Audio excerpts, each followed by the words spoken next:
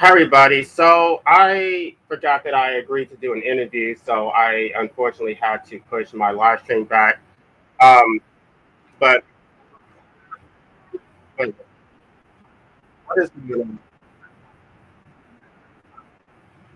all right? So I had it on two screens. Anyway, so I'm just going to just give a quick overview, and then I'm going to open it up for a panel discussion for those who want to discuss it because people have been bringing it up, and I've been talking about antinatalism for a while, and I just kind of want to change gears. So let me just start off by talking about anarchy. Anarchy is means without rulers. It's a philosophy that has three interconnected claims: that the state, the institution claiming a monopoly on violence, is illegitimate. Its authority is not based on consent, but coercion. Human beings do not require a coercive central authority to organize a complex social life. All human relationships should be based on voluntary consent. Any relationship that is not based on consent but based on coercion is illegitimate.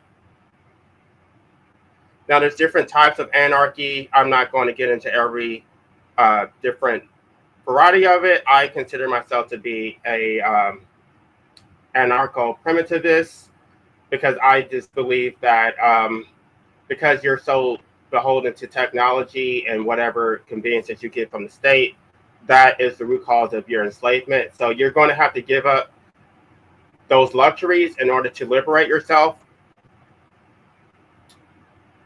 This is why the state is illegitimate. The state claims rights that it denies to everyone else. The whole purpose, the way the social contract is constructed is supposed to be based on the consent of the governed. And so you can only delegate to the state authority which you have yourself.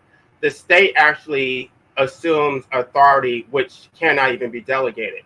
For example, the state cannot claim legitimate authority to own a person's life or to criminalize the termination of somebody else's life because the state does not have that authority itself. Like you don't have that authority. Like I've done that whole the philosophy of liberty by what is his name? I don't even know who created it, but basically you can't delegate to the state authority that you don't have yourself because you don't own me. You don't have any legitimate right to delegate to the state authority to criminalize my right to terminate my life because you can't do it. Therefore, that means the state can't do it either. So it acts ultra vires. It does exert authorities that it doesn't actually have. You have natural rights which predate the state. The state only has enumerated authority, which is if you believe in a social contract, then it can only exercise enumerated authority. It does not have general police powers. We believe that taxation is theft. We believe in natural rights. We don't believe that just because a majority agreed to something that makes it legitimate. We don't believe that just because you were born within a specific territory that gives consent.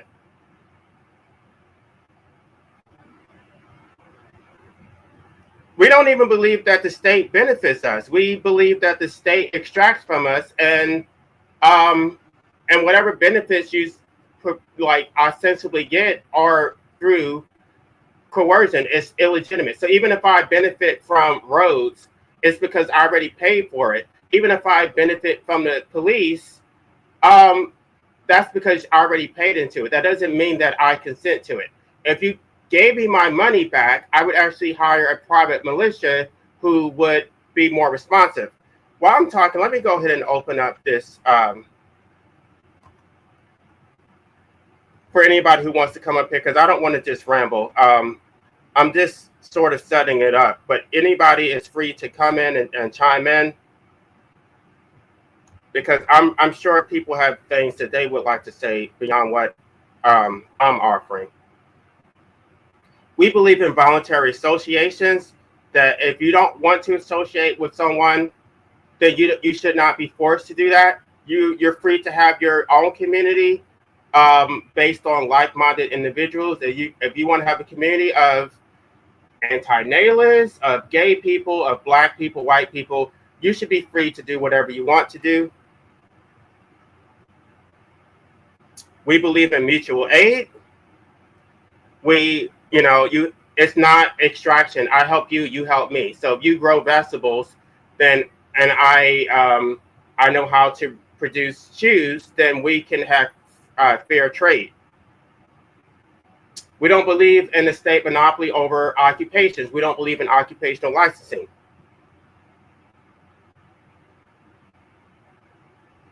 Now, I know that there are many people who make appeals to necessity, that without the state, there would just be chaos, there would be violence. That's actually not true. You actually get perpetual violence under the state. You get an omnipresent let me see if anybody's here. You get an omnipresent threat of violence which dictates your entire life. You get perpetual war. You get a perpetual police force, a perpetual military force.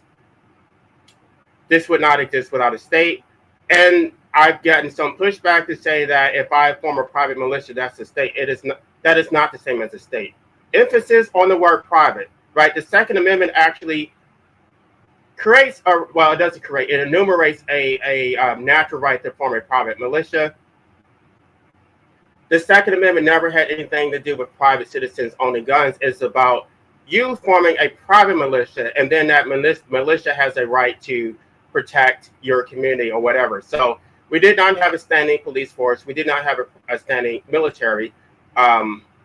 We actually had Minutemen, and that was based on private militias. It's not, I don't know, people have not read the Second Amendment. They don't understand but again, that's the Supreme Court changing the meaning of constitutional rights to serve state purposes.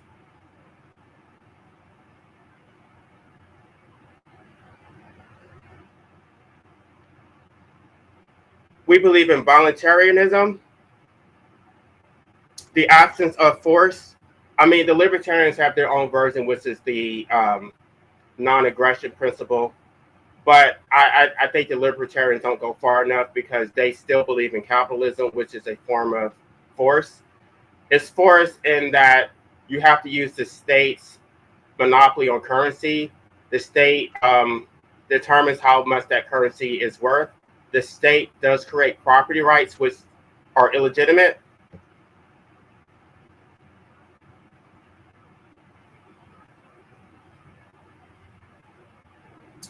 And so the part that I guess I do want people to come, I don't know if anybody's, oh, she's already here. Great. Let me see. Okay. Hey, D. Hey, Jay. Hey, Chad. How you doing? I'm doing just great. You came in, you're just in time, because now I want to talk about escaping the matrix. And I know you have a lot to say about that. Yeah, a little bit. I would like to, first of all, thank you very much for having me. And thank you very much for the interview that you did on my channel. I really appreciate it. It was very informative. And I look forward to our next conversation. It was very much just basically an introduction. But I'm sure my audience is very excited for more information from you. Secondly, to your earlier point, you were speaking about private militias. I'm not sure. Are you aware of the private lifestyle of different sects here in America? For instance, I used to live in Brooklyn, New York, and in Crown Heights specifically, which has a large Hasidic Jewish population. And not only are they autonomous, okay, they have everything that belongs to them and themselves, meaning they have their own hospitals, their own schools, their own police force, their own jail, their own buses. So there are not only people that move from public into private, but also there are sects. Usually it's secret, but they don't tell you that's what's happening. So when you speak of private militias, there are already organized private militias in effect already, but because the word is private, you don't know they exist, but they do. They're already enforced in places. So I wanted to add that. Oh, that's great. I'm not sure why some of us have not figured out that. I mean, why haven't we done that? I don't. I think there's not a desire to do that, and that's why we're in the predicament we're in. That we still want to rely on the state. Yeah, well, the bigger issue I think is a lot of people don't know that they can. This whole matrix is set up with a false sense of authority over us. And so most people believe that they have to ask for permission from somewhere. And again, it starts very early with the indoctrination of the mother herself. When she is convinced through propaganda to even be quote unquote romanticized using media, hypnotics, drugs, alcohol, and things to induce her to, it's because it's not all natural, to let her defenses down and let a natural predator close enough to her to procreate and knock her up. Then we've got again the American Medical Association there, and they're telling her how and where she is to deliver this property. Then they take control. They literally grab the child. They then take the child away from the mother. They turn their backs and they do a series of things to the newborn. Like inject it with things, take fingerprints and measurements and things and all of this. They take ownership of that child. And if you as a mother don't know, they'll take the placenta, they'll do all these things, and then you are stuck as the mother because you don't know any different. The moment you sign over that birth certificate and you don't know that you need to go back and claim that child as living, as not lost at sea within the 7 years of their lives, then you've locked them into the same system you're in, the same debt system. So the ignorance is just we don't know that we can say no. We can just say no. There are many women giving birth in bathtubs and giving birth in birthing pools in their living rooms that the state knows nothing about. Thousands and all over the world, all over the world. Lots and lots of people have know not to harangue their children. And the way you do it is by, like you say, you just decide that you do not need the state to do what? Give you a number that says what? That they'll track you for your whole life, indebt you, enslave you, right? So back to, if you want to live free, that's how you do it, is waking up yourself. The best part of waking up is Folgers in your cup, honey. When you can wake up, you can then educate the next. If you're going to procreate, and there's lots of people who very much are awake and they are raising their children with this information and knowledge. So there's lots of people on the planet already. So the message is definitely spreading. I'm going to say in the next 15, 20 years, most people are going to be verbal, very verbal. You know, they're going to be in their early adulthoods, and they're going to be talking about what's occurring. So the first step is knowing that just because the state says they're the authority doesn't mean that they are. You really can just say no. You can opt out. Everything here is asking for your consent all the time. It's asking for your consent, and it's passive. And the first thing I think we can do, and I forgot the original question, I tend to ramble. is you can just make a written declaration to yourself and to the your ancestors. Use blue ink and sign it in red and sign it in blue, should I say, and put a red thumbprint next to it, even as a private declaration of, again, you break all contracts, particularly because you were not fully informed. Knowing and unknowing, this lifetime or any other, this iteration of your existence or any other, epigenetically through your birth line, I don't care your comings and your goings, right? You can declare and decree yourself autonomous and free in this realm. If you don't do that first thing, all those other things are secondary. You, your first self, must know that you own your body. It's a gift. You've been presented. You've been present. So you are here. You are here. You are the gift. You are the gift. Once you know that you're the gift that life has given, i.e., through all your ancestors, through all the hanging and banging, whatever happened, a few people did some sexing and you are here now. So when you know that you're the present and you are not in the prison, you can claim your gifts. You can tell this system to kiss your ass. You're not a slave. And I promise you, that's very magical. You start writing things like that out to yourself. Start telling you, write it out. Use the power of what these people are. They've used the same power to enslave us. They've written and they've created laws and contracts that are not real. It's not real. It is slavery. So breaking free of it is about seeing the code in the matrix, seeing it. First, it's about searching, right? The movie opens, Neo sleep, head down, boom. What's he doing? Searching. So first we're searching, but then knock, knock.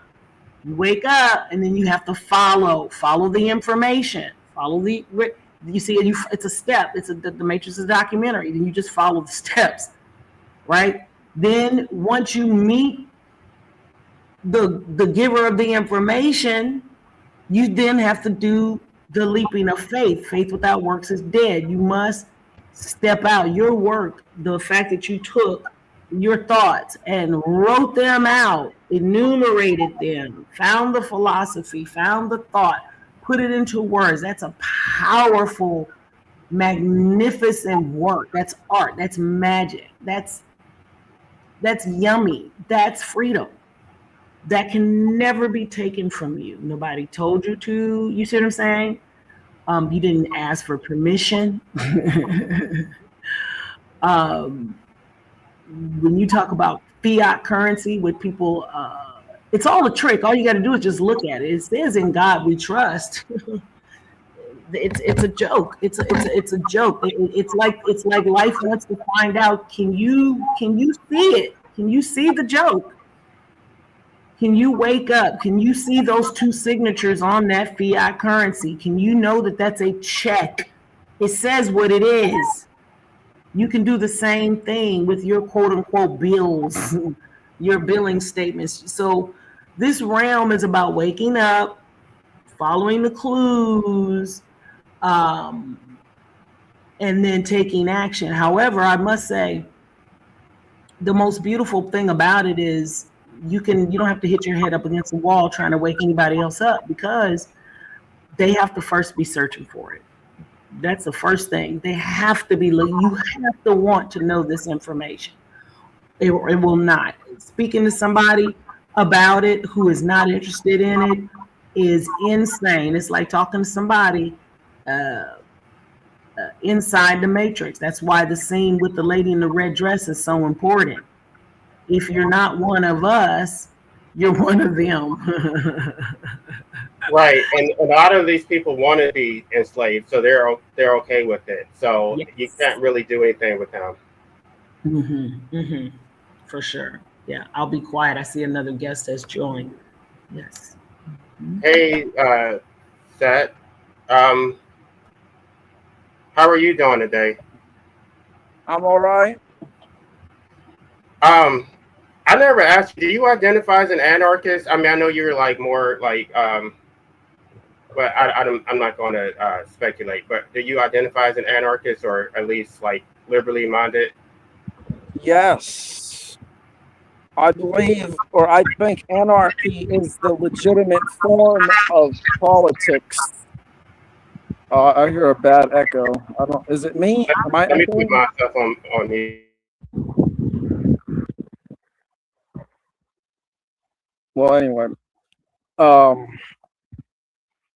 yeah, I think of anarchy in the etymological sense of an without, and archy or archons, which means rulers.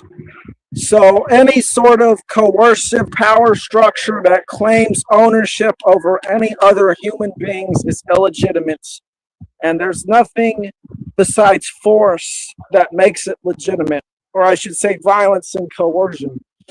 And yeah, I also agree with voluntarism, which is just another word for anarchy, except instead of describing the state of no rulers, it's just describing a state where all action is consensual and based in voluntary action. So no one is being coerced or forced to do anything or provide for others by some sort of power structure. Everyone is living their life the way they want to and respecting everyone else's ability to do so. Right.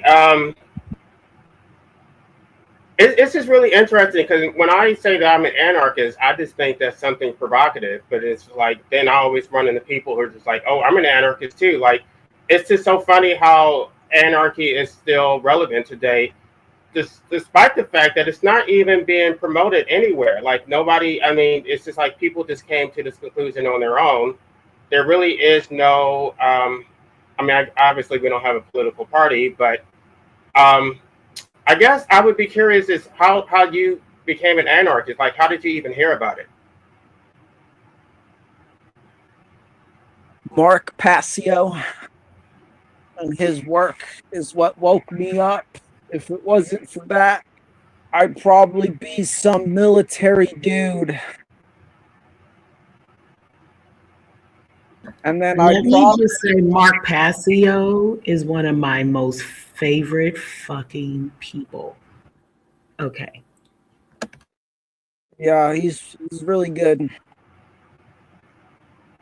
Um, he's pretty good for people who are just waking up. Well, I don't know. Maybe he's a bit above that layer. You know, maybe someone like Larkin Rose would be better for people just coming or waking up to the idea of the state being bad, because Mark Passio takes it in a spiritual and occult route, whereas Larkin Rose is just talking about the politics. But yeah, I mean, it is beyond just government. It's to do with the whole monetary system and the whole religious system, as well as the government. These things are basically the unholy trinity, which has been around for thousands of years, controlling the people. And they are illegitimate because, number one, all the religions and mythologies are based on lies. And I know this is a fact, and that might trigger some people. I should say it's based off of truth. The religions and mythologies are based off of truth, but they have been turned into lies, because that's what confusion is. You take something that is true and then you mix it or fuse it with your own exaggerations or falsities. And then you add that confusion to the zeitgeist or the paradigm of the masses, and then you get them sucked on this nonsense, which is religion. Religion is the foundation of nonsense because it trains people from the time they are children to believe in lies.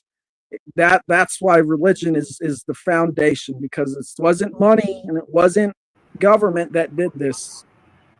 It was religion that brought people up to believe in superstition without any actual evidence for it. even if it was doing any good in their lives or not. Right, that's interesting. I didn't even know about this Mark Passio person. I'm sort of old school. I've been looking at like Emma Goldman and Proudhon and just like classical philosophers. I'm going to definitely check him out. I do, and I also listen to critiques about capitalism. So, but yeah, it's interesting. I mean, I guess there are so many people who technically are anarchists, even though they don't accept that label. The so-called sovereign citizens, which I know that's an oxymoron, they're technically anarchists. But yeah, I hear about their tactics for escaping the matrix, and I don't know how many of these tactics actually work.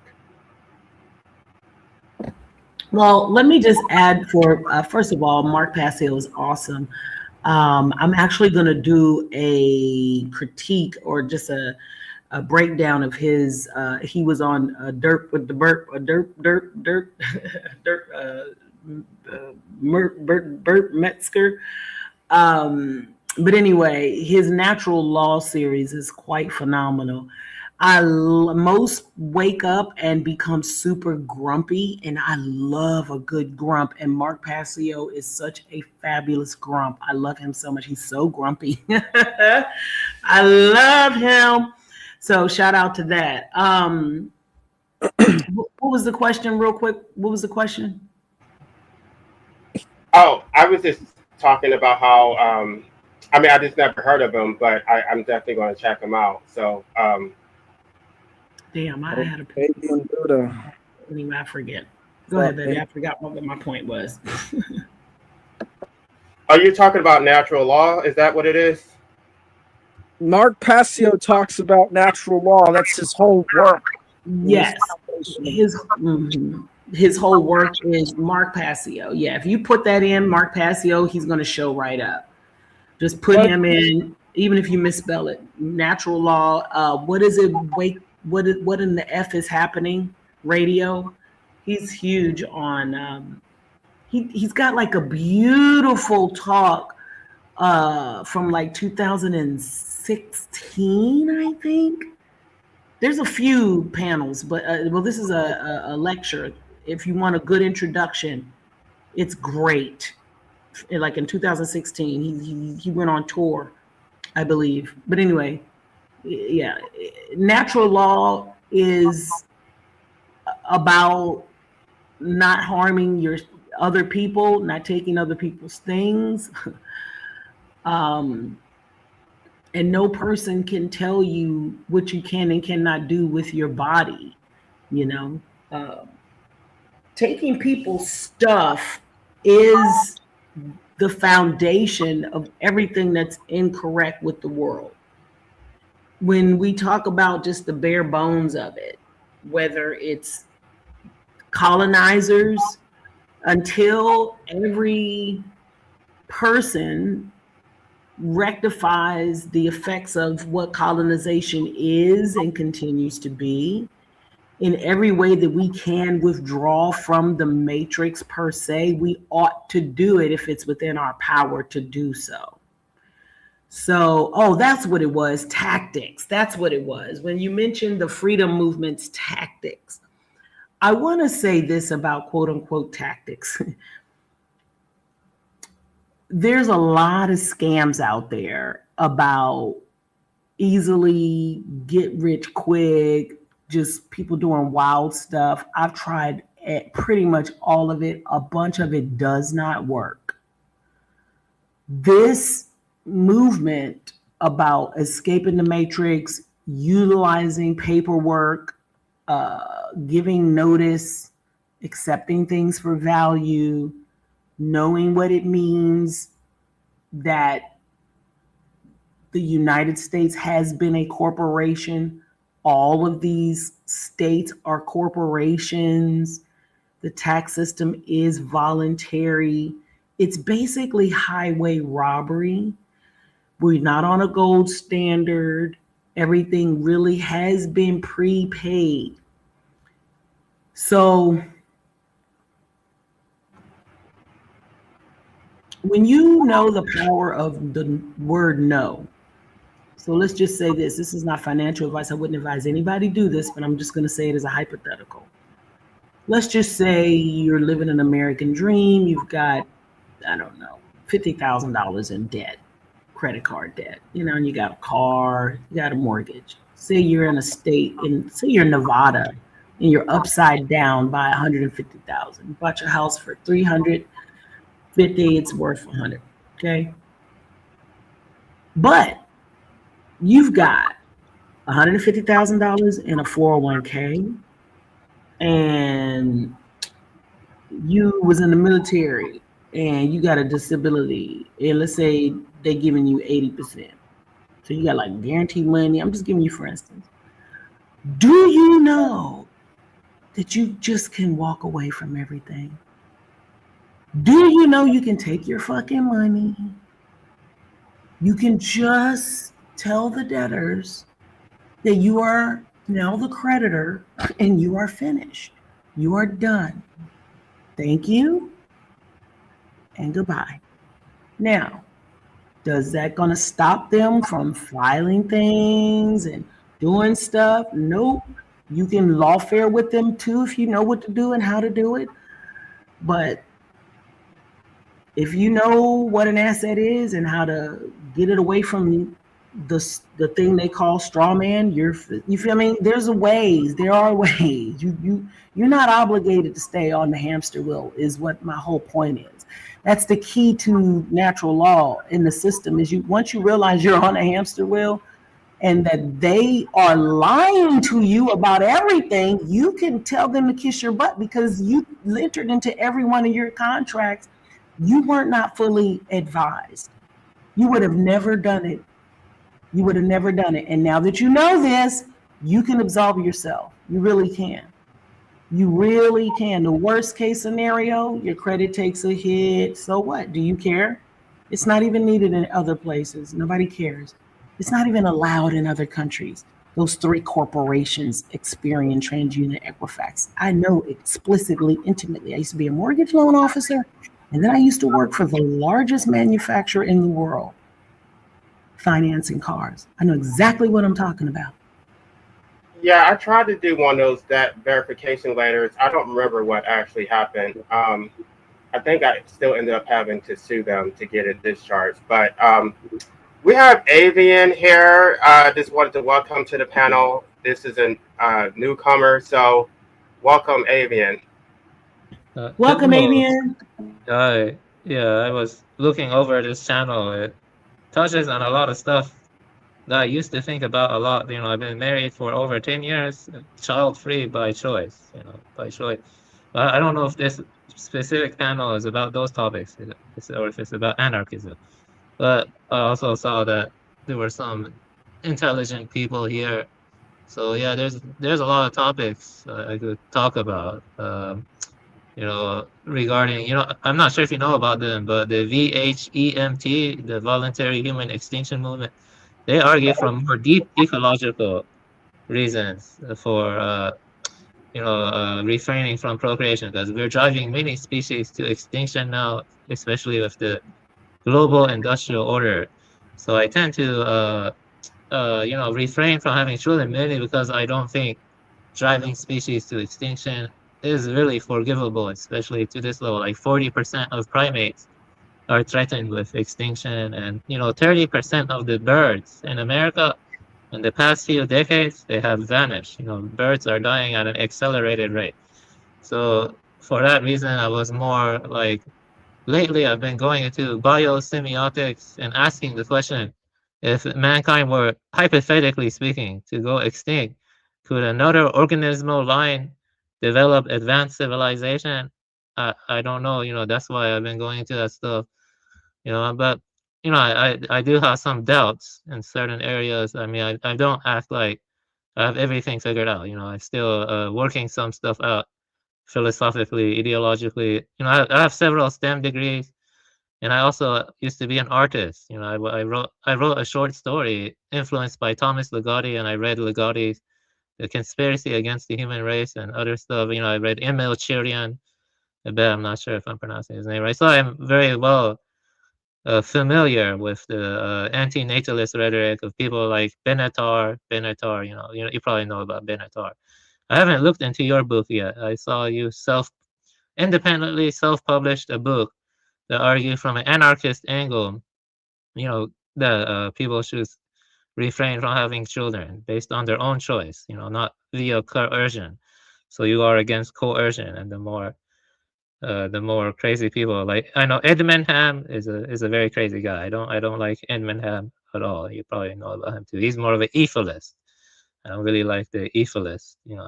I'm more like a cynic or pessimist about humanity on a large collective scale. And I'm sorry if I kept going on longer. I could keep talking, but yeah. Yeah, I think anti-natalism is this parental anarchy. I don't think that parents have legitimate authority to enslave their children to the state. The fact that they want to procreate does not give them that authority to do. Obviously, they have the power to do it, but I just see anti-natalism as an extension of anarchy at the base level. I don't know if you listened to my live stream the other day, but I was talking about how the family is the only natural society, is the first society. So all hierarchies extend from that first society, which is the family. So then you basically lead to systems of domination. I did explain Rousseau's position on it, that parental authority only extends to basically raise the child to become to be free, to be independent of their parents, but they don't have legitimate authority to enslave them for the entire life, because the parent-child relationship is only temporary, but your relationship to the state is permanent. Yeah, I see where you're coming from. I should have taken some notes. But basically you're saying that the state or the parental authority is like leads to the first hierarchy, which then extends to the state. Like the parent, you said parental-child relationship is temporary, but our relationship to state is more like in slavery. That's what you're saying, right? If I'm I should have taken notes. Right. So, I don't know if you saw that image that I had up there earlier. I was showing you the image from the private militia, the Not Fucking Around Coalition, which that was one of the private militias that I was referring to. But I don't know. People have been forming militias. It's just they're always local, which is a good thing. But that is the solution. When you look at these militias, even when you look at, well, the so-called Black Panthers, that they're more responsive to militias than they are to just writing letters. They don't care about your letters.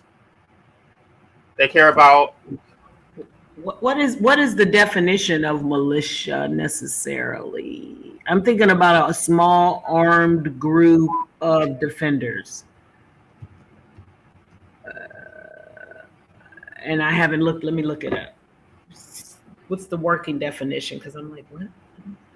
Again, I'm a little older, so I'm having a brain moment where I'm like, I'm having a negative connotation to the word militia. And I'm like, it's basically just a private military force. It's a Oh, okay, okay, yeah. Oh no, I don't believe in that. Only because I know it's difficult to keep yourself safe, but like the Black Panthers, that was a militia. Yeah, but it was also put together by the CIA. I mean, you know what I mean? At the core, I believe in arming yourself. Don't get me wrong. Like I said, on my homestead, I have 2 acres and plenty of guns. I'm former military. I love rifles, weapons. I shoot guns. I'm all about arming myself, and my neighbors are armed. We care for each other. I'm not certain on a militia though, because anytime the organizations, the people get organized, that's where the problems come. So a militia, I don't really think of it as a private force. It's more of a citizen or civilian force with technology commensurate to a military or police force. So Right. That's what? I mean, it's private though. It's not owned by the state. Yeah, but when you say private, you get ideas of like it's owned by insurance companies or it's owned by corporations or something. It's not necessarily that. It's everyone who is regulated, and by regulated I mean they know how to use weapons and they know how to clean weapons and they understand how the weapon they're using relates to the type of battle that they might be fighting in. So they're well regulated in weapons and they basically they're rehearsed when it comes to defending themselves. They like a community, for example, they come together, they understand how to coordinate with each other and communicate and maybe even coordinate with other neighborhoods. That's a militia. It's everyone who has a weapon and understands how to use it.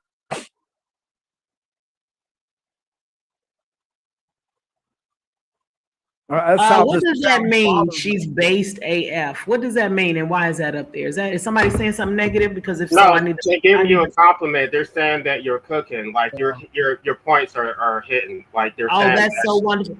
Okay, baby. Oh, bless your heart. Oh, I was about to cuss somebody out, baby. I was like, what the hell does that mean, girl? I was about to tell you what it mean to be a Gen Xer from the '70s, honey. I was about to give it to him. Okay, I love you. Thank you for that. No, we don't play that over here. So yeah, it's all positive.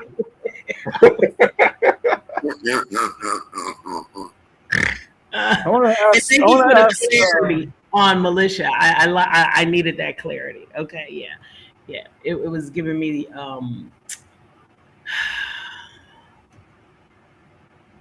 it's interesting because the government apparatus wants to and does. I was looking up anarchist as well as a definition.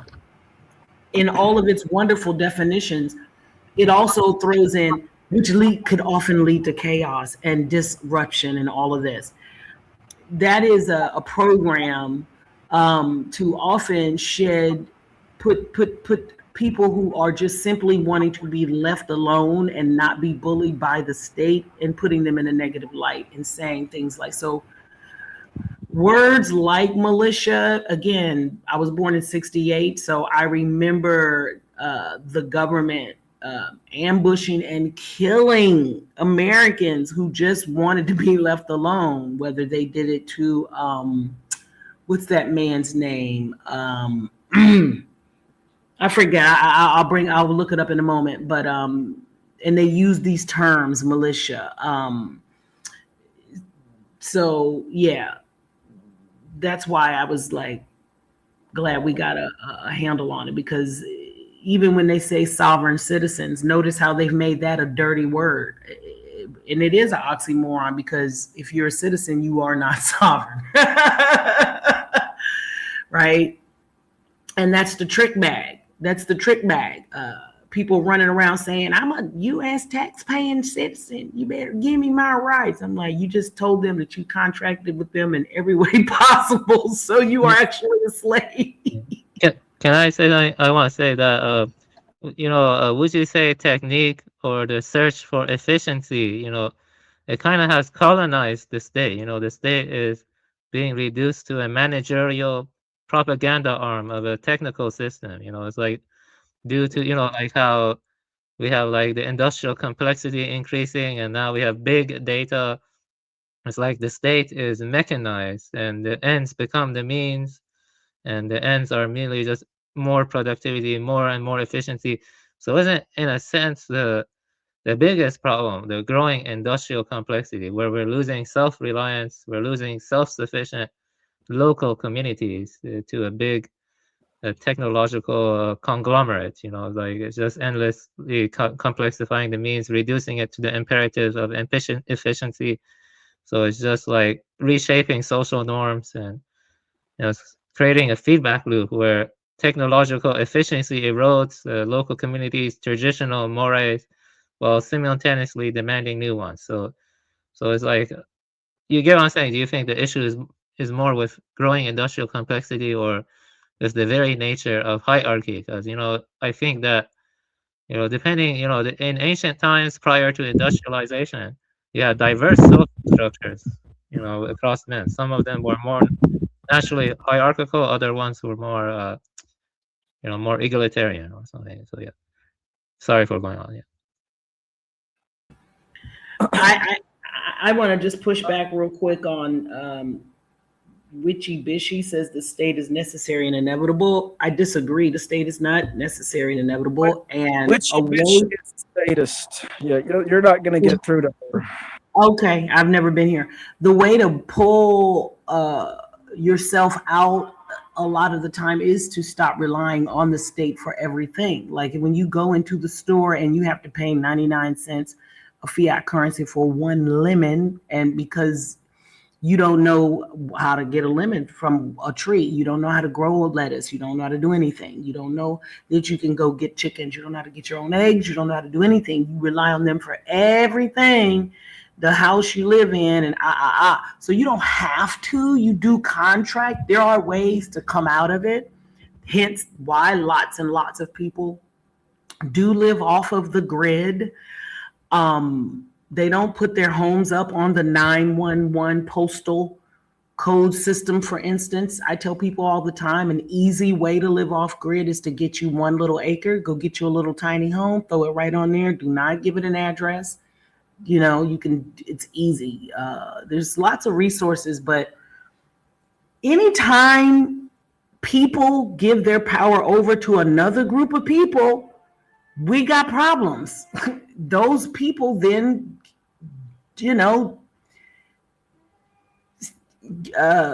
get together and form bands to guard resources or whatever, and there's always going to be corruption. So the state is not inevitable. It's when we as individuals voluntarily give up our sovereignty, and we have to learn to take care of ourselves. And it really depends on how you define the state, because Max Weber defines the state as the institution having a monopoly on violence. So why should any institution have a monopoly on violence? You would not give a monopoly to a gang or the mob. You would not give a monopoly to anybody, to any random strangers, and then trust them to serve your self-interest, right? If you would not trust your neighbor or some random stranger down the street, why would you trust the state? These are the same people who you think are corrupt, who you see every day, but because they're given some type of title, now all of a sudden you think that they're trustworthy, and they're not. This goes into what Avian Buddha was saying. It's the reason people trust the state is because originally it was the state that provided technology and distributed it on a scale that it had not done before, and the output that the state was making compared to the hunter-gatherer societies was more attractive to the people than having to go out there and scavenge in the fields, because now there was surplus of resources and food, and now people could grow big old families, but it came at the expense of having to follow a centralized leadership. And this is what I think the problem with technology is. The problem is that it's centralized, and it needs to be decentralized, just like the military. We were talking about the militia. The militia is just basically a decentralized military where everyone is capable of defending themselves, and they don't need to rely on a police force or military to do things for them because they're capable.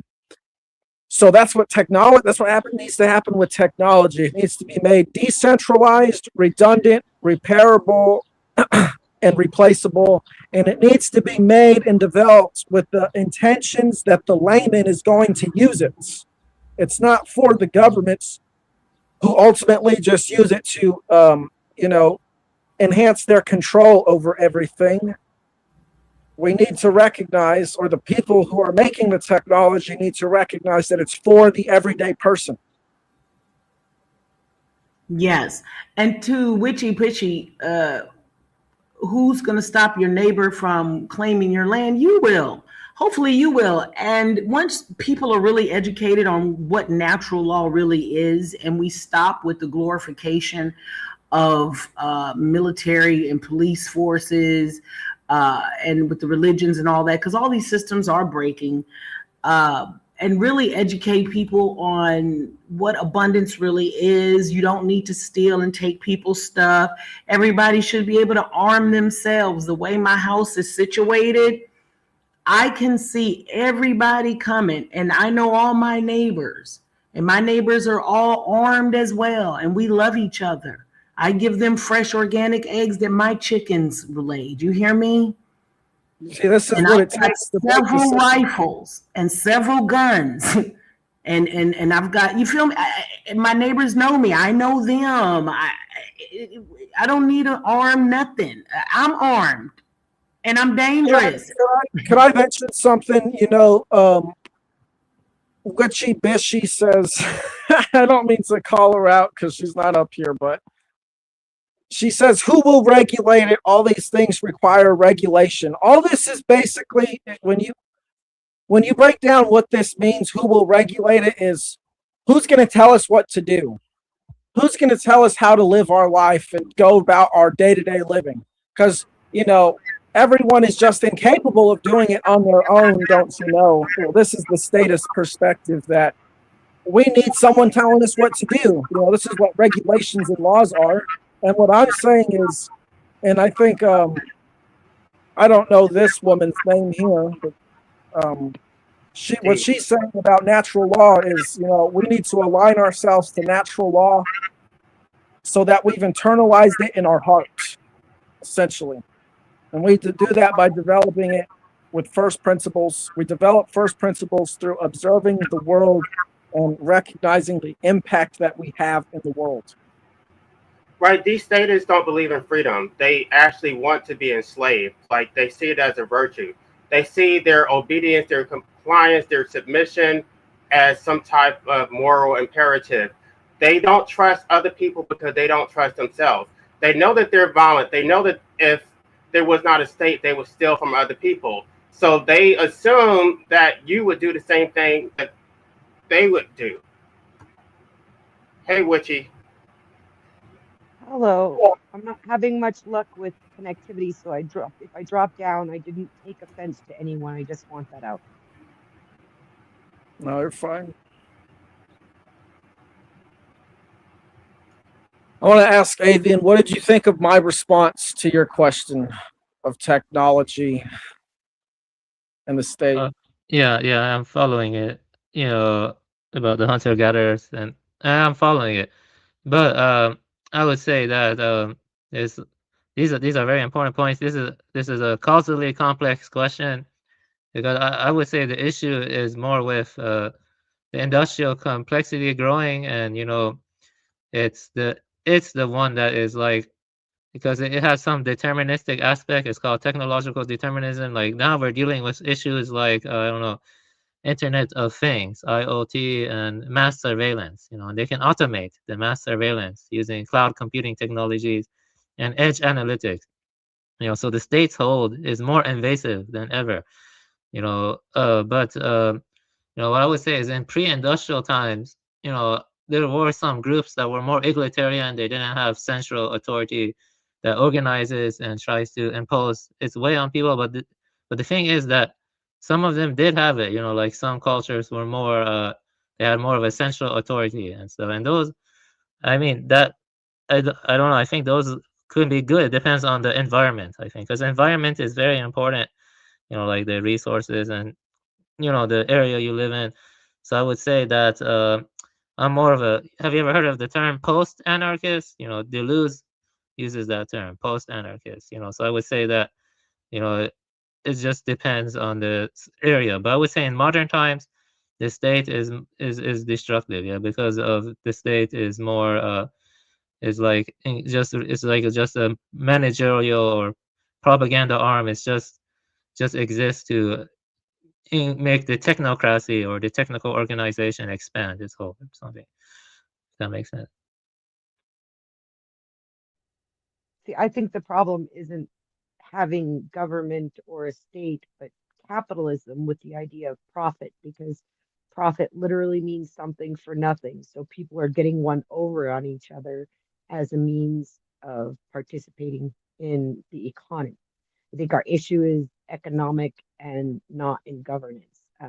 When you speak of monopoly, you wouldn't hand a monopoly to such and such, and yet uh, the majority of our resources are controlled by monopoly, and it's not the state. Yeah, yeah, I'm sorry, but your audio is a little bit low, but I can still hear. So Right. So the state has a monopoly. That does not make it legitimate. And if I had a choice, I would not want the state to have a monopoly. I don't support monopolies. I don't want the medical association to have a monopoly, or the legal, like the bar association. I don't support any monopoly. I don't support the police have a monopoly. The police should actually have to compete against, I don't know, a private militia. We should not have to pay taxes to the police when the police is not protecting us. Agreed. So there's a difference, I guess, for you and me on the perspective of what the police are there to do. So that kind of explains a little bit to me about your perspective. So I appreciate that. I think what people are forgetting, especially in the Western uh, part of the culture, is fractional reserve banking and the for-profit capitalist economy is actually what controls even the police forces. Right, but the state gave the Federal Reserve a monopoly on the currency. So that is a state imposed regulation of trade. Why should the state determine what currency we use when I don't know if we want to use our own currency? I mean, when you understand the history of how we got notes in the first place, it's actually kind of disturbing. They destroy entire towns with these worthless notes. Um, I don't want to go into the whole history because it's going to. I actually had a live stream taken down for talking about it, but they had these fake notes, and they told people that there was gold to back them, but there was never any gold. And then basically, when it was time, when they tried to collect their gold, there was no gold, and all these people were driven to financial ruin. yeah, fractional reserve banking and fiat currencies are really terrible. They make everything worse. I definitely agree with that. Yes. And the founding fathers of what later became the CIA actually helped push what's called paper money here in the New World, the Americas, which later became like the Brown Brothers. But anyway, yeah, it's a rabbit hole. It's not something. It's a modern day trickery that we do not have to participate in because it is deceptive and has been deceptive from the onset.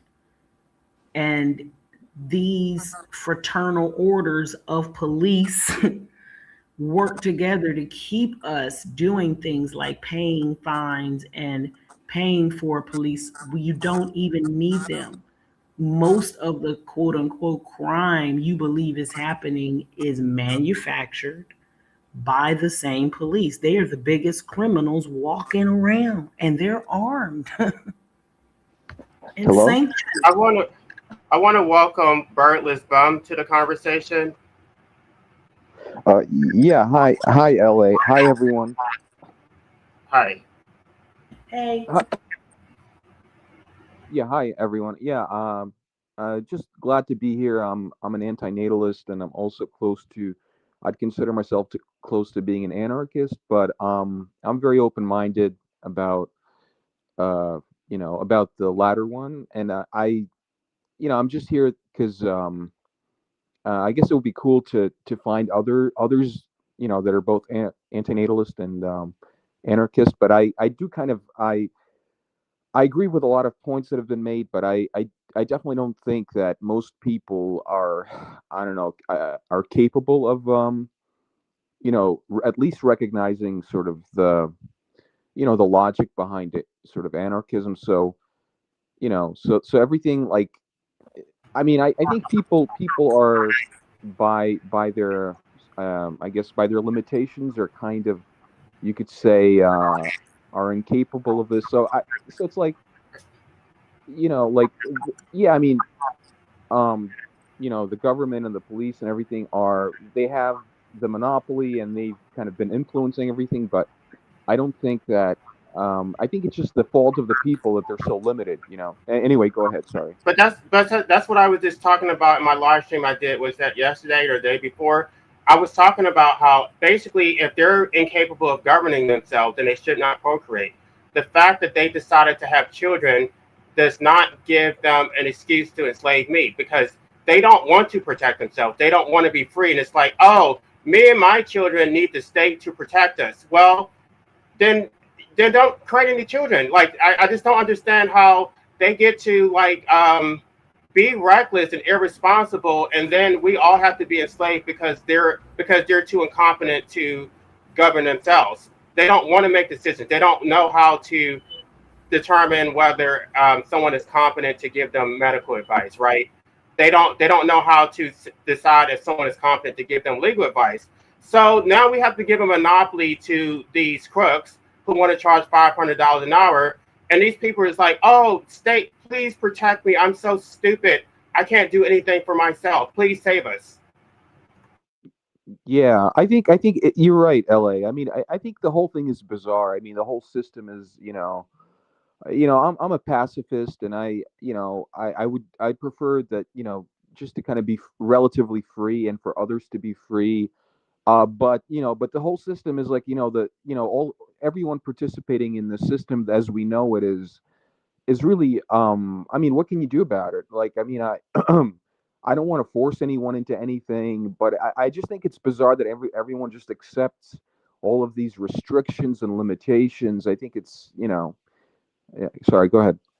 Yeah, I want to also add that all taxes have always been social engineering. That's always been the real purpose. The original DSX for PC, the original, I think it's 2000.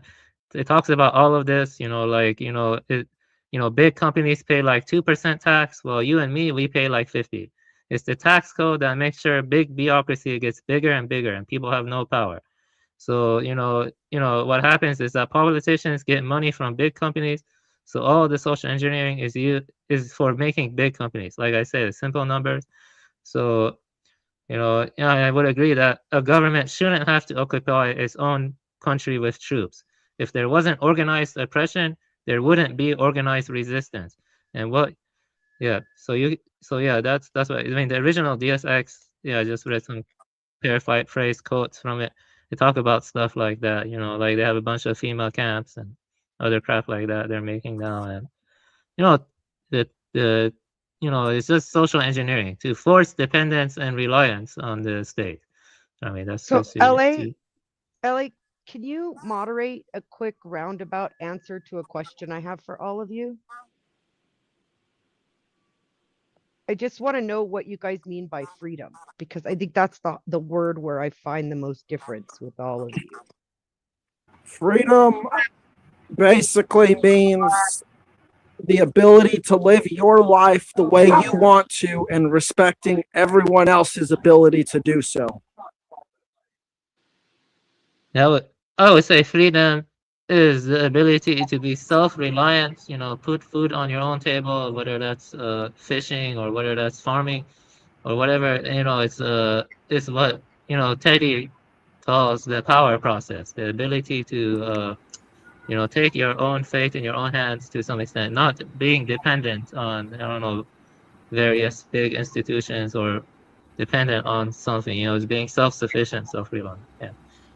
So I would agree with all that, with everyone that said freedom for me would be full disclosure. I want the freedom of information. If I get here, that's what I want. Stop lying. What's really going on? That way I can make a determination. If I am a Osiris and I'm like, you know what? I like the state. I want a 15-minute park, and yeah, you can have all my digital ID. I'm fine. But like everyone is stating, if I don't want to participate, then I want to be able to opt out. I don't want to be enslaved if I don't want to be. And you can't, in America, for instance, you can't just go find you a place in the woods, hollow it out, build you a house. You still have to involve the state. You can, but you have to, they keep everything so effing secret that hardly anybody knows how to actually live privately. That's what I want. So I want freedom of information. Tell me what's really up, and then let me make choices. Because if I don't have the freedom of information, I can't make a true choice, and then I'm really not free. And I would say freedom is self-ownership, that you have to own your life. You own your life, you own your state, and you own your liberty. And so it's not something that has to be balanced against state interests. I have natural rights which predate the state. So whether the state has an interest in extracting from my involuntary existence does not invalidate my rights. The whole purpose of the state is to protect my rights. So if the state is not protecting my rights and is enslaving me instead, then the state should be dismantled.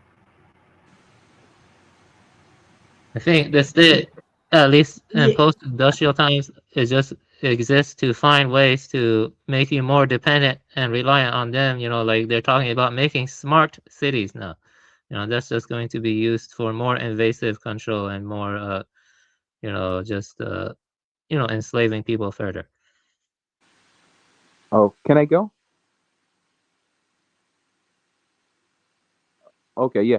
Well, freedom to me is I agree with the. Mike, Oh, I just yeah. want to Sorry. real Go ahead. quick, Go ahead. Mike, Mhm. sweetheart, when I said opt out, I mean opt out of state control, not opt out of life, opt out of enslavement to the system, not Right. not opt out of my soul, opt out of contracting with uh, institutions, military institutions, police forces, people telling me I need to have a license. I can't use the locomotion of my body. I gotta present something that shows who I am.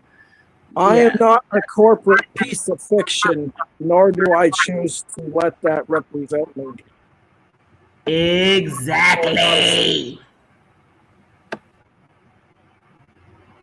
Yeah, I would agree with with Lee and with LA about basically like there's a fundamental freedom that's basic to everything else. So it's a foundation for everything else, and that's basically bodily autonomy. Everything starts from there. I mean, you have to have respect for each human being. It has to come from the inside.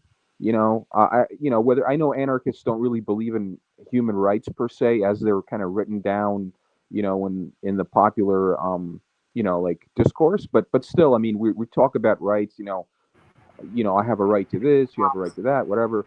But yeah, but like basic things like bodily autonomy, self ownership, self determination. So I believe that people have they have a right to, obviously, a right to free speech. There should be a right to self defense and defense of other people.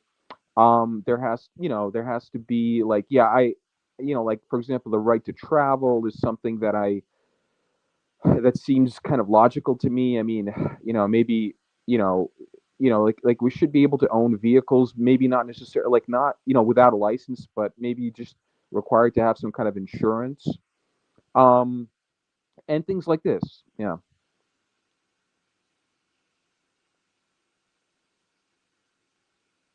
Does that answer your question, Wishy? I mean, it puts me in a Exactly. position of questioning where responsibility lies with this idea of rights. I think we've had this discussion a little bit, LA. You said, I can't read a name.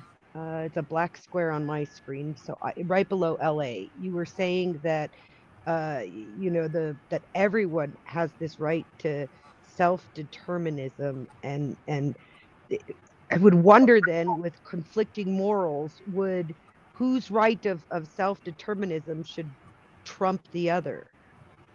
You would have a system of very limited government, which would only protect your natural rights. But everything aside from that would, like, the individual would be free to do what they want. You obviously you want some type of protection, so that if they inflict violence against you, then they should be stopped and punished.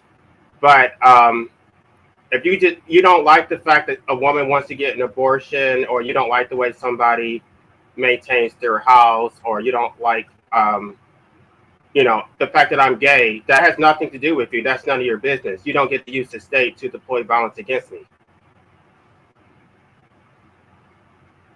I would say responsibility is defined by self-ownership and how you use your energy. So you own your body. So therefore, you're responsible for how you use your body in the world. And your property is determined by what you're using your body to put energy into, in a sense that your house, you put energy into your house because you live there, or you maintain it, or you've spent money on it, which is a literal exchange of energy, or your car because you use it to move around, and you change its oil, you get gas for it, you maintain it. This is what makes property yours. It's yours because you put in the energy and work to make it yours that no one else has. And this is what responsibility is. It's taking ownership of how you've used your body and what you've put your energy into in your life. And the state wants to come along and say, we're going to redirect this energy to suit our needs. And that's illegitimate.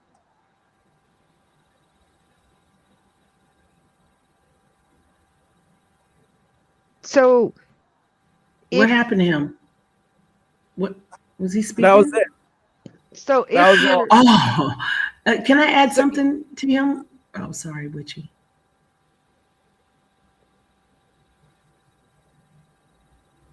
Oh, go ahead, sweetheart. I just wanted to kind of piggyback on him, but I can wait. no, please do add on. Well, I just wanted to add on, bring it back to natural law and community, right? The absence of the state, which is an organized something that wants to extract monies and pay others in a hierarchical way. If natural law is more broadly taught, accepted, and embraced, and people really understand what that means, and also in communities, there's nothing wrong with people having small precincts where you go and there's people that sit there. We call them like something like a neighborhood watch, but people take shifts and they know everybody in the neighborhood and everything is so normal. It's interesting because I live in Vietnam, and my neighborhood is so lovely, and it took me a while to notice everywhere there's little seats. There's little gentlemen and they have little uniforms on. It took me a long time to realize they were like, they're there to keep the order. And they're in every little few blocks, like little precincts. And I was like, oh, okay.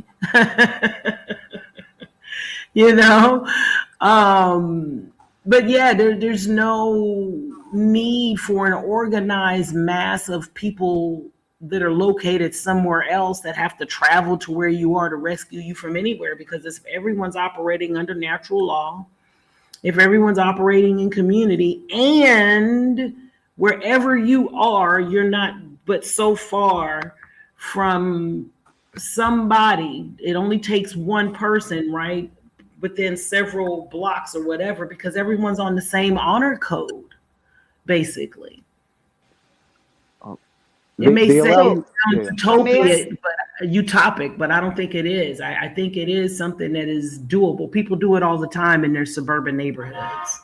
So may I point out a couple of things that struck me in what you guys said, and then I'll shut up again. The first thing that struck me was that the stream is about anarchy, and yet every single one of you talks about a system, and there's a hierarchy in that, whether you like it or not. And then the second thing that struck me was natural law, because that implies that there's some sort of objective morality that can be Yes. assumed, and I'm not on a page with that. For my definition of freedom is freedom's just another word for nothing left to lose, because as soon as you own something, it owns you. But that's just But morality is right. But morality is, the problem is when you don't know what real morality is. When you don't know that your only right is your right to be safe within the vehicle you're riding in, which is your body, and to your stuff. I don't have a right to hit, harm, take anybody else's stuff. Period. Point blank. If I operate from that and you operate from that, we ain't gonna have no problems. And here's the reason why no one has a right to do these things. It's because if you were to assault someone, for example, you are interfering with their ability to interact in the objective world. So therefore, you're essentially stealing their energy, or you're stealing their time or their body or their property for them. So if you I don't know, hit someone with the car out of malice or whatever because you were mad at them or whatever, and they went to the hospital for several months. The fact of the matter is, if you had not hit them with that car, they would not be in the hospital, and they would be out living their life the way they want to. But because you hit them with that car, you chose to do whatever act of violence to them, you basically stripped their ability to live their life the way they want to. And this is what makes natural law natural law. It is the principle of behavior that basically controls the interactions of beings. And if beings do not respect each other and their ability to live their lives legitimately, we're going to basically generate a hellscape for ourselves. Yeah, and I want to push back also on anarchy at being absent of community. That is not what the definition is. The definition is about state control, government, a supreme authority, right? This is anarchy. By very definition, is about voluntary cooperation. It literally means without rule. No, ma'am. No, it means no supreme. rulers. No rulers. Correct. Thank you. Correct. Thank you. It's a state or society without government laws or supreme authority, often characterized by voluntary cooperation. Conversely, it's not when they put in disorder or chaos, that's an assumptive negative of what they say the outcome would be without governmental oversight. So that's not true at all. I didn't bring up chaos at all. What I said is without rule. Now, and we're pushing back. Incorrect, we're just pushing back. Yeah, we're just pushing back. Without rule absolutely without rule means that none can enforce upon another. And everything you guys have described involves community. Everybody has the right to self-defense. Everybody has the right to self-defense. That's just innate. Everybody has a right to self-defense. That is what I can impose upon you, is to defend myself. Do they allow you to? I don't need permission to do that. Do they allow you to own weapons to own like self-defense in Vietnam? I mean, like I don't know, but I wish you could get here and realize you would never even need it. You would never even need it. Yeah, but on my show, I did a whole show on the propaganda in America. Is incredible. As now I've lived in 13 other countries and made Southeast Asia my home, but I'm going to say You don't need it. There is no room, way at all you would need a weapon. It's an absurdity. You would have to come here to know that, and you would laugh so hard. You would go, "Oh my God!" Yeah, it would take you a minute. You wouldn't know what that was. And matter of fact, my biggest joke is, Vietnam though hold is on, like hold on. Let me 80% simmer down. homogenous, right? Hold You on, guys hold all on. talked over Simmer down. me, so I know. I Okay, mean, but I was just okay. Go ahead. Vietnam Go is ahead. like 80% homogenous, right? I don't know what that word means, honey. I'm It I'm means they're the autodidactic. same. They have the same morals, they have the same beliefs, they have the same Not culture, they have the necessarily. same Maybe race. 80%, but I'm gonna say I'm in a town called Natron, and it's 80% Russian. So, But the country no. as a whole is homogenous, and then the people like the Russians group together, and if you're from somewhere other than Vietnam, you group together with your own kind, right? So, but what does that have to do with that? Well, because then there's homogenous morals, and my point is that morals are not universal. But when you have a homogenous society, then they all believe the same morals and raise their But that's children the same because, way. okay, and I will give you that. But that's with the advent of propaganda, sans a natural law being employed and known and embraced. But that's the So point, again, I'm Witchy. not talking. Yeah. I just wanted, that's the whole point of anarchy. You would have a free society of like-minded free individuals. So we don't believe in deploying violence, so we would have our own free society. I'm not saying that everybody is capable of anarchy, but we are, and we should have the right to be free. That's a good point. Yes. So you just want a space carved out like Israel, so you guys can go and have anarchy there, and everybody else can do whatever the No, fuck they want. No, literally we nothing just like want the. Israel It at has nothing all. to do. Okay, so Witchy, this listen. Let me. Okay, so I'm gonna give you I'm gonna shut up. I promise. This is my last, and I'm gonna shut up after this. I've got 2 acres in North Carolina. I want to not have to have a 911 without going through all the hell.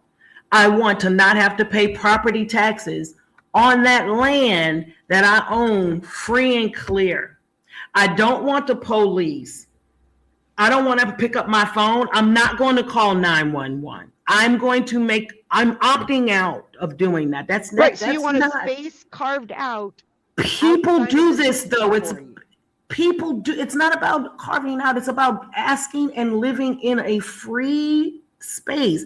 This may sound new to you, but it is not unheard of. People live private Well, no, lives I'm where not they are arguing with you or not telling tied you to that you can't 911. have it or you can. I'm saying what you're asking for is just space carved out for you to do your own thing. You're not saying everybody has to.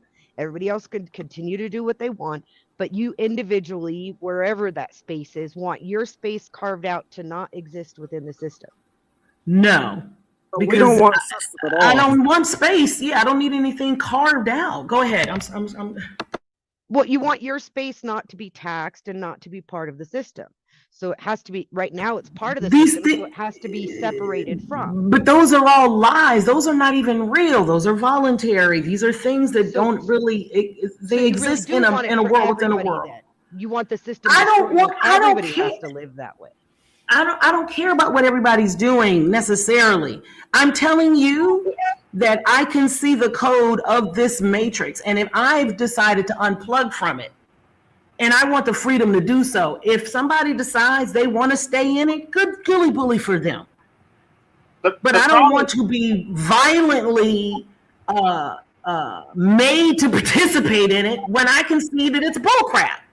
the Oh, problem sorry, with I the don't way mean. you're framing it, Wishy, is that you're saying that we should have to opt out of it and carve some exception. It's like we never opt into it in the first place. So why should we need some Boom. separate land or some separate protection when we never consented to it in the first place? Yeah, that's another argument you and I are going to have to save for another day, LA, on the consent issue. But to your point, nobody here consented, but that doesn't mean you get to decide. Everybody else has to opt out. So the only way your idea works without forcing other people to opt out who don't want to is for there to be a space carved in. It doesn't have to be like a specific space in land where you all go to, but a space for each of you to exist outside of the system. You want that space to be allowed to opt out. That's what I'm asking. No, because first of all, that's not true. There is no, the contract is null and void. This system that you keep saying that everyone is and is opting in and we want something to be carved out of is based in fact on lies. So some people still want to stay in that system. Is it up to you? Great. Then you do the carving. Then y'all do the carving, because what's natural and real and right, what is natural, real and right is that I can exist without you or anybody else getting together and putting on uniforms and calling yourselves But we did do the carving and you don't like it. You can't, but again, the fact that you want to use violence to employ against me or anybody else to put your way of doing it is the issue. Right. You're saying that I don't have a right to freedom. Right. The whole thing is that everybody should be born free, and if they want to be a part of society, they should have to opt in. Nobody should have to opt out. I don't believe in rights or freedom, so that's the thing. The whole the whole justification of it is based on a social contract. So if you never opted in, then a social contract is illegitimate. I know you don't care about the social contract. You just think that it's might makes right. But that's not what the legal system is saying. What I'm asking you then, LA, what do you want? Do you want to force everybody out of the system by dismantling it? Or, I'm not accusing you of either thing. I'm asking, do you want to force everybody out of the system, even the ones who want to stay, by force? Or do you want space made so that those who do not want to be part of the system do not have to be? I don't think I'm forcing them to do anything. I think they should have to opt into it. And because they never opted into it in the first place, then it's illegitimate. So I'm not forcing them because they never chose it in the first. They never expressly said, I want this system. Yeah, but they never expressly said they don't either, and they participated. No, but they were born in their vote. They were born into it, which is correct. And why are those the only two options? What other option is there? Inform me. I'm trying to understand. I'm asking questions. I'm not making accusations. Can I say something? Go ahead. Yeah, Wishy. So basically, I mean, we're born in this system. I mean, one option that everyone has is to look at it for what it is and decide not to bring kids here. I mean, that's what everybody can do. I'm not saying, I mean, it's the same thing with antinatalism and anarchism. They're both kind of on the side of thought experiments. So it's kind of like you can present an idea, an argument, but most people, like, with these subjects, they don't agree with them. So, I do think, personally, I think that, anarchists should at least have, like a little space where they can live. I mean, also, that's kind of a thought experiment on my part. I mean, other anarchists may not agree with that, but I think there should be some anarchist spaces where they're not, people can live, relatively freely amongst themselves and not be harassed by, the greater state, and others can live however they want. But, as I don't really have an opinion about, exactly how, like, I mean, I see the logic in allowing people that want to live under the state to live, to do that and to be, to be happy in that. But I think others that want more freedom should have that too, And I don't think necessarily it even has to be a specific space like Israel. What I'm saying is there needs to be somewhere. I happen to be where to label of anarchist either. System, if anarchy wants to exist, and if you're true anarchists, you don't want to force that on the people who don't want it, right? Right. Well, the anarchy is literally the exact opposite of that, and that's what statism does. Statism is the one thing that forces everyone to conform to the statists' way of life, and anarchy basically says, no, we're not going to do that. We can live our lives the way we want to as individuals because we know what's best for ourselves, not some faraway, distant city that claims to be the capital of a nation that's like 400 million. in population. Right, exactly.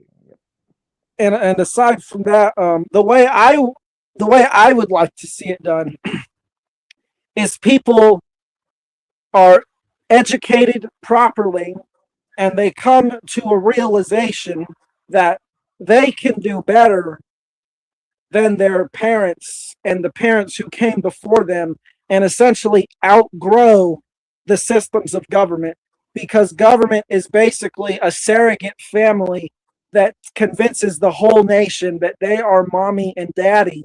Because this is essentially what like, if you're a conservative, you basically want government to provide you protection, and like a father figure, protect you from the world. And if you're a liberal, you generally want the government to provide some sort of welfare system or some sort of aid to help people get by, like be some sort of caring, nurturing mother figure. And this is not what the state is. The state is violence. It's literally force.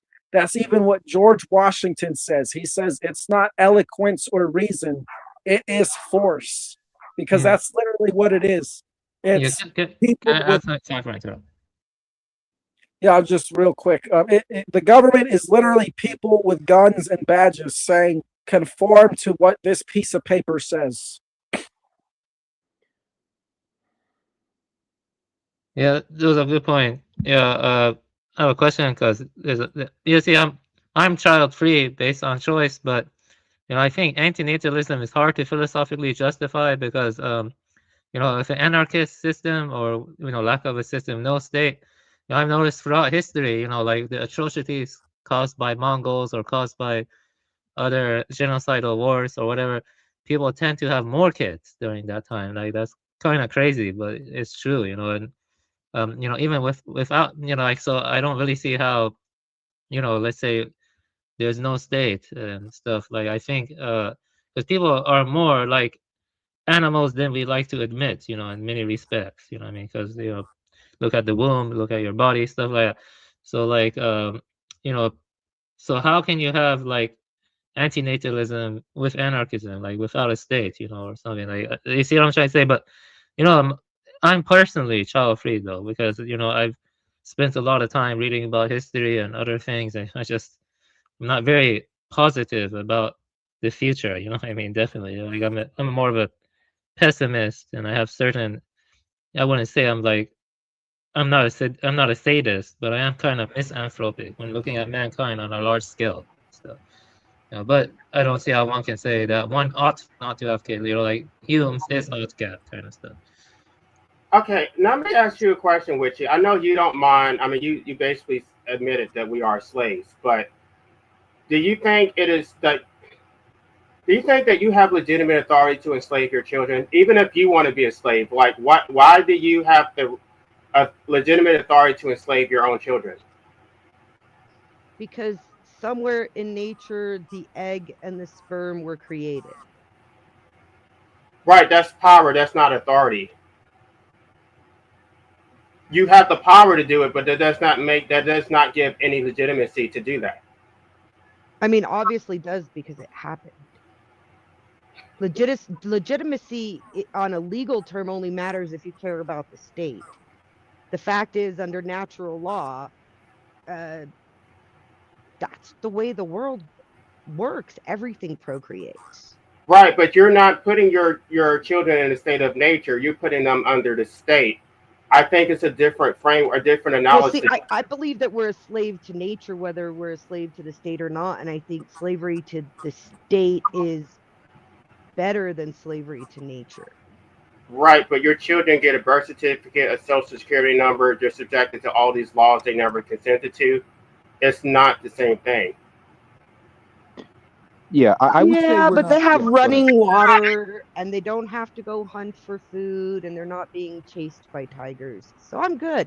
I mean, I live in bear country, so I'm pretty good with living with technology as opposed to living without it. Well, I can't wait until your daughter becomes of age. I don't want to talk to her while she still is a minor, but maybe we can have a conversation like 4 years My from now. son wants to talk to you and he's 20. Let's see. It's his birthday is Saturday. I think it'd be 28. Yeah. Okay, that would be cool. Yeah. Oh shit, Yeah. he's gonna be 29. No, 28. 28. Yeah, I'm right. Um, Wishy, we're not really slaves to nature as like the other animals are. I mean, we are. I mean, not everybody even has the instinct or the will, the desire to procreate. I mean, so humans are very much theoretically capable of not procreating, and they're less so, but still they're capable of basically taking themselves out of the game. I mean, prematurely, physically, like ending themselves. So obviously, not everyone is capable of doing that. But so I mean, but these two things put us kind of outside of the realm of the limitations of other animals. So we do have several choices that they don't. So I think that this does give us some amount of power. You know. Yeah, this gets into a lot of complex territory because when we look at the vast complexity or diversity in the animal kingdom, that there are some good arguments that in the future there could be selective pressures and that corvids could evolve to the capacity of having symbolic culture the way we do. I mean, maybe they're gonna have the same problems. Maybe they're gonna dig up our bones and we're gonna look at our fossils and stuff. So, the question is, you know, um, about human beings. Is there something like intrinsically special about human beings that no animal can ever achieve, like in millions or billions of years? Personally, I lean towards no. So personally, because I do think that depending on the selective pressures and the geographical isolation and the way the gene flow works or whatever, Well, maybe. I just said a couple of ways we have more power, we have more options than other animals. I mean, you may not agree, but I think that we do have those options, and I think that that's important. Yeah, that's true. So Yeah, that's true. I was just saying that maybe those options won't be exclusive to us though for forever. That's all I'm saying. But so where you a gentleman in the corner said something about if people are properly educated.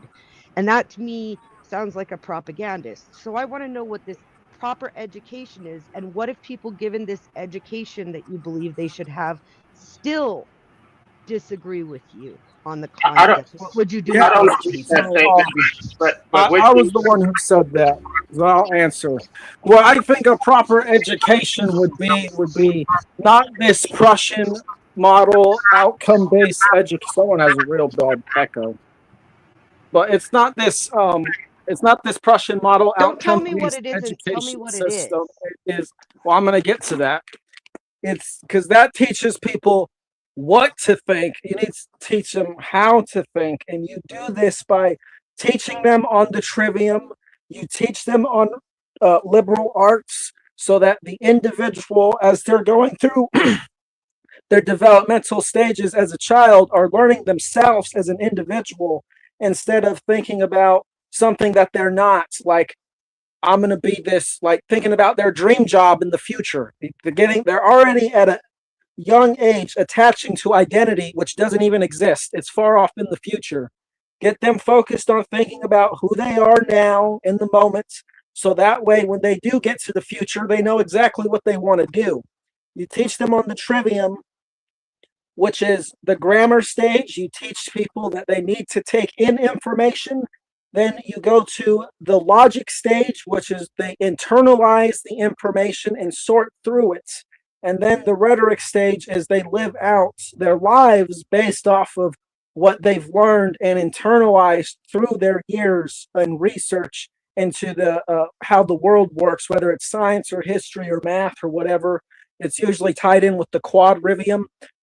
But aside from that, then you teach them things like first principles, um, thinking about things what they are at a fundamental level, and you apply this to natural law. They need to be taught natural law as well, and ideally, they need to be taught that there's a higher force than human beings that governs and controls how things work in this world. That is really the only legitimate hierarchical or authority that exists, the only legitimate hierarchy. And then from here, they can begin to um, trust and develop a strong intuition because they will have, over the course of their childhood, had a proper education on how to think rather than what to think, like what the outcome based Prussian model education system does. I want to welcome the observed to the conversation. I don't know if you're Hello. ready.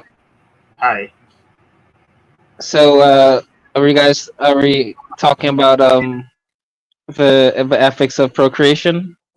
That's what the conversation has moved to. No, we're really talking about anarchy, but procreation is a part of that because you're enslaving that child to the state. Right. I mean, yeah, I do agree with that um to a certain extent. It is enslaving the child to a state, but again, is how would you go about trying to convince the majority of people that that's the case? You know, that's the problem. Is that most people don't see it that way. Yeah, it's No, true. It is a a lot of problem. them do see it that way, and they don't care. Sorry, say again. It's not that they don't see it that way; they just don't care. Yeah, a lot of them know they know exactly what they're doing. They think it's justified. They have the power to do it, and they're basically like, okay, well, I have a vagina, and I can do what I want with my body, and I don't care about how it affects my child because I'm going to extract from them. It's going to make me happy, and there's nothing you can say against it. So they know exactly what they're doing. No, I really do feel like if most of them are just following their own conditioning and instincts, I don't think they think about it. I really honestly think so. I don't think most people realize what they're really doing whenever they have a child. The reason I know that they know is because when I engage with them and I do present these arguments, they do try to defend it and they do double down.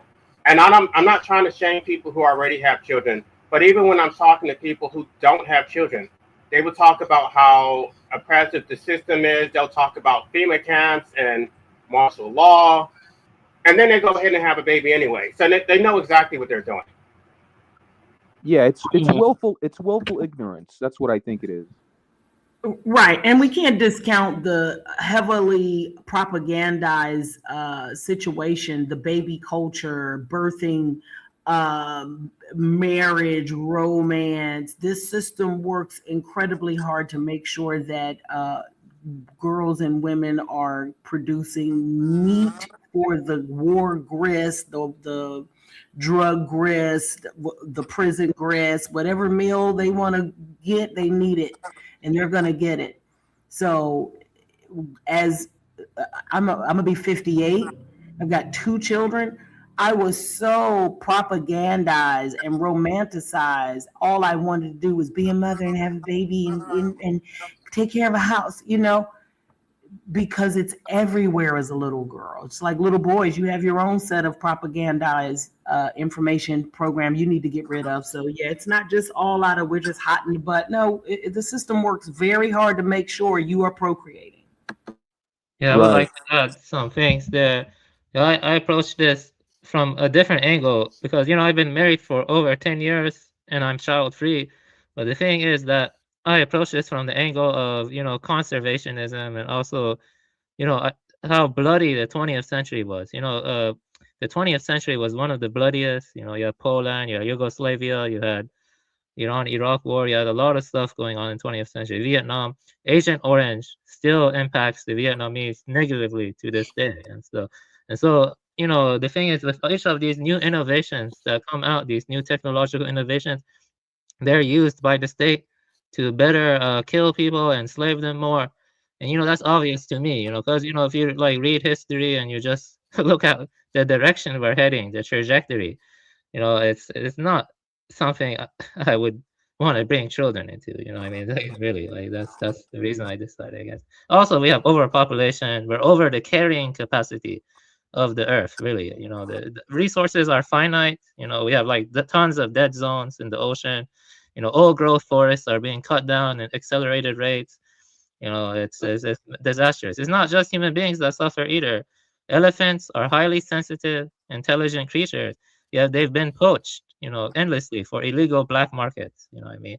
And gorillas are also highly empathetic intelligent creatures, and they're being poached too. They're threatened with extinction. You know what I mean? And it's not just that either. You have lead poisoning that's dangerous for both kids and for animals. So yeah, that's the angle that I reached, that I chose for myself to be child free.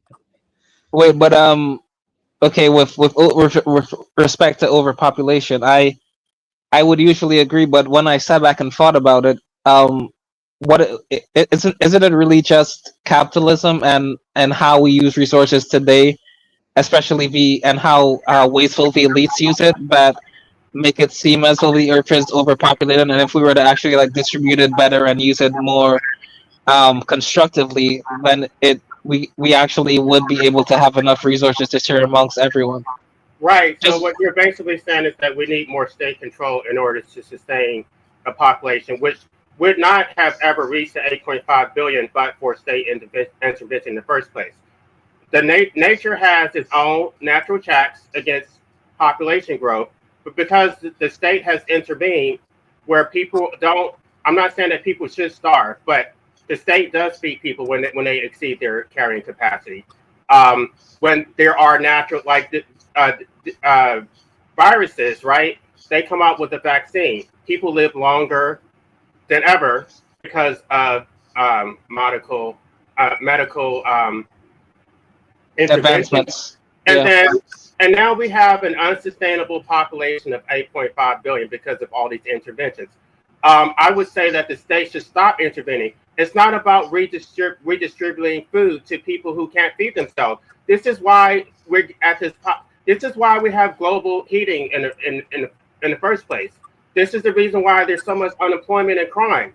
All these problems are because of state intervention. So I would say stop intervening. Um, it may seem cruel because you're going to let these people starve, but it actually avoids a later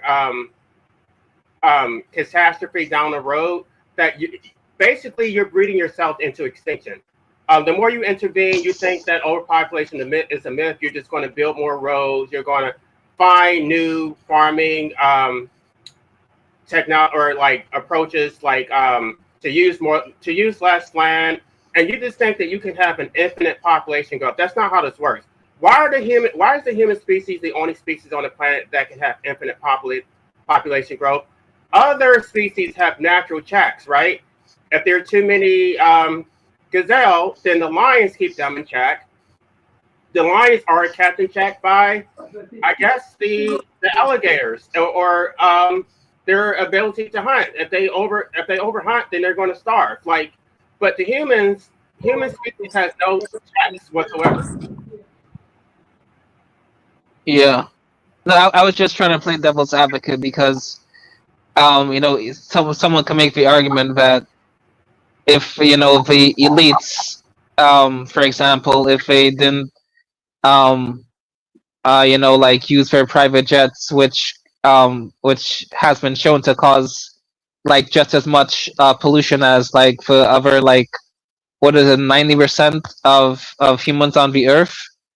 For example, with how they burn through so much fossil fuels with like their private jets and other extravagant ways of living, then you can make an argument that like for example, if you just like regulated the elites better or whatever, like we wouldn't have like the global heating issue as serious as it is, you know.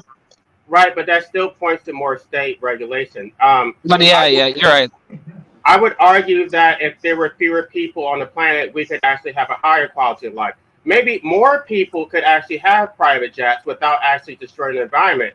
But because there's so many people, it's like, no, now we have to live a life of minimalism. Now we need to have our resources, rationed or whatever, because there's so many. Why should we live under a dystopian, authoritarian type of control just because people want to continue procreating?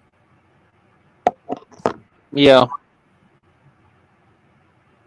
So this is why when they say, well, oh, it's none of my business, it's a personal choice. It's not, because you want to procreate. I have to be enslaved. Now the state wants to be more authoritarian to control the out of control population growth.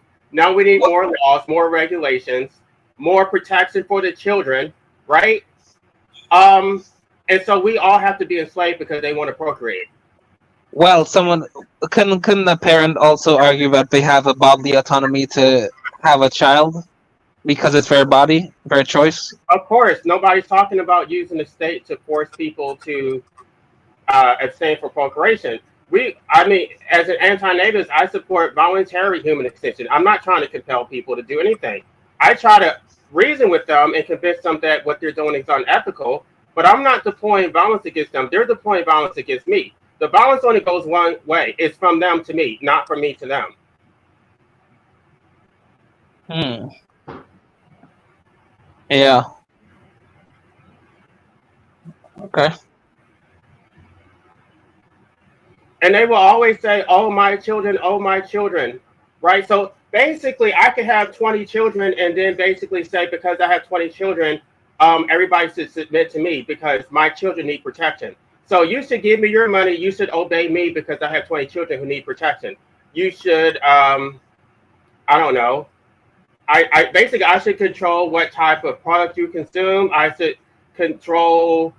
Well, first of all, you're diluting the power of my individual vote. I'm an anarchist, so I don't vote anymore. But assuming that I did still vote, now my vote is less powerful because you have diluted with your 20 children. And now the legislature is likely to be unresponsive because there's so many people and he does not have so much time to respond to my stupid letter. Now I'm just a slave because they don't have to be responsive to my demands.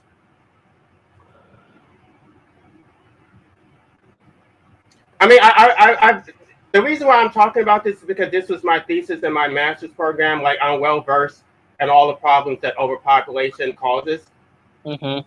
It's so many issues that people don't even think about. It does erode the power of your vote. It does lead to a scarcity of resources.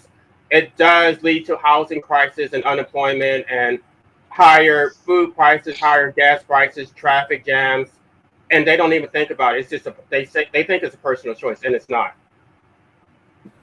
And we're not even talking about the toll of the bodies of the women that the people are coming through.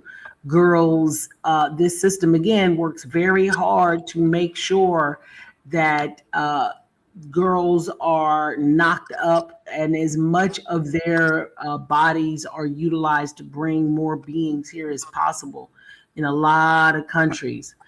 Now, shout out to others, though, who are naturally the women of just different movements throughout the planet are just stopping it naturally, not wanting to procreate, and they're not even making noise about it. It's very quiet. It's very underground. They let each other know by their clothing, by their haircuts, by certain ways that they dress in the neighborhoods they live in. They're doing childish. Some cultures, I mean, some news media's tried to blow it up a couple years ago, but it's still going on in a lot of countries. And it's really interesting. People say the birth rate, and they're never almost talking about the women. This idea that every person was supposed to be here is insane. Every mother did not want to have those children. And until we grapple and grasp the reality of that, from a woman's perspective, we're going to continue to have all these other issues just based on that. Can you talk more about that, though? Because I've made that point before, but I'm a man, so I don't think that it has the same weight. I do think that women primarily have children for the benefit of men. And they wouldn't have to do that if the men didn't come in and rape all of the resources, right? So when you talk about the American Medical Association, for instance, women were primarily in charge of medicine and chemistry in what they would say ancient, but it really wasn't that long ago, Rome, Greece, even here in the Americas, which is West Africa. You can fight me on it, whatever. This is a new phenomenon trying to lock women out of things. And that's also why the world's in the upside down that it is. Women definitely had power in antiquity. Women had power of morality in antiquity. A lot of the words that people use as wisdom books to guide themselves now came from channeling from virgin girls. And so this place, the way it created a world within a world. The world we're in right now is one in which the buzzword is patriarchy, but it's more than that. I call it a paper patriarchy. It's laws. It's the papacy. It's all religions. It's all organized male energy to harness and suppress woman. Because if you leave her with no resources and no way to defend herself, then what you have is an instant slave. And then you say that there is a creator who created her from something else, a man, and for the sole purpose of procreation. That is slavery unto itself. A woman is the first slave. She's the first slave.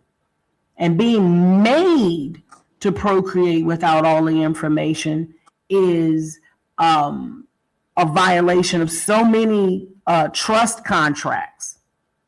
So women definitely can tell the system to kiss their ass when they start to wake up. Because we have grounds. We have righteous indignation. We have the moral authority. And we have a legal groundwork for a grand deception, over propagandization, romanticization, wizardry, witchcraft, pharmacology, all sorts of things to lie and distort and to reproduce through her body. And Right. then she has no rights over that being. Right, and actually, women are so powerful because you could dismantle the state through your womb. If women actually realized how much power they had, they would actually use it. Absolutely. I am convinced that it is because this world wants. If there's a book called God Man, the Word Made Flesh, look it up. But it talks about the cycles and ejaculation and semen retention and all these things about men and how it just diminishes the life force. But adversely for women as well, if women simply stopped ingesting semen, period, whole stop, quickly, they will calm down and they will wake up, because semen is brain fluid as well, and that's also a part of it. That was never supposed to happen. This masturbation in the woman's body constantly was never supposed to happen.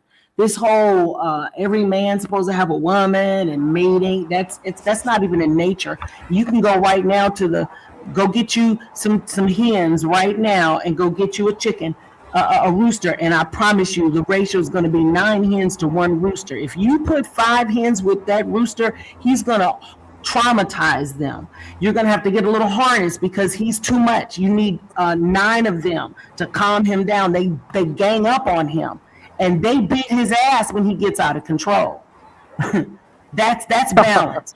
Women have historically been in control of the birth control. Why? Because we knew that a child needs to be on the breast for 2 to 4 years. And that was natural birth control. It keeps the child nurtured. Everybody's strong. Everybody's healthy. Everybody's good.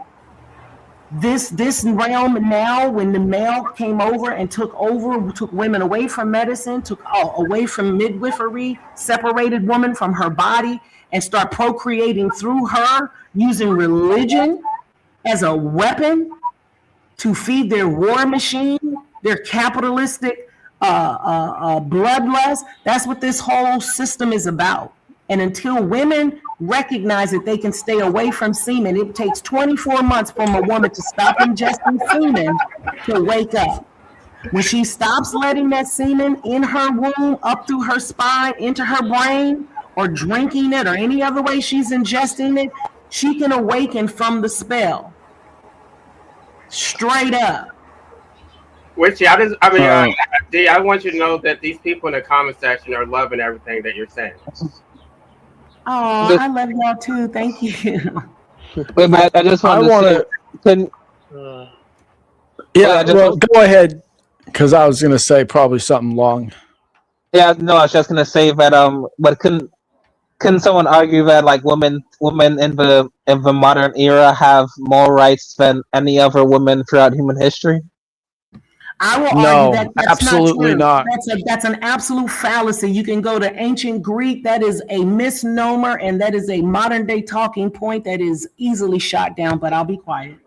No, no, no. I'm not saying that it's whether it's true or not. I'm just asking a question because a lot of people tend to claim, even a lot of modern women Okay, themselves, well, that I just shot it down. The claim is false. It's erroneous. Women now is being stripped of almost all of their rights on a worldwide scale. With the wake of war, is leaving wholesale economies where sex work, easy sex economies. If you go to the Philippines, I'm here in Vietnam, next to Thailand, nothing better than a bunch of European white men running around talking about how they can get their dinglings wet, and now the niggas is over there doing the same shit. So don't you dare. No.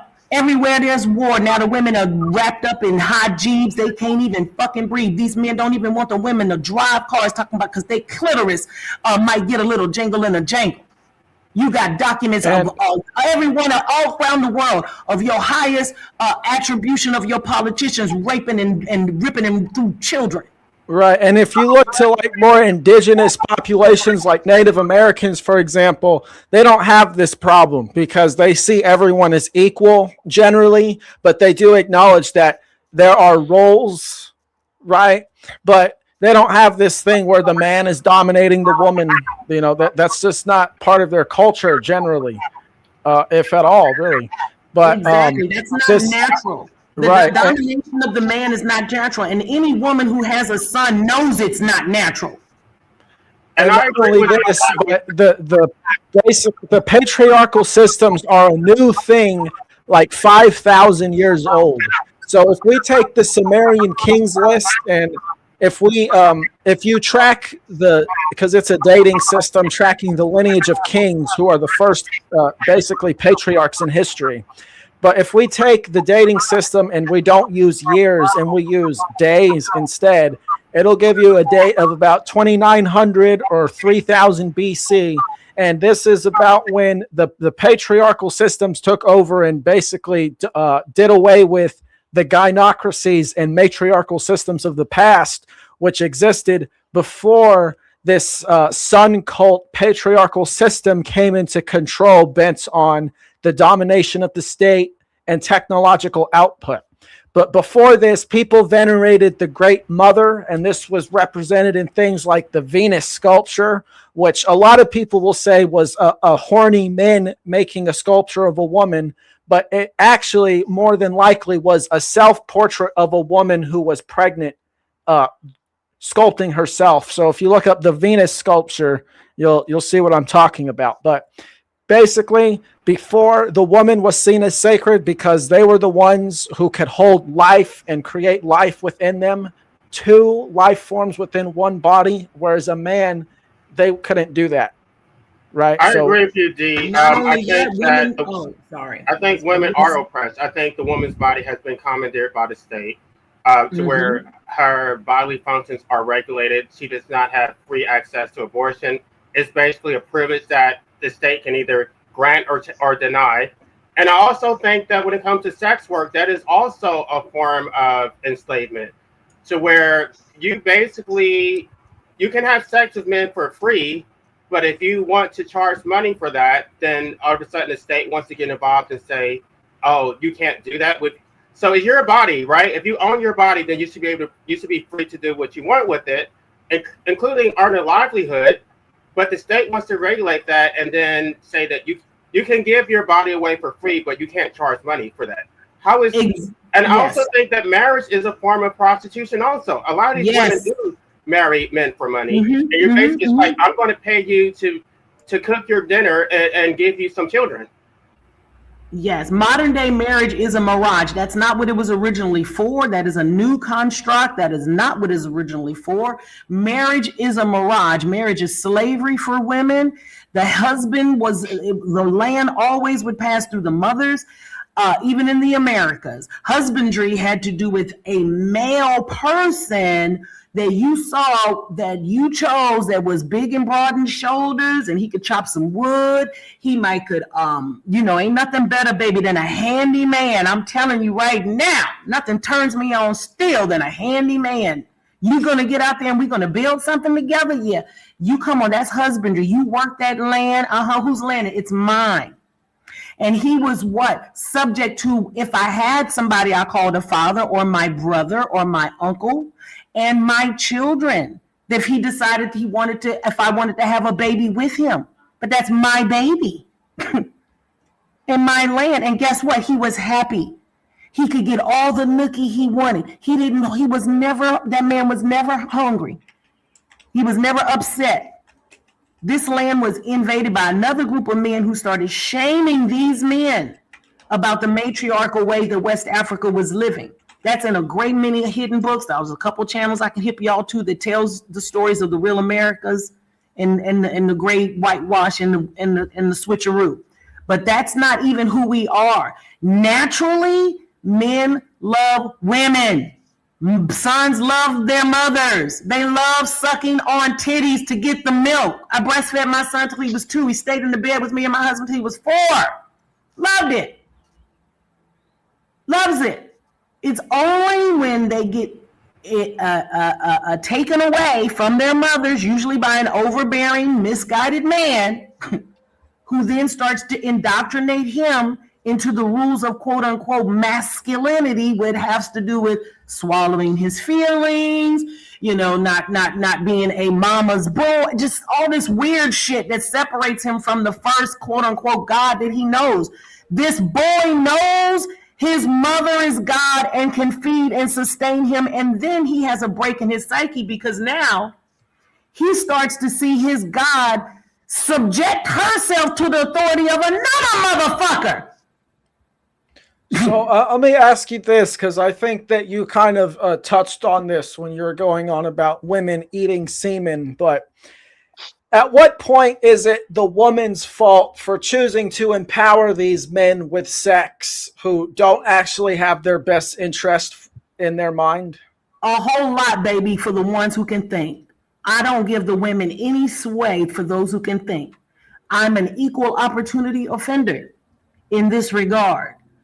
I do also, and again, I'm also very graceful to us as humans. I don't want to discount how hard it is to see and feel and know what's happening to us. We can't discount things like music. We can't discount things like cinema, media. We can't discount what these Greek deities, these energies that these people are giving these energies to, the frequencies do to us, given for those with nefarious aims. So many of us are just really under spells, honey. And when you're talking about alcohol, pharmakeia, pornography, people arresting the eyes and insisting that the youth be out of control with their bodies. So there's a great book by Dr. D.H. Hillman called Original Sin, Ritual Child something by the Catholic Church, Ritual Grape. Dr. Hillman, a couple of chapters, one's called Making Whores and Making Homosexuals. It's about the ancient ritual of sodomizing children, which has nothing to do with homosexuality. Listen to me now. But to create in them, and the Greek text back this up, to darken the mind of children. The sex cults to darken the mind of children. Aleister Crowley, to get the children over-sexualized super early. Why? Because the body literally has a mind of its own. And we're working against those kind of forces. So we all have a responsibility. As women, I would tell us, keep your legs closed, stay away from semen. Listen, I'm not saying to stay away from pleasure, because listen, the female body is the only body has something created solely for pleasure that's not tied to procreation. That's a clitoris. The people don't act like it exists, but it does. It has 8,000 more nerve endings than the head of the penis. It is more sensitive, and it brings nothing but pleasure. So you can learn with a man how to have absolute pleasure and bring him to absolute pleasure. And you all do not have to be diminishing your life force, and you do not need to be reckless and bringing somebody here you can't care for into this hellscape. So we all bear responsibility, but we have to take it. That's what government is, to govern your own mind, govern your body, control the lower half of yourself, your butt, your holes. Guard yourself. What goes into your eyes, goes into your ears. What are you consuming? What do you really believe in your heart, and how do you act that out in your everyday life? That's what real violence is. That's what real pacifism is. That's what real feminism is, or communism, whatever the fuck the isms are. It's what we do with the choice. That's what real trust is. It's about trust. We're making decisions on whether we trust each other every day. What do I feel in Southeast Asia, in Vietnam in particular? Trust everywhere I go. People are kind. They trust each other. If you go to Japan, you can drop your fucking wallet, your camera, and your passport, everything, and no one will steal it. Nobody. It'll be there 3 days later. I left a bag full of shit and was walking with my puppy on my backpack, and I knew I was fine. I walked all the way back to the store. It was just sitting there. The lady had put it behind the... My point is, epigenetics is real. Training is real. What we believe is real. We can be trained. We've been trained to do terrible shit here lately. We can be retrained to do good things. And respecting women and taking control of our own bodies, respecting men. This misnomer that men are just inherently horrible and bad and terrible, that's just propaganda. It's bullshit. Anyway, I'm shutting up. Yeah. Well, thanks. I appreciate all the information, but again, I wasn't claiming that. I wasn't making a claim. I was just asking a question. That's all I was doing. I wasn't picking a side. I just want to ask a question. Making Whores and Homosexuals, is that a book, or where did you get that from? No, it's a book. So the book is called, I'll pull it up. I've talked about this book so many times. When I found it, I bought 8 copies. It's a very small book. It's on Amazon. It's called Original Sin, Ritual Child Something by the Catholic Church by Dr. D.H. Hillman or Amen. Yeah, Dr. A.H. Hillman. Yeah. That book just is one that details a plan that some people use to ritualistically harm children to produce those children to be something. If you can get a child programmed before 7 years old, they are going to act it out for the rest of their lives. We are the great computers, and that's what the big lie or the big secret is they've programmed us. And this is why I was talking about education earlier, because if you train people or teach people how to think, rather than to be some identity that you have programmed or predetermined for them, then they're not going to fall in line and be, order followers who are like, what do I do? Well, who's going to tell me what to do? Like, statists do, because that is pretty much exactly what statists do, because they have this identity that basically revolves around the state. Typically they're voters, or they're they typically attach themselves to conservative or Democrat things, or even communist. Some people like to label themselves as communists or capitalists.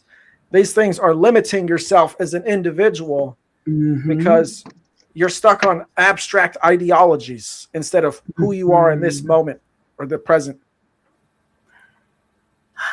100%. I was going to say, because if I had the power to, give you things in your eyeballs and give you mythologies, marriage wasn't a thing until Remus and Romulus, y'all. Look them jackasses up. But this whole thing of, if I could control what you ingest, then I can pretty much almost control the choices you'll make, right? All right. Media, video games, the songs, you know, if I can feed you. So there's a reason why groups of people got together to gain control of these industries, whether it's the food industry, the pharmacy industry, the media industry. And why do they keep conglomerizing it? Why do they need to monopolize it? Why do only, you know, a select few like that? That's weird, right? That's not natural. That's not natural. Yeah. That's what makes us want freedom, is like, you know, there seems to be a conspiracy against just humans being allowed to just be humans. And even for girl children, right? Just this whole, I think I just did a video called "Does God Hate Women?" But the World Health Organization reported 1 in 3 women over the age of 15 report being sexually assaulted, raped, or abused. Over the age of 15, 2 questions. That's those that have reported it. The other one, what about the girls below 15? You see? So it's rampant. It's bad. And then we're not even counting the boys. My ex-husband, we trauma bonded, but one of his deep, dark secrets was him explaining to me what happened to him as a child. And it was like, damn, everywhere you go. And that book that was up just a moment ago helps to explain. I call it an army of molesters that have been unleashed upon the world with the sole purpose of darkening the minds of children so that they habitually do the things that they do and get back on the wheel of procreation over and over again. Amazon has a TV series called Wheel of Time? Time of Wheel, some shit. That's really fucking good. But we're all here trying to get off the wheel. You said that many women have children even though they don't want to. Why do you think they do this? Oh, so many reasons. One is, again, there's a spell. There is a spell that starts real early with baby dolls. With I had baby alives. Your babysitting, everywhere you see the reflection of yourself. Not now, but I'm just talking about my generation. Younger girls are a lot more savvy, but children, you wanted to have them. And then if you add molestation into a lot of children, a lot of girls who are, whether they admit it or not, the body is already active. So now you got boys have programming, girls have programming. At about 12 or 13, you want to hump on something, you're trying to bust a nut somewhere. So if the opportunity is there, if the education, you see what I'm saying? If the education's not there, you can end up pregnant. There's so many reasons in a particular society that you can end up pregnant. Walking around with a vagina is dangerous. I want to say something quickly. Yeah, even if you're say, I was in love and all those things, I was desperate. I wanted children desperately, but I think that was, again, programming. But I was 27 and 29 when I had my children. They're 28 and 30. They're about to be 29, 31. But when I look back, I was about 35 when I realized, oh shit. In my humble opinion, my hypothesis is that a girl body should not be touched by a male until she is at least 25 years of age. And then she can only do so if she has all the information. Once she has been given all the information, then she can decide if she wants to be in contact with a penis. Because I don't think that penis is... I don't know what all the information means. All the information. I want them to know, okay, this is really what a penis is. This is really what sperm is. This is a result of childbirth. This is what it really does to a body. You're not beholden to this. I want her to be as educated and at 25, at least, have been sequestered away from sperm. I really believe that. Like some straight up Wonder Woman, Isle of Diana type shit. Yeah, I don't know. I think something like that has got to be a correction. And it's not unheard of. There's books in antiquity that talk about the Islas Mujeres in Mexico, the coast of California, Queen Khalifa. They talk about the women, with breastplates Yeah. of leather. They say that about men too if they retain their semen, but I think Yeah, it makes Avian us had more something to communal. say. I want It what makes us Avian not want had to to fight. say. Well, It makes us I'm want to make gay, love, not war. I'm gay, but I've gotten myself sterilized just because I don't know. I have been seduced by a woman who tried to get me to impregnate her, but Mhm. a lot of men don't want to get a vasectomy. Mhm. And a lot of times they will put their seminal fluid inside a woman and then blame her for carrying the baby. It's like, why did you put it inside of her? I don't understand how you're calling yourself an anti-natalist and you're putting all the responsibility on a woman. Well, it's an ego trip for both parties, I've got to say. The mother and the father, they both bear. That's why, I am a firm believer. I look at it again from an esoteric spiritual standpoint of a lot of the studying I've done. Again, I wouldn't necessarily call it reincarnation, but again, you are the sum total, apparently, of the last 7 generations of mothers and fathers on each side. So each one of them Macatakas made the decision to not control themselves in some manner, to not govern themselves in some manner. You have decided to do that. I know both of my children are deeply considering it.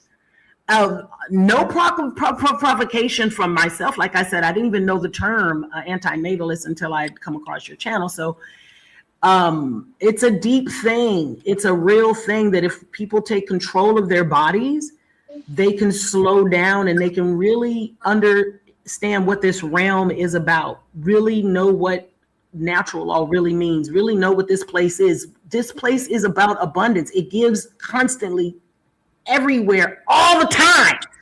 It really does. The only thing that interrupted it is the constructs that we call fiat currency and school and church and work and taxes. That shit is not real. This planet gives. And if you stop focusing on trying to, bust your nut all the damn time, you'll be able to see that, and you can smell the flowers, you can eat the fruit, you can walk. I'm telling you, once I woke up to this, I've been able to travel this world and see sights that I can only fly on the whispers of life that just says, keep going, keep stepping, keep living, keep seeing, and I love more deeply now. I'm more horny now than I've ever been to, by the way.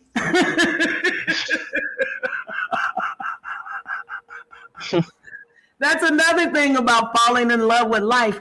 So I think it's two things. It's interesting because antinatalism, right? The right to be able to exit if you want, and also to live the way you want. If you are free, truly free and unencumbered, you can, if you choose, to find the beauty here and enjoy it and be full of joy here and find beauty and commonality and humanity. And I tell people all the time, people ask me, am I afraid to travel all these countries? I don't speak none of the languages, barely. I'm like, smiling is a language and it's universal. Laughter is a language. I make friends everywhere because my heart is open and I am determined to. All I do, everywhere I go, I see myself as a beacon and I post up and I say, okay, here I am. Let me beam as much love and joy and hope and optimism to every being everywhere as much as I can, as strongly as I can. May they feel. And I think that love is required for anarchy, because there's really 3 ways that I look at love, to really understand it, to live a better life. In the agape sense, 2 ways. In the agape sense, which basically relates to respect, because it's loving yourself as much as you love all things around you, and recognizing that we're all interconnected in some grand way. And then in the Merriam-Webster dictionary, it defines love as having a good disposition towards all things at all times. So basically, because you love all things and you see yourself in all things, this is reflected in your personality, because nothing really is going to change your mood and sway you from the fact that you recognize yourself in all things. And this is the level of respect that is needed to have a real anarchistic society, is people need to respect each other as much as they respect themselves, and let each individual live their life the way they want to, because that's what respect is. It's seeing yourself in other individuals and loving yourself. So every one of you who claims to be an anarchist at some point has stated what other people need to do. How do you match that up in your mind with saying what other people need to do and believing that everybody should get to do what they want? Wishy, that's only if you believe in anarchism. I mean, I think anarchists generally, they allow, they're fine with status, being status. But I mean, if you agree with this, then we naturally agree with each other. No, what I'm saying is, every one of you wants to say what other people need to do. Isn't that in some way trying to exert your opinion? I'm saying that people need to respect each other and leave each other alone. We're trying to make people do. Yeah, I'm not trying to make people do anything. Yeah, I'm saying leave people alone and live your life within your means as an individual. Exactly. You're Don't saying impose yourself. You do this. Well, that's what it requires. No. You do you, boo boo, whatever that is. But yet, if you want constant terminology is people need to, you need to, your. Because the alternative, which we have now. I have decided to. I don't engage in. I don't consent. I don't give my consent to a greater government to war on my behalf. I don't engage in harm of, you feel me? So no, me, I, me, I. You can live any way you want. I'm just making note of a commonality in the way that the people are speaking who claim to be anarchists. And it all boils down to controlling the education so that it's done the way that you believe is right. I think that you are really trying to be a contrarian for the sake of contrary. No, I don't think so. I don't think that's the case. And I don't think you're really looking at the real definition. Because the definition doesn't bear that out. On for 2 hours that I've sat and listened, and you don't even let me finish. Because you make false claims. All I'm saying is what you're making a false claim. I didn't first call myself an anarchist. I said I don't want to be labeled anything. I disagree with that. You've gotten immediately defensive when all. Yes, ma'am. And that is my right to defend my point. To the point of talking over me when I've not even had a full 2 minutes to say my piece or even get my full thought out. Well. If you start with a lie, I called you out on it and corrected it, and then I'm remuted. It's literally what I don't think she lied. I think it's just. Okay, I think it's just a misunderstanding. Untruth. Because I felt like it deserved pushback. That's all, and I pushed. It's okay. You didn't even finish my statement before you started pushing. It's not very respectful. You can finish now. Finish now, dear. You haven't let me. Every time I start talking, you talk over me. You've told me to finish twice, and you've talked over me again. Each time I mute myself, and you start on some nonsense. I'm gonna mute myself now. That means anything I say to you is nonsense. So why should I say anything?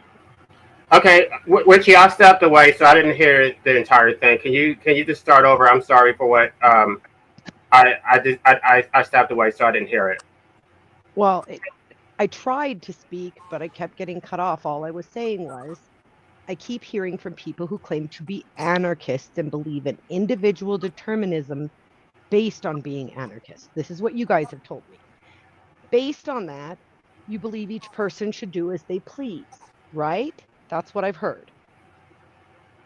The second thing I've heard is that to accomplish this, we have to control the education of children to be a certain way in order to reap a certain outcome. I've heard you, people need to, other people need to, you need to. I've heard somebody define a statist. I'm a statist, and what he defined has nothing to do with me. I don't vote, for starters. I don't believe in democracy. So red and blue are irrelevant to me. Conservative and liberal are just talking points. So I keep hearing myself being defined without anyone asking me. But when I ask, is this what I'm hearing from you? I get attacked. It doesn't seem very anarchist based on what you guys call anarchy. Well, I'm an anarchist. I don't think she is an anarchist. So Not only am I not an anarchist, and I'm just going to say this real fast, I think that that's real passive aggressive and victim-y and very bullshitty, my dear. You are free to say whatever you like here freely, like everybody No, else. I think it's fair. I think it's fair what she said because a part of it is, but this part isn't, which is this. No one here has said that anybody has to do anything to anybody else. And she keeps harping on a point that, quote unquote, the anarchists and saying that other people need to be educated. That's not the point. No one said that. She did make one fair point. She did make one fair point because I did say I labeled statists as conservatives and Democrats, and I've heard Witchy's position before. She basically she seems to want some sort of one world government that basically makes everyone conform to their standard. So that is beyond conservatives and Democrats. But still, the point is that people are latched onto this idea that other people need to oversee everyone else's lives. And these people, they don't even know everyone that they're overseeing. They've never met the millions of people that they make laws for. So how can they possibly know what's right for in their life? They don't, but they like to pretend they do. And what I'm saying is it's possible for people to learn what is best for themselves and live a life without the need for other people to protect them or provide for them, because they are capable as individuals of authoring their own life. And that's what authority is. It's the ability to author your own life.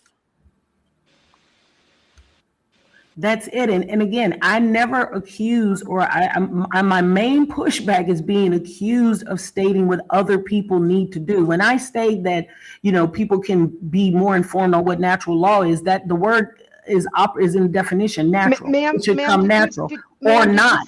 This is not something you need to do. Ma'am, did you That's say my that you're not point. an anarchist? I never said that. I even put in the chat. I've never called myself an anarchist, but I do know what the definition is, and I agree with the philosophy. What I stated was the anarchists on panel keep using these terminologies. That wasn't referring to you at all, but you took it very personally. But you know what? I will still, you're still talking about, okay, you do semantics and you're not a straight shooter in my point. I don't want to use that how many, but that seems to be, you seem to be a disingenuous debater, in my humble opinion. I don't think so. I think she just has a different paradigm than you, is what it comes down to. And that's fair. Yeah. That's fair. I'm a bully fighter. I get it. That's fair.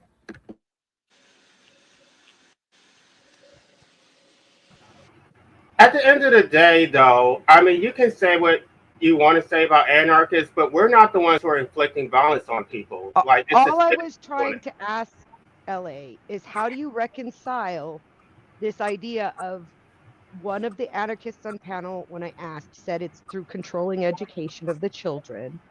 One of the anarchists on panel, I can't see names, so it's really difficult for me to assign who's saying what. I was the one who said that, but I didn't say we should control the education. I just said that people should be taken away from the education systems. And that's a matter of control if you take them away from what's existing. That's the thing, is you act like you don't want statism, and then you want to define how people should behave, and statism is the only known way to do that. Like, people do not share an objective morality. Let me just say something real quick, is that statism relies on participation of others, and I'm saying people to stop participating in the state. Well, Richie, I don't know. My position is that I think anarchists should be anti-natalist. I don't think they should procreate and enslave their children to the state. But even under the anarchist framework, there is something called parental anarchy, where I guess we just lost somebody. Okay, I don't know. Who's D? We lost D. You can basically educate your children with um, with a natural education. It's not the same thing as an indoctrination. Like the child learns that the fire is hot in a natural way, as opposed to you just telling them. They learn not to jump on the bed because they learn that you're going to pop a spring or you're going to hurt yourself. Like anarchists have a different framework when it comes to discipline and child rearing. Now, I want to ask, because I haven't heard them talk, but if Avian or Jay the Absurd or the other dude have something to say. Yeah, I have a lot to say. We're touching on a lot of different topics that are important. But first, I want to say this though is that this is related. Is that I feel like adopting pets from humane societies is better than supporting breeders, and this logic also follows from what life abolitionists is saying because humane societies tend to be locally funded. They don't get much help from the state. Normally, they rely on donations, and humane societies are what help the dogs and cats and maybe sometimes parrots way more than the other organizations that are funded by the state and stuff. And I think breeders are unethical. Breeders are very unethical. You can bond with pets just as deeply as a child. I feel like I don't think there's anything wrong with calling your pets children and stuff, but at the same time, I do feel like breeding them in the first place was wrong, but now we're responsible for their well-being and stuff. So I Gosh, I think wanted to supporting respond when she just left. I wanted to respond to her, but now she's gone. Wait, Yeah. but all right. She's trying to come back. Let me. Wait, All right. but just quickly, could all right, go ahead.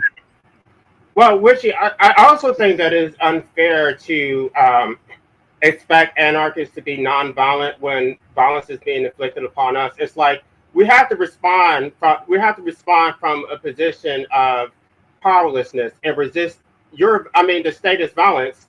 And so it's like, okay, well, we're supposed to just tie our hands behind our back and not do anything to defend ourselves. Why should we do that?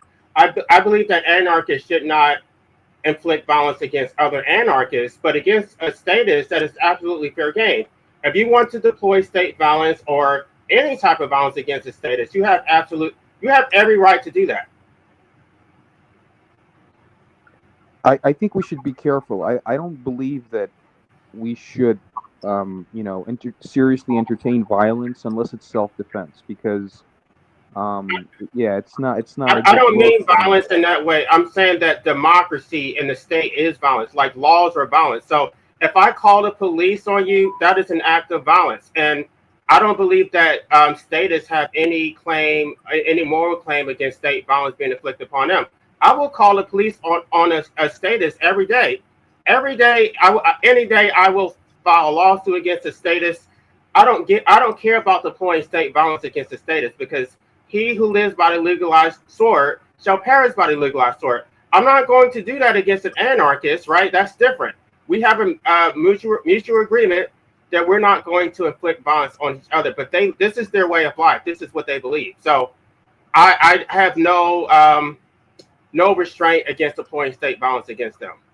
Wait, but LA, but what if someone like is murdering someone or like trying to steal from them? Surely, like it's good that there's police to enforce the law, right?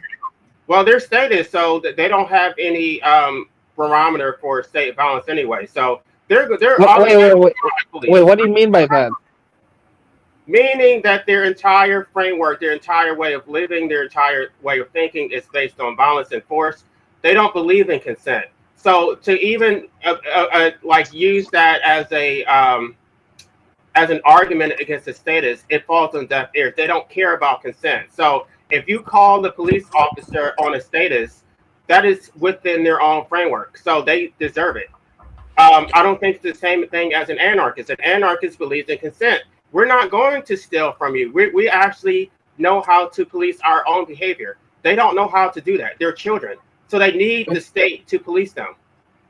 Wait, but are you sure about that? Like, if you go back in the past, right? People have, without laws and stuff, humans like did very horrible things to each other. You know what I mean? So you kind of do need laws in check to make sure that people kind of behave.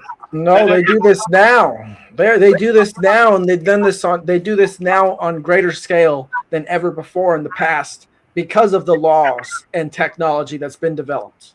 That No, doesn't but I make feel them anarchists, though. Just because they don't have a state over them, like anarchy is a philosophy that you have to accept. You have to understand the philosophy and then come to it on your own terms. And so, if you under, I would trust an anarchist more than I would trust a statist. I know.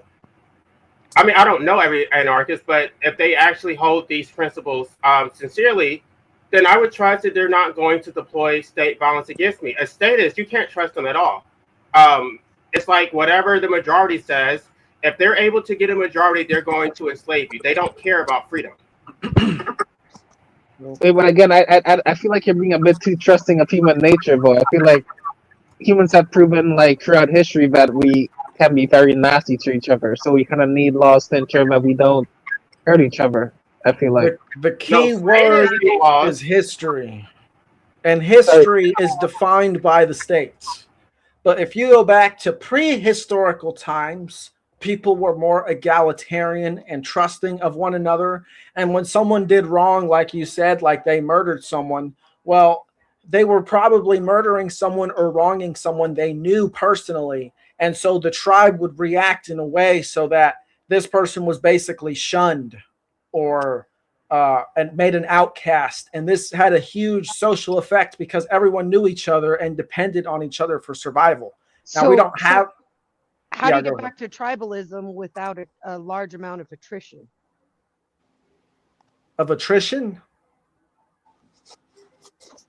Yeah, there's way too many people and not enough land to break off into tribes right now. How do you get back to tribalism? Like I get LA says antinatalism, which is one portion of it, but there's still already a lot of fucking people out there.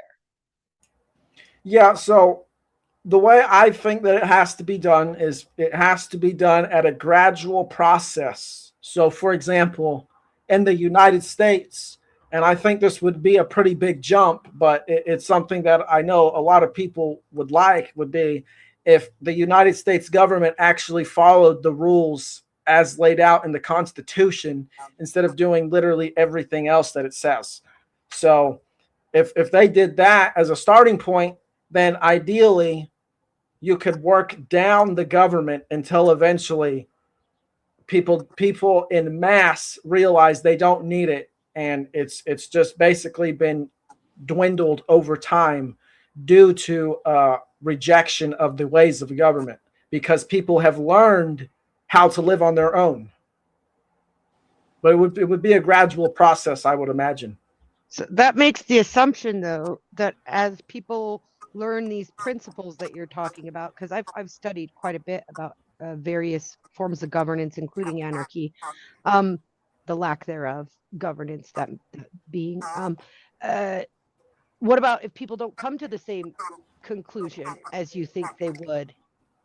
Well, generally, these are the sacred principles. Is number one, you are responsible for yourself at all times because you own your body. You're in control of your actions, and you need to own your actions as an individual. This is the first sacred principle. The second sacred principle is because everyone owns their body, you should not initiate harm unto other people because you're basically, this is like a claim of ownership over someone else's body, which is not something you have the legitimate right or claim to do or make.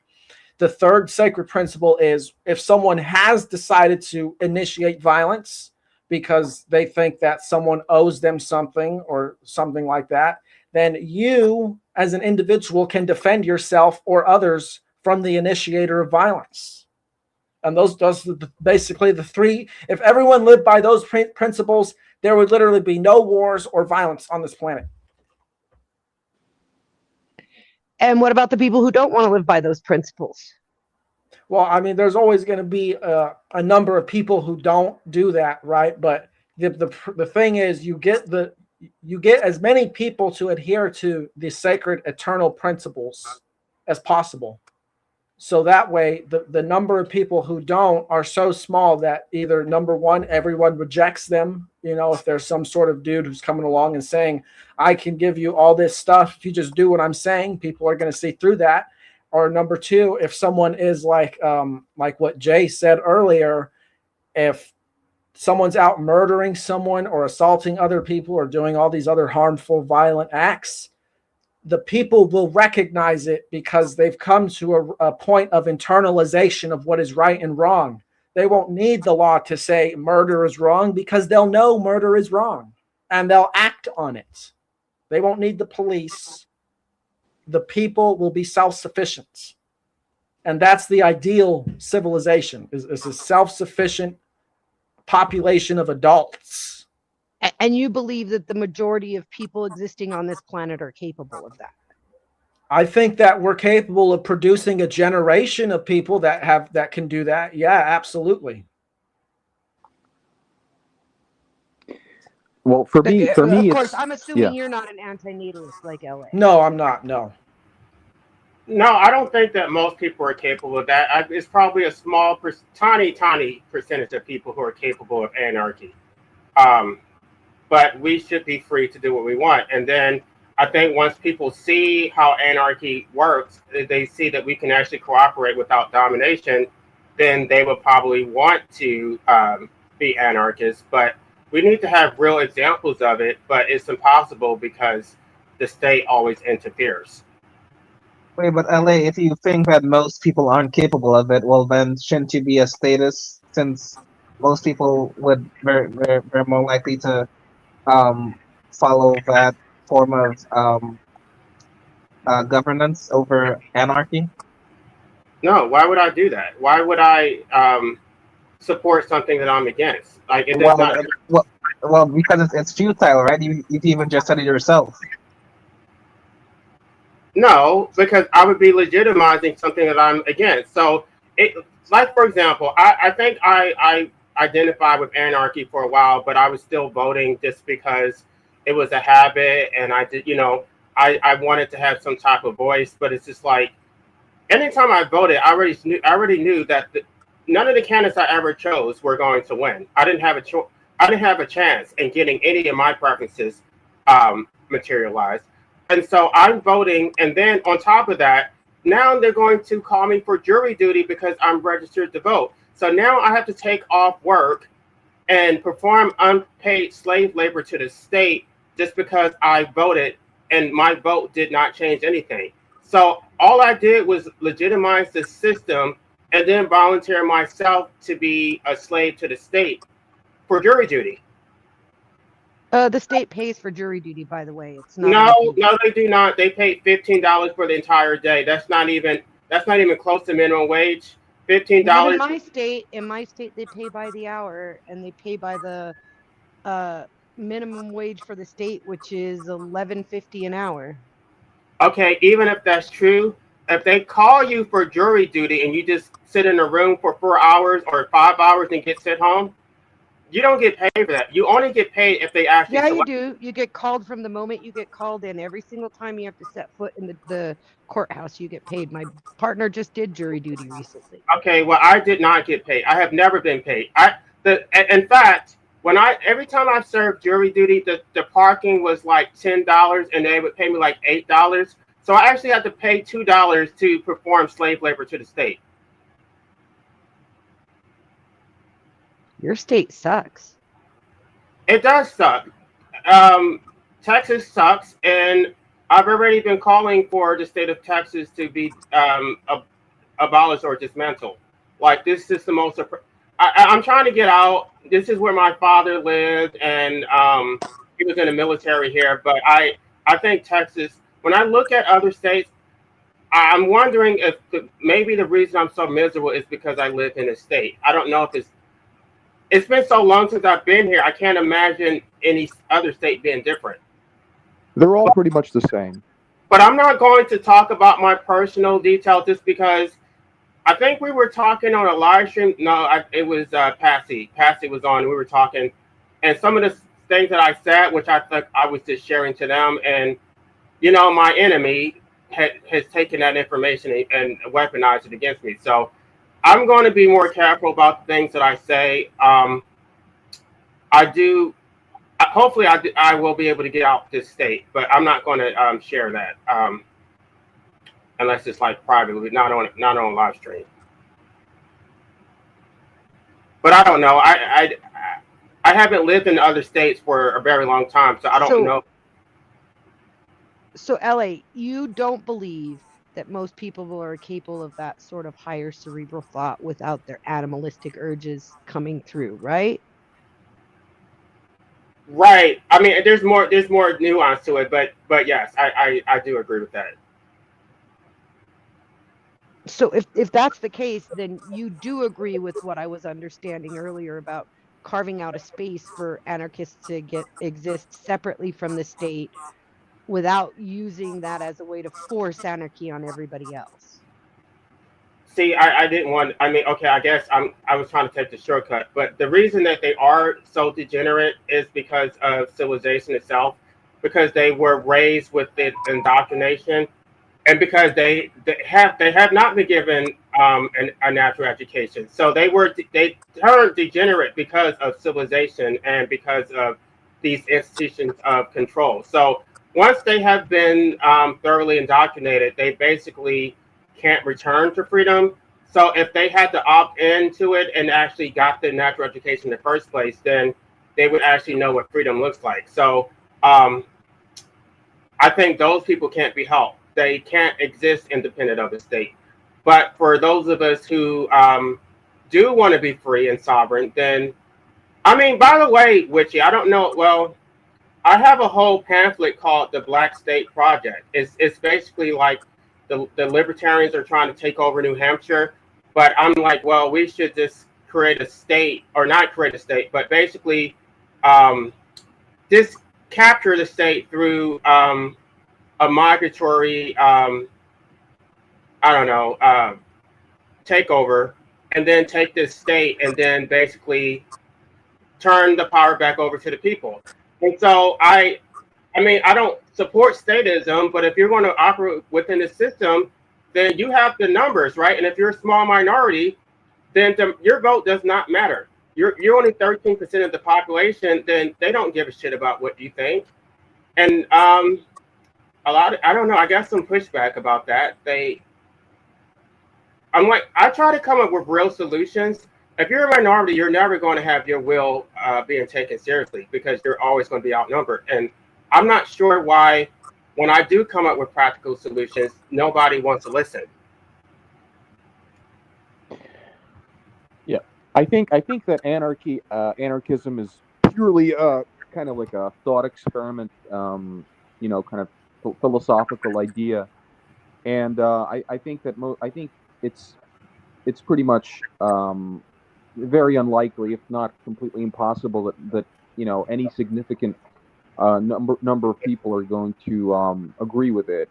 Because I think like the state is too strong now, and people seem to be getting more stupid with every new generation, more opinionated. So even when you present antinatalism to them, they're like, "Huh? What? Huh? What? What?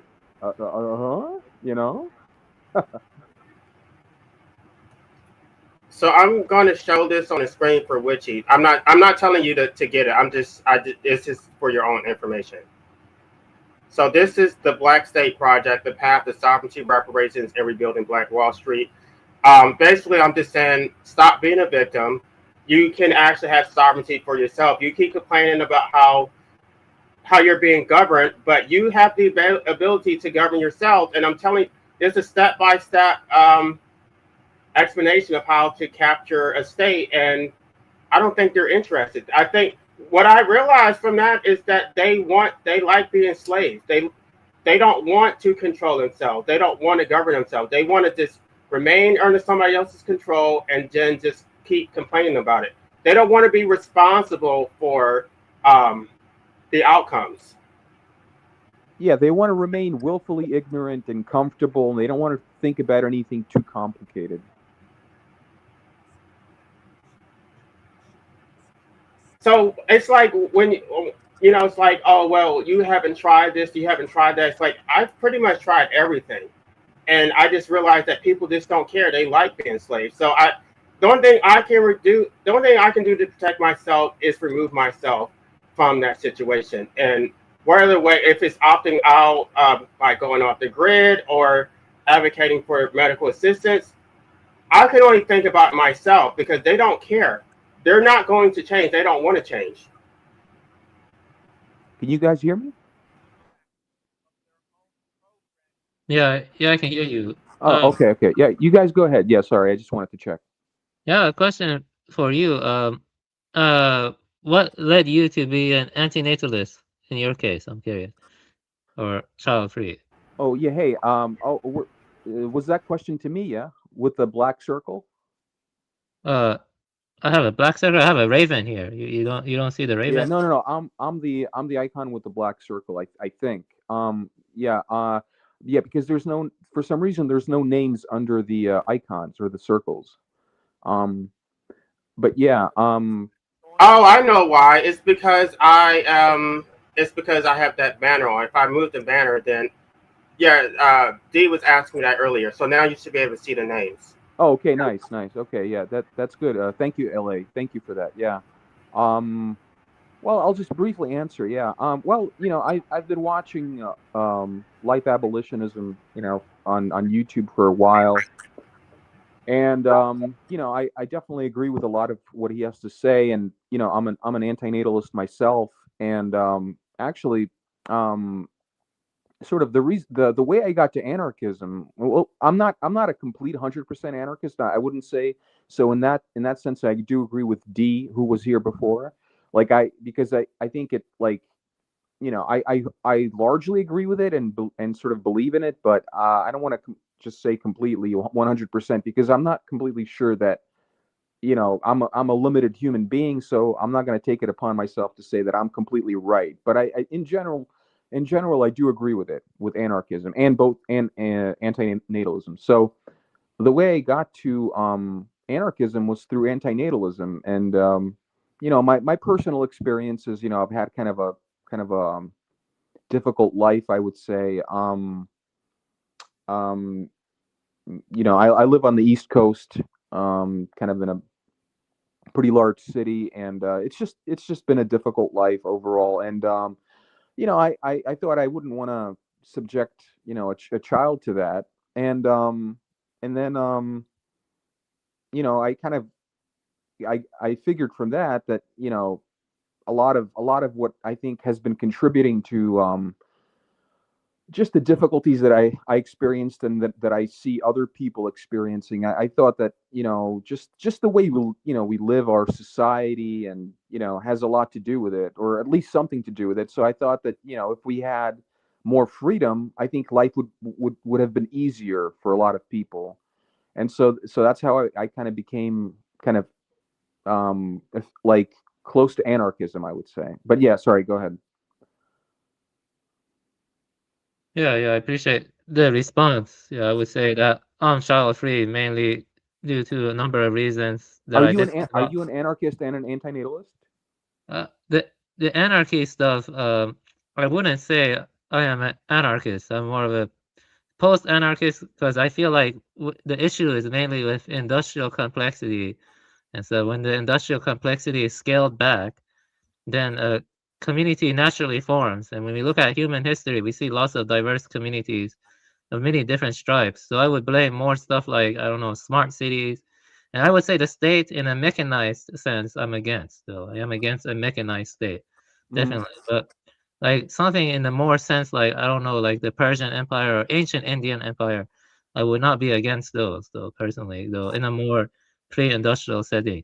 But I am a child free. I am child free. I've been married for 10 years, like I said, and I chose not to have children because when I look at the 20th century and I look at the trends, I look at the history of the kind of horrible things that were done in the 20th century and all the species being driven to extinction, I don't think the future is bright, and I don't feel that's morally right to bring a child to.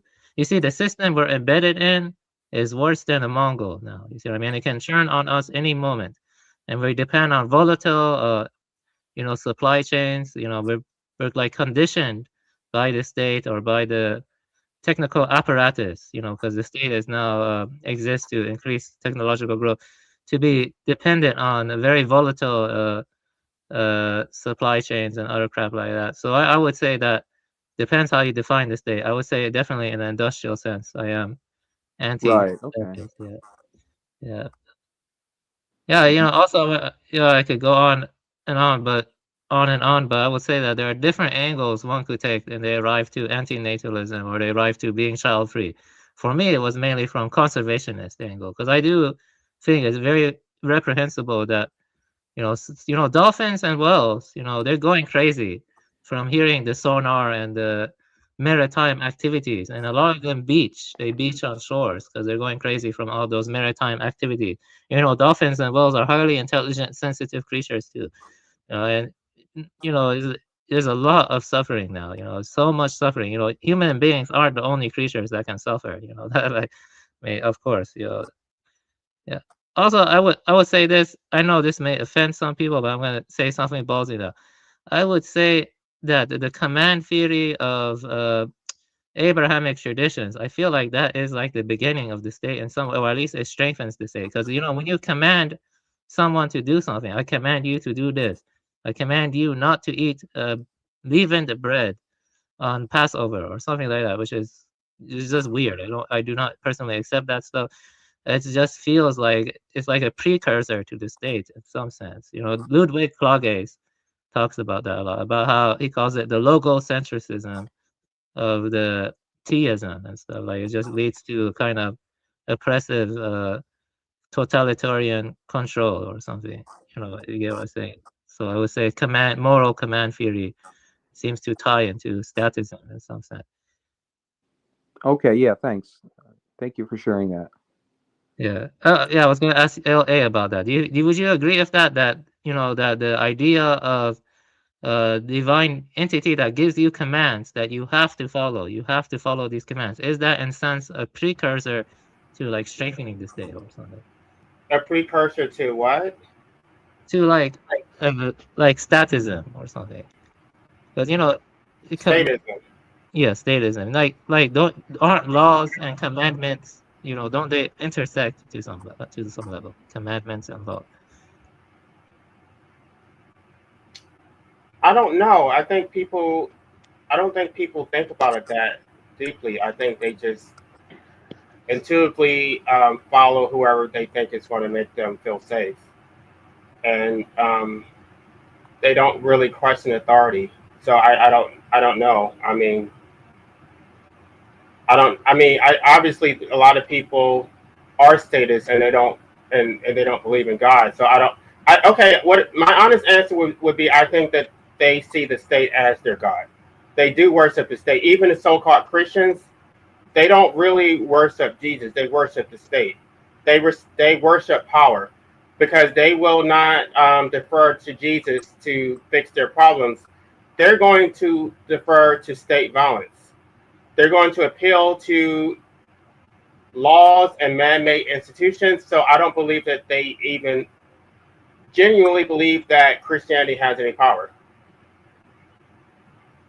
Yeah, that's a good response. Yeah, I appreciate that response. Yeah, I would say that probably it's like a corruption or perversion of the more ancient beliefs or something. And then it escalated out of control or something, or became worse over time with more and more totalitarian measures.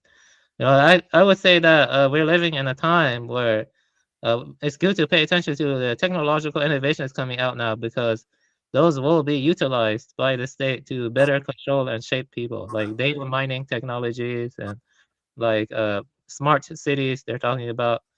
And I'm going to tell you this. I actually read this one.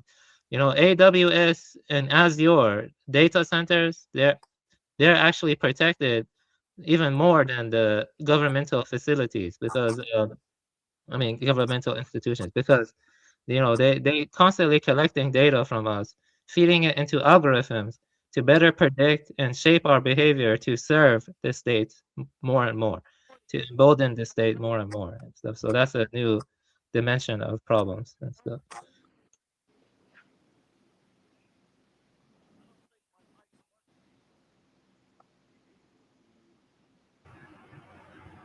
Yeah. How many people are still here? Oh, everybody's still here. Um, wow, this live stream was actually pretty good. I didn't know. Sometimes I try to do a live stream and then I don't know if anybody's going to participate, and um, I'm like left hanging. But I'm glad that everybody came, and hopefully everybody was able to say everything they needed to say. Um, I don't know. Let's go back to the original question. So I guess everybody on the panel here, we're not all anarchists. I mean, it's really hard to find anarchists because they're so rare anyway. So, I mean, a lot of people come close to it, but they don't actually identify as an anarchist. So, I mean, I'll settle for it. As long as you're on the side of freedom, that's good enough. As long as you respect my right to be free, that's what I care about. I don't really care about you identify with the label. Sorry, Ellie. I just come around to pick your brain. No, I'm not it's an fine. anarchist. I'm not an anti-natalist. I don't agree with a lot of what you say, but I find you fascinating in the way that you explain your beliefs. Yeah, I mean, I appreciate it. I guess it's good to get some kind of pushback so that you can clarify your position. Um, I don't know. I hope I was able to answer your questions. Well, and I don't mean to give pushback. I'm sorry if it feels that way. My questions are more trying to fully understand where you're coming from before I form any opinion of you, because you're definitely not like anybody else I've ever met. And so, as an individual, the more I ask you questions, the more I can understand you before I make any kind of judgment of what you believe. Right. I think the main thing is that we just don't want any rules. We don't want any um, organization, and this is chaos. And it's like, no, that's not really what we believe. Like, there's some type of structure. It's just not. It's just not horizontal. Yeah, I'd say it's a mutual sort of understanding, like LA sort of alluded to that. If you agree with a lot of points, with a lot of like, um, you have a lot of common shared views with another person, as in, for example, anarchism or antinatalism, you can, you have a lot of common ground, and you can sort of built a voluntary sort of either a friendship or some kind of small community that that's only the people that kind of agree with many of the, or at least some of the core principles, they would have no problem living sort of either with each other, or sort of apart, but at least they'll feel like a part of some kind of a community, you know yeah.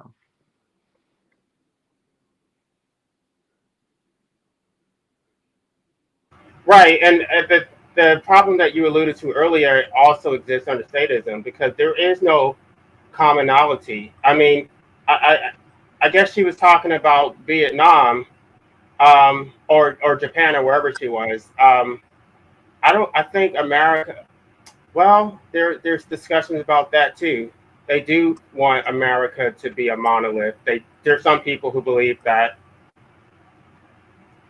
diversity is a bad thing, and there's only certain cultures that should exist in America. So I don't know. I mean, there are people who make that argument, right? They want to go back to the whole WAPS society, and I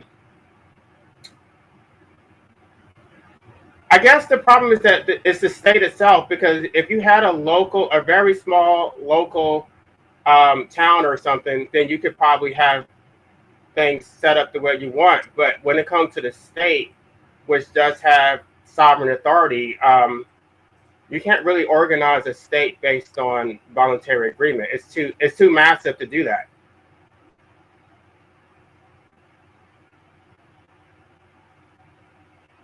So if you had individual communities with individual guidelines, wouldn't each of those have their own state and it'd be no different than nation states, they'd just be smaller? No, the state. I mean, I don't know if we're using these terms correctly. The state is basically a corporate entity that it's not even the people itself. The state is so far removed from what the people actually want. It's basically it's like if you look at a corporation. Do you think that I don't know, Walmart has anything to do with the people who shop at Walmart or even the employees? It's like no, it's a fictitious entity that serves its own ends, and you participate within that corporate structure, but you're basically just dominated by it. Yeah, you don't have any contracts that you signed, like no overt So contracts. All of these contracts are just implied, and and those people they see no issue with that, which is kind of it's a pretty big deal. so the concept of the state, you're saying only applies to like a federal government that's overarching. It doesn't apply to like state governments or city governments or county governments. No, all of them together, all of them Well, and together that's what I'm matter. saying. If you're talking anarchy No, is people in a group coming together because they have shared values and everybody respecting one another because of those shared values, wouldn't that just be a bunch of little states where everybody no, is no. The reason why it's not agreeing? exactly the same is because only the state itself is sovereign. Look, a municipality is not sovereign. The municipality is just a subdivision of the state. Right.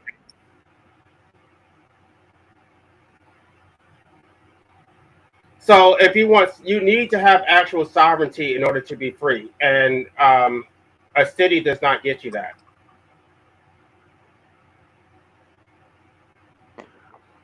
Yeah, if I may say something, LA, like I think in principle it would be a pretty good idea, just a good concept if like if statists wanted to remain in their own, their current nation states, and then like let's say anarchists would have their own independent, maybe territories like unmarked territories, or I don't know how it would happen, but just technically like that separation between like anarchist societies or even just one anarchist society, and the rest would be like nation states. I mean, that could maybe work in principle, but it's just too far fetched of an idea. It doesn't work either.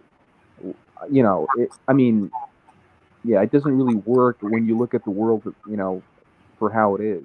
I don't really see that happening because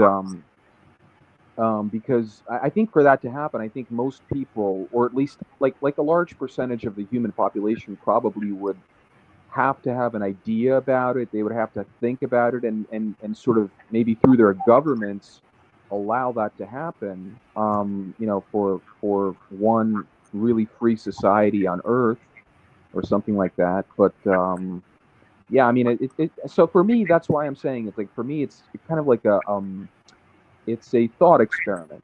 Anarchism, just like antinatalism, it's kind of it's a philosophy. It's something that you think about.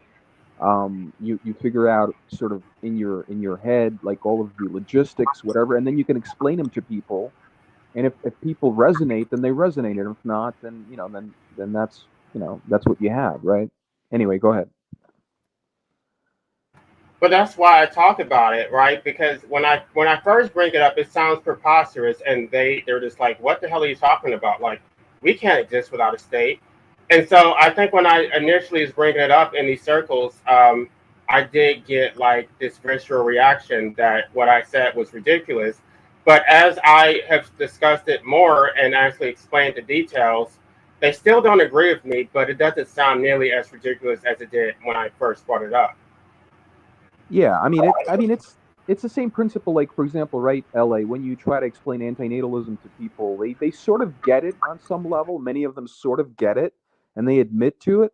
But then it's kind of like, yeah, but I still don't agree with it for whatever reason, and they can't really give you a logical sort of argument for why they don't agree, whatever. It's just like, so I've heard a lot of those counter conversations, counter arguments being passed back and forth between antinatalists, natalists, and you don't really get anywhere because they can't. It just kind of shuts down because they just they don't have a counter, or like a really good counter argument, and it just kind of stops from there. It doesn't really go anywhere. Yeah.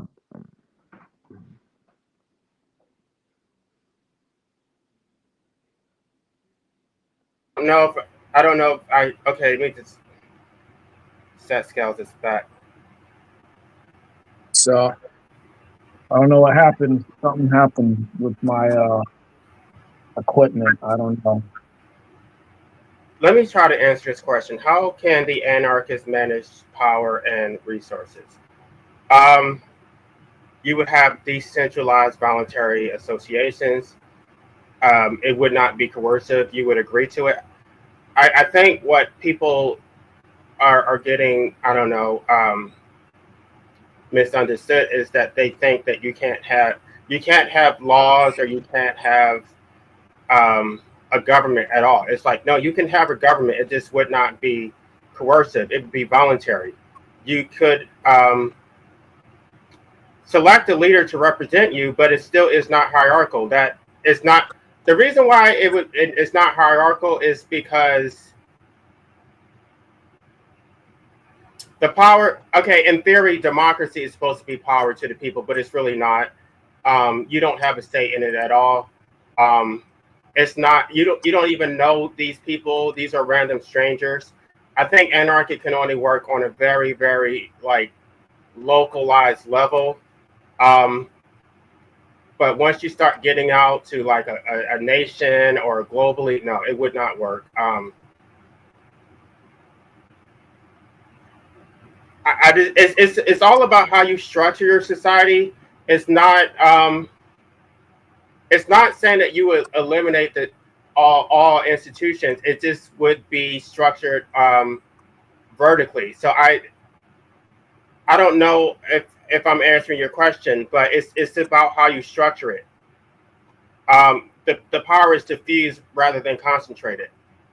No, there's no monopoly on violence. There's direct accountability. No, I'm sorry, I said vertical. I meant horizontal. I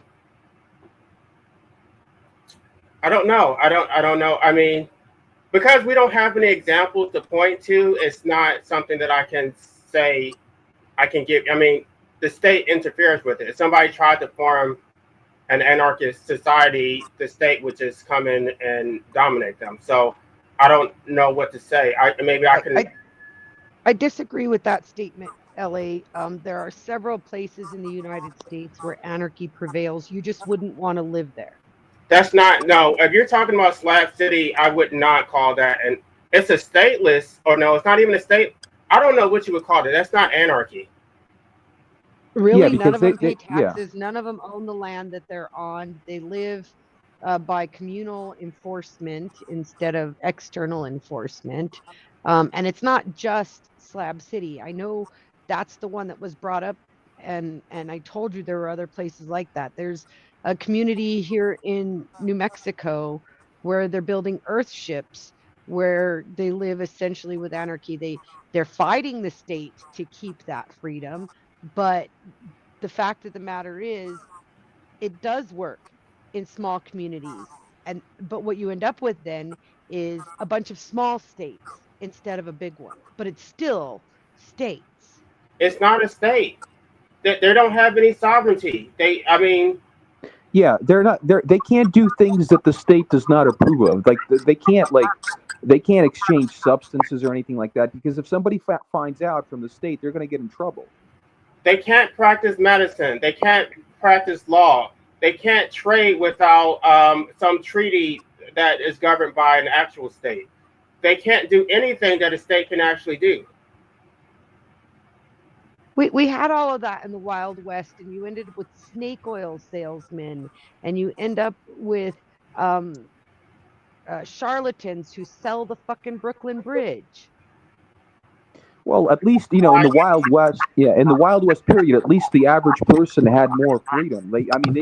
They weren't governed by all of these laws that people have now. I mean, you could you had the right to self-defense. You had the right to use substances. Back in the 1800s. I mean, it was a different thing back then.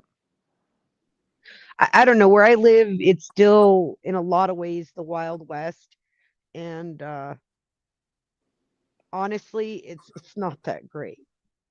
No, no, it's not. It's not the Wild West because all of your activities are governed and they're subject to specific laws that if somebody breaks them and the state finds out, they're going to get in trouble. Yeah, but So, do you know how the state works here? Have you ever been to New Mexico? We have a catch and release model. There's a revolving door. They catch you one day, they let you out the next day. We have people who are out on ankle monitors who commit their third murder and they still haven't even gone to trial for the first one. well, I mean, yeah, but it's the same principle. I mean, if they want to charge you, if they want to make Yeah, your life difficult, they're going to do that. They're going to find ways to screw with you. I don't know. You're My subject. state's a little different. My state has removed qualified immunity from police officers. My state has provided universal college, universal health, Are you child sure? Are care. you sure about that? What? Remove qualified immunity from police officers, what Yeah, judges too? they have to pay for their own bonding here in New Mexico. Well, I'm kind of skeptical about that, but I mean I'll take your word for it. But I mean No, in all in look it up. I can give you the code if That you want it. I'm telling you, we just did it last year. okay, We but that have we only have no only thing bail. that's We not have no bail in New Mexico. We removed bail as part of the system. That's why people get catch and release. It's a very liberal state. I don't know. I mean I maybe the state is not going to pay for it if they're held liable, but that still is not the same as qualified immunity is done at the federal level. It's not even a statute. It's done by it. It came from the Supreme Court. Um, so in a rare occurrence where they're actually held liable, what that basically means is that they're going to have to pay it out their own pocket. But um, most cases are dismissed before you even get to liability. It's so difficult to get around qualified immunity. I've So talked about let me read you this. New Mexico effectively abolished qualified immunity for government officials, including police, through the New Mexico Civil Rights Act, signed April 2021. The law allows citizens to sue for state constitutional violations in state court, explicitly prohibiting the use of qualified immunity as a defense. okay, then like I said, then that would be something that at the state level, but at the federal level, they still would have it. Yeah, but it allows you to take it and sue them in the state courts instead of the federal courts. Again, we're talking about levels of state here. Like you have the federal state, you have, the state, the territory state, the county state, the city state, and they all have their own different ways of doing things. And basically what you're talking about is just removing that federal oversight and letting the local laws prevail. um Right. I would have to see how it's set up because anytime I sue uh, an official is based on a federal law, I would have to see how the laws are set up. Like, do they have an equivalent to 42 USC 1983? I don't know. I don't even know what uh, um, causes of actions exist under your state law, so I can't really speak to that. It's called the New Mexico Civil Rights Act, and you can Okay. look it up. HB4. Passed in 2021, just recently. We also did away with the bail system, like I said, so because we felt it was unjust. We have universal education where the state covers tuition for in-state students at state universities uh, up to a bachelor's degree. We have just instituted universal child care. There's sections of the city that are doing pilot projects for UBI.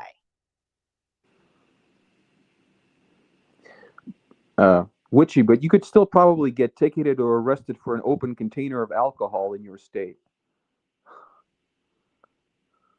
Yes, but you'd be out the next day. Yeah, but it goes on your record though, right?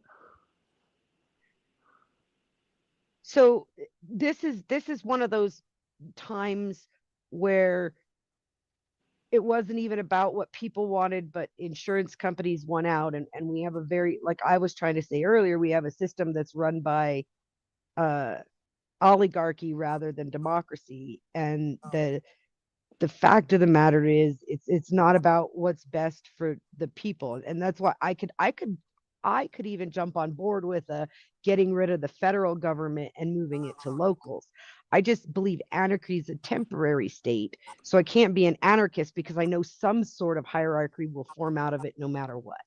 Yeah, I would. Anarchy lasts as long as the people are willing to bear the responsibility for their actions in their everyday life. The moment they start delegating it to someone else, they've basically lost their freedom because they've given it up. Yeah, Exactly. most people don't want to Exactly. take responsibility. Most people, even if they wanted to, they wouldn't know how to. Most people, based on the fact that we haven't used eugenics and we breed in a way we wouldn't even let animals breed, we have this really low common denominator for the ability to critically think. So most people don't even know what the idea of taking responsibility of their own actions means, much less have the capability of doing it. Yeah, let me interject something quickly. This is relevant to what Wishy is saying. I actually do see Wishy's point here, and I agree. If you look at primates and their social organizations, I think that can tell you a lot about us. Like chimpanzees, they have fusion fission society. They tend to like break out of groups and then form new groups. But chimpanzees are highly coercive, unfortunately. And bonobos are a little bit more, I don't know, free loving or whatever, but and more matriarchal. But when you look at gorillas and orangutans, they're actually more gentle. Gorillas are considered gentle giants, and orangutans, though they're a bit more reclusive, like orangutans, they are, polygynous. They have harem structure, but they don't really like fight and kill each other the way chimps do. You know what I mean? Chimps are highly aggressive. And I don't want to derail this too much, but the point I'm trying to make is that looking at the primates and trying to figure out what our biologies are like best adapted to. I think that's very good too. I do think hierarchy does have a natural element to it in our biology. Like there is kind of a Well, and hierarchical if you element. look at the primates, they practice eugenics within their own family groups. If there is one who is not up to par, they don't allow them to breed into the gene pool. They ostracize them from the genetics.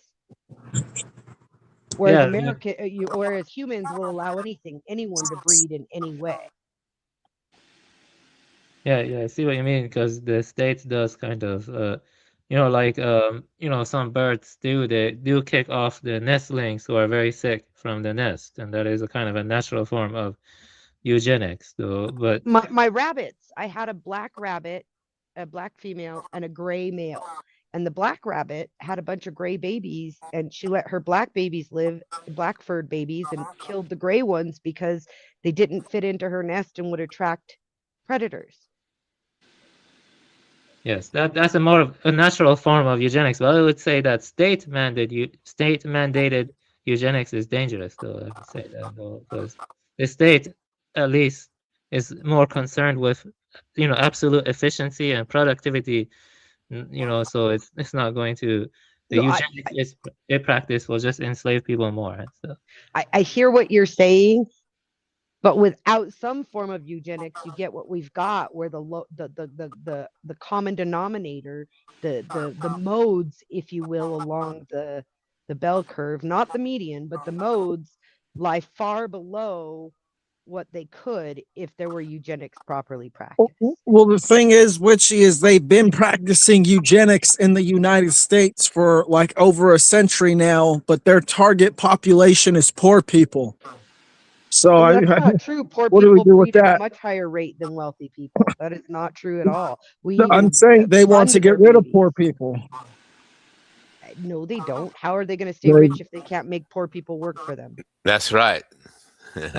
I would also say that IQ is not really that important for like adapting to the environment and survival. I don't really think IQ has that much predictive power.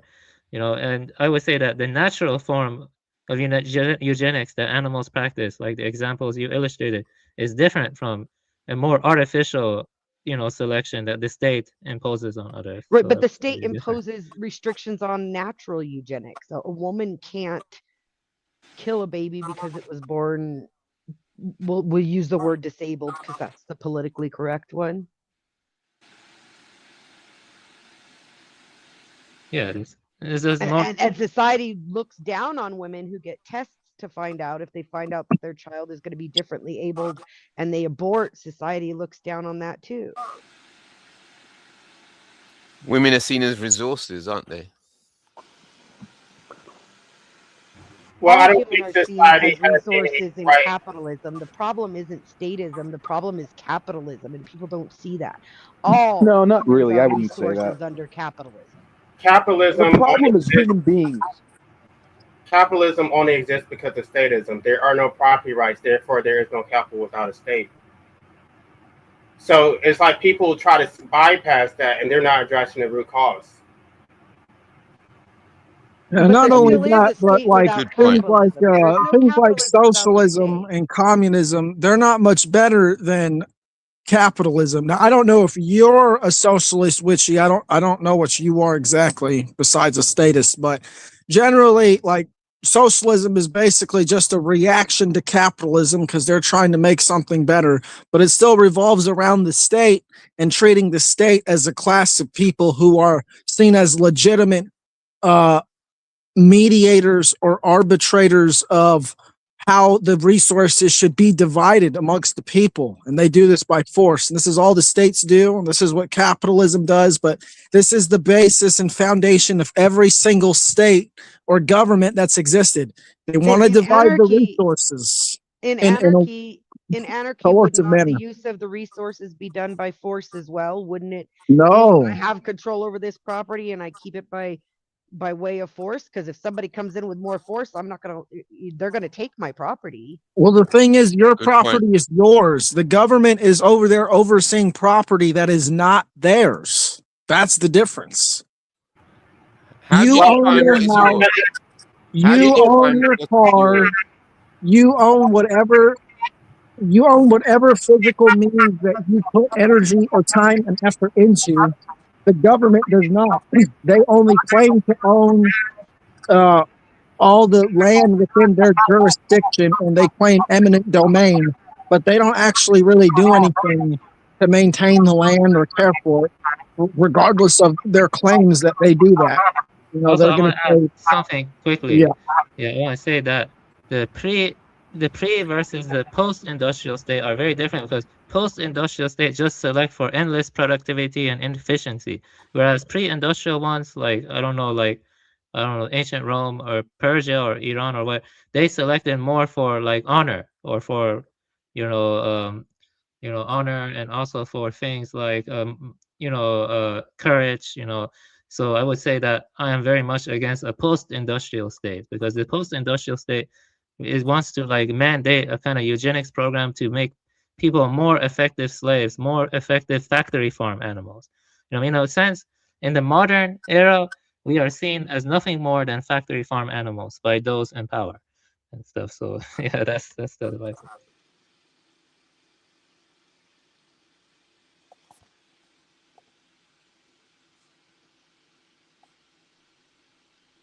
I mean, that's what Economic Forum and Yuval Harari and all those people, they view us as useless eaters. You see, as disposable assets. And like measurable metrics that can just endlessly produce and just create endless waste. It's just endless production and endless Efficiency. efficiency.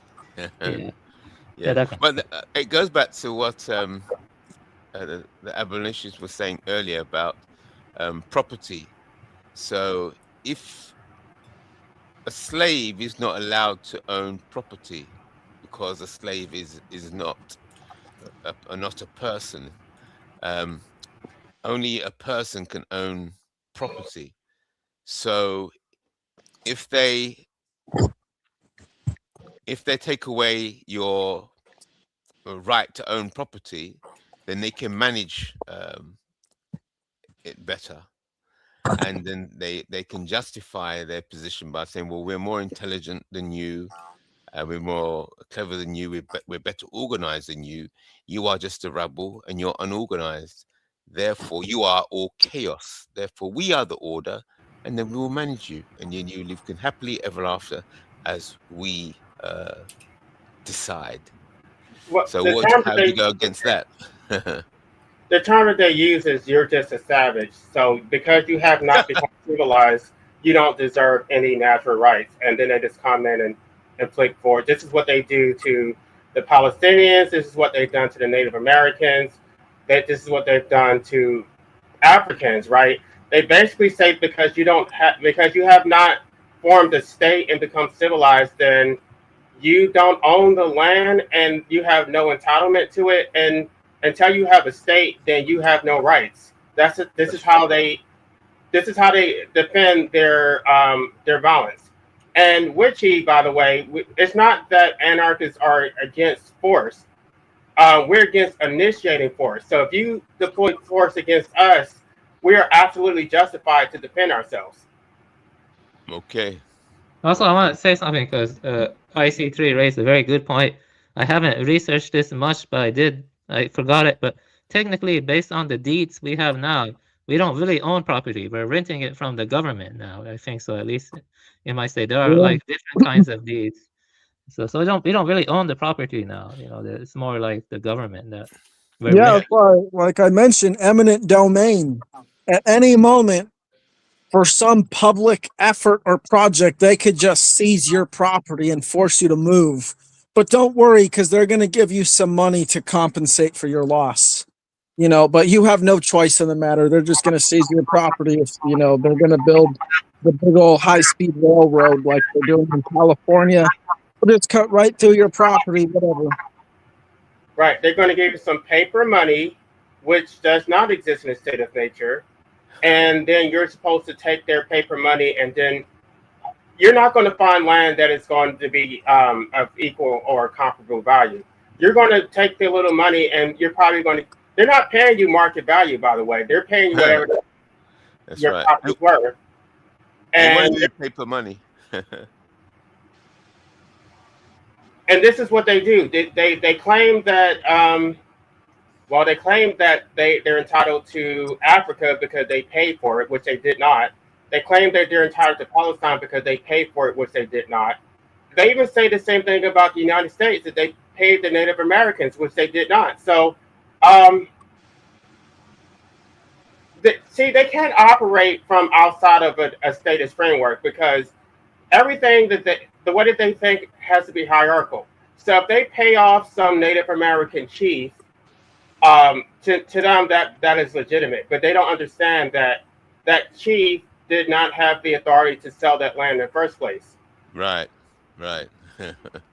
And this thing about money, and you mentioned pay us off with paper money. They're moving to digital now, so we have digital ID, digital money, and the last one which they're just about to bring in now is tokenization. So the tokenization is the digitization of all assets in the world. Everything in the world will have a digital value. So so once they got those three together, then they got it all sewn up. Yeah. Does that So make sense to you guys? Like to have digital money? That doesn't make sense to me. How would that work? Well, just like you have credit cards.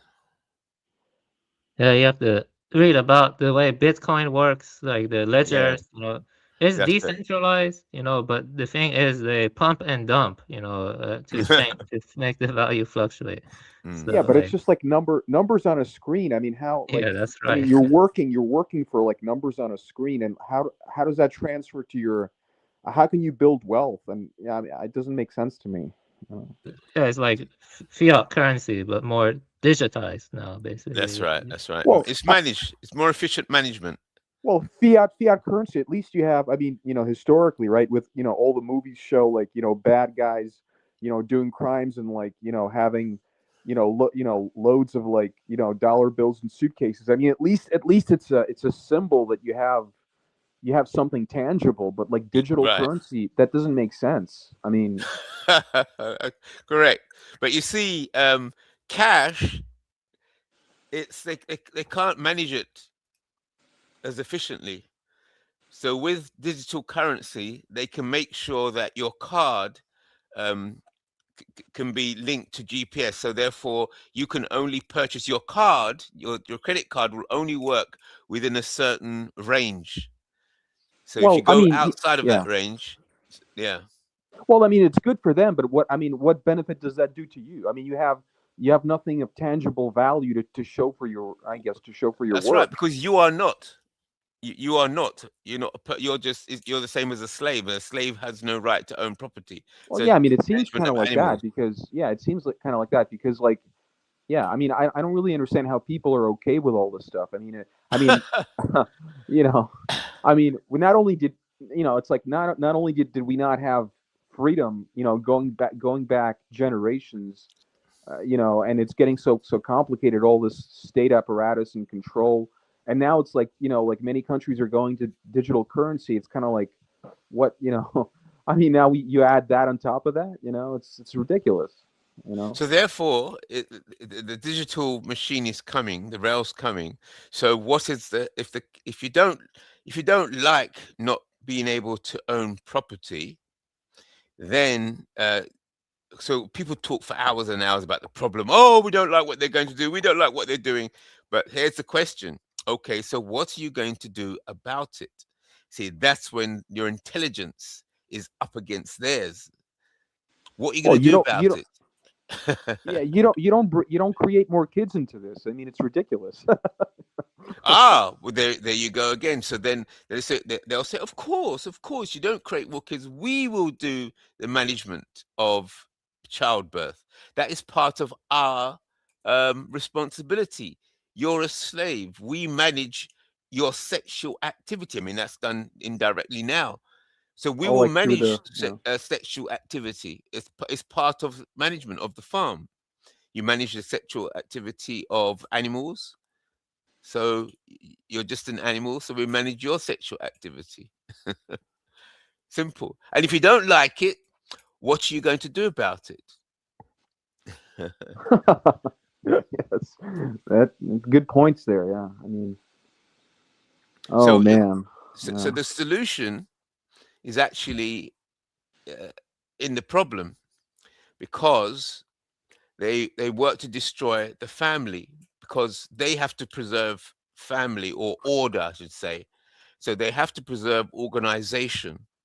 So a group of people have to come together and have to have agreements in order to maintain um, power. So an alternative is when you have other groups of people coming together, then they can challenge that power. But if you're all individuals, then individuals can't do anything. You're just like a unit. You're a unit. But if you have a group of people that Yeah. know how to get themselves together, then they have to think twice. Yeah, when you look to like mythology and or theology at least, like the Tower of Babel story, it's all about trying to get people to conform under one banner of the city and create a hive mind like system. And Yes. the Tower of Babel even looks like an anthill if you look, or a beehive if you look at it, which is just trying to create a uniform population under one language. But Yes. if you go back to them trying to control sex, that is a huge part of what they tried to do, because the ruling class, they look at themselves as order, and they look at the people they rule over as chaotic variables that they have to contain to make more predictable. And this Yes. is reflected in mythology like Egypt, where Ra is basically the god of the pharaohs who represents order, and he battles Apophis. And That's it. Apophis means a population. And the population launches its attack at night when the people are having sex. So they have to contain the people, because when the people are out having sex, they're making more people. And Right. that means more variables that they have to account for. So they got to make them predictable. They got to keep them on these cycles like you're talking about. And Apophis is just basically the uncontrollable monster who they have to continuously battle every night. That's what Ra does. And the Right. ruling class, it's a continuous struggle to make the people more predictable. Yes, They that's don't right. want Apophis. 100%. And that is the ship of Ra, because Ra travels in his boat across the universe, and see, a vessel, a ship is the same thing as an organization. It has people in it. Yeah, there's people out and there's people in. So the people and chaos are one. So if you have an organization, then you can ride the rabble of the mob. You can ride through and not be affected by the mob. And same thing in space. If you've got a starship and you ride through the galaxies, because it's chaos and fire out there and ice. So Yeah. yeah, so it's the same principle. I'm No, just yeah, that's real good about the bark riding the sea of chaos and navigating the false paradigms of the mob. I never thought of it like that. yes, it's ancient wisdom basically. Yeah. What you're saying. Yes. Yeah, you too. That was a good addition. Yeah. But did you know that in the same story,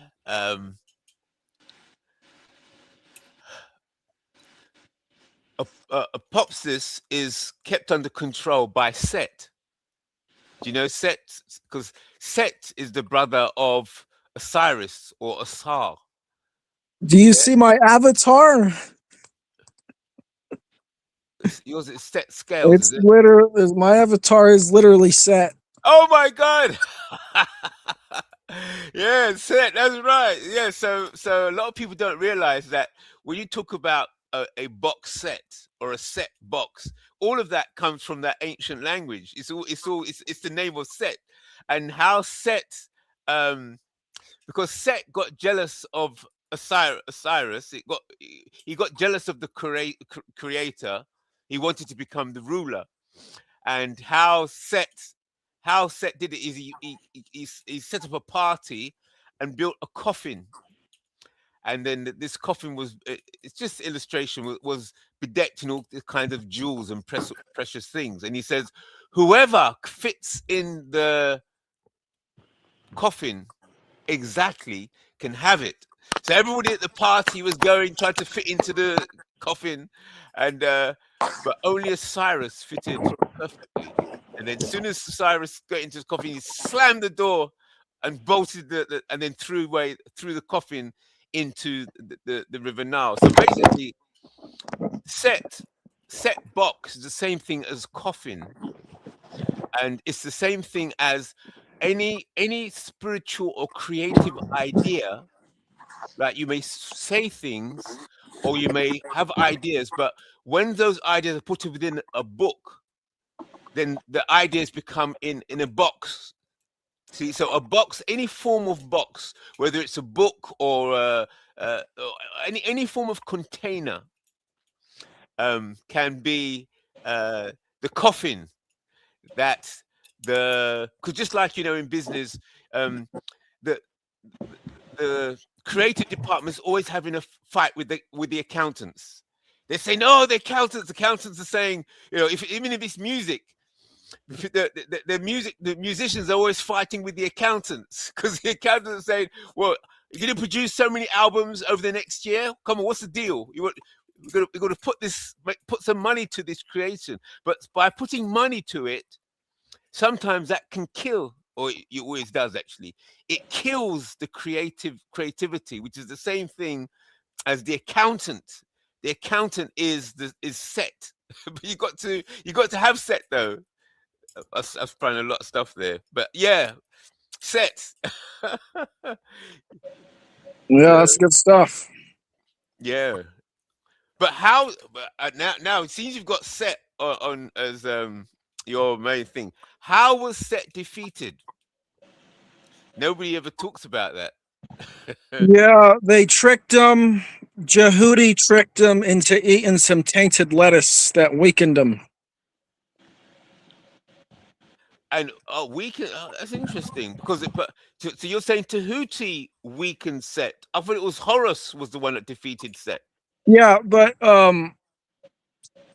Set had devised a plan to defeat Horus because they were going to go on trial before the greater gods, and he wanted to do this by making Horus ingest his semen, basically.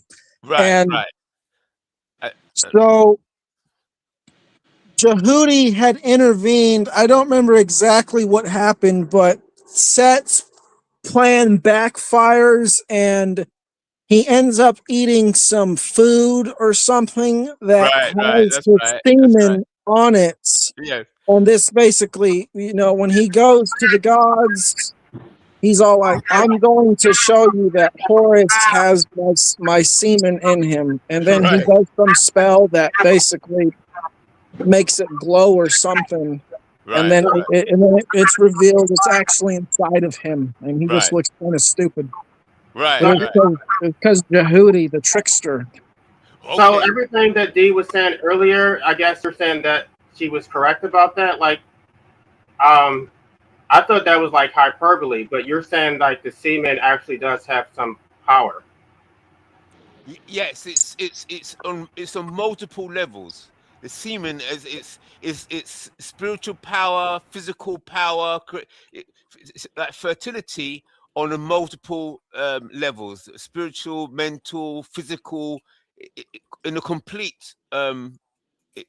It's when it's semen, it's semen as a complete symbol of everything. Yes. So even your creative ideas can produce other ideas. It's fertile mind, fertile. You're fertile in all manners, in all ways. Yeah. So here's a question: why did Set end up working on Ra's vessel, keeping down Apoptosis?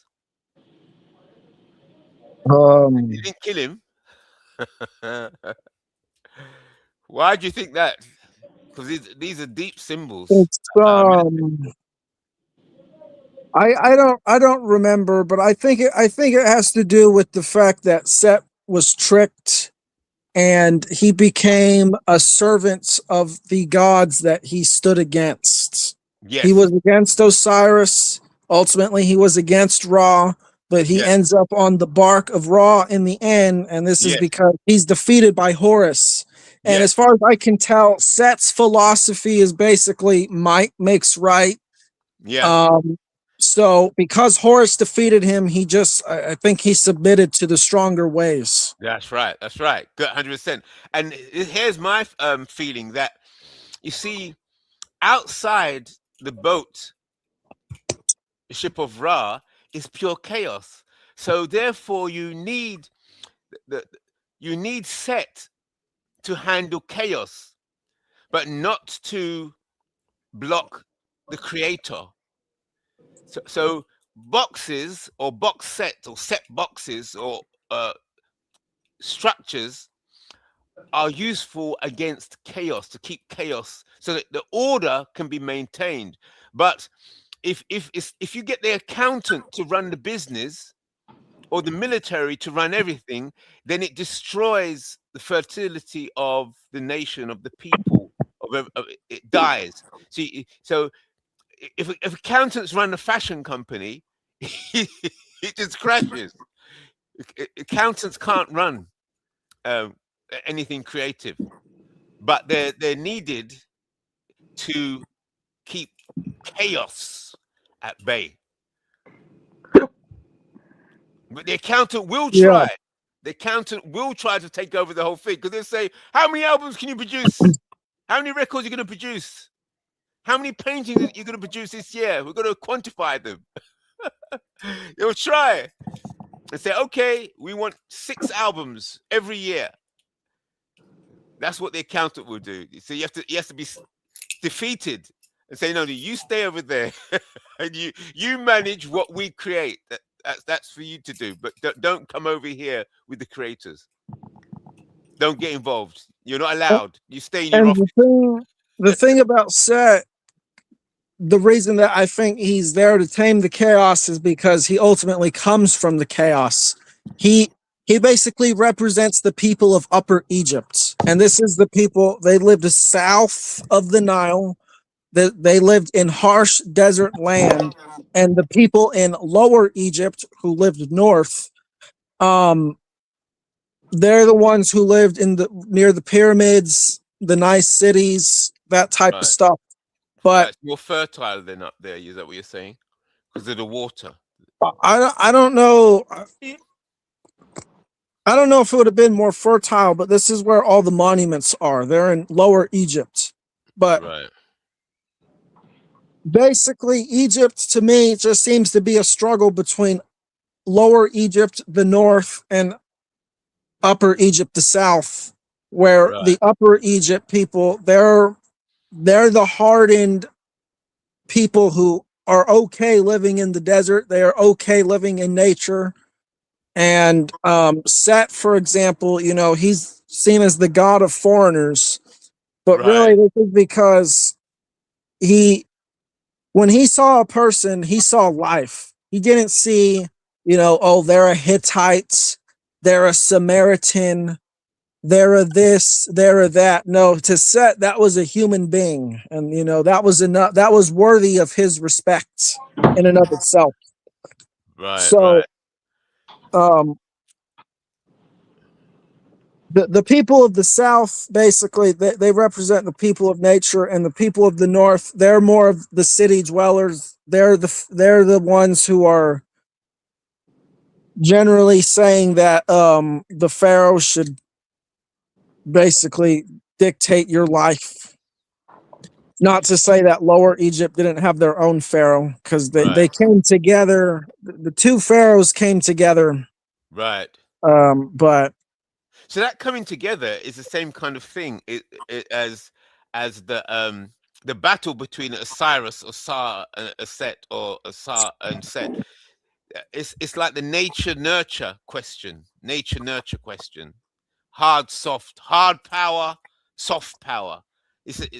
So the hero, the Horus, brings those two into balance, just like you have the right hand and the left hand, nature, nurture, hard power, soft power. So it's all about getting the balance between the resonance between those two extremes.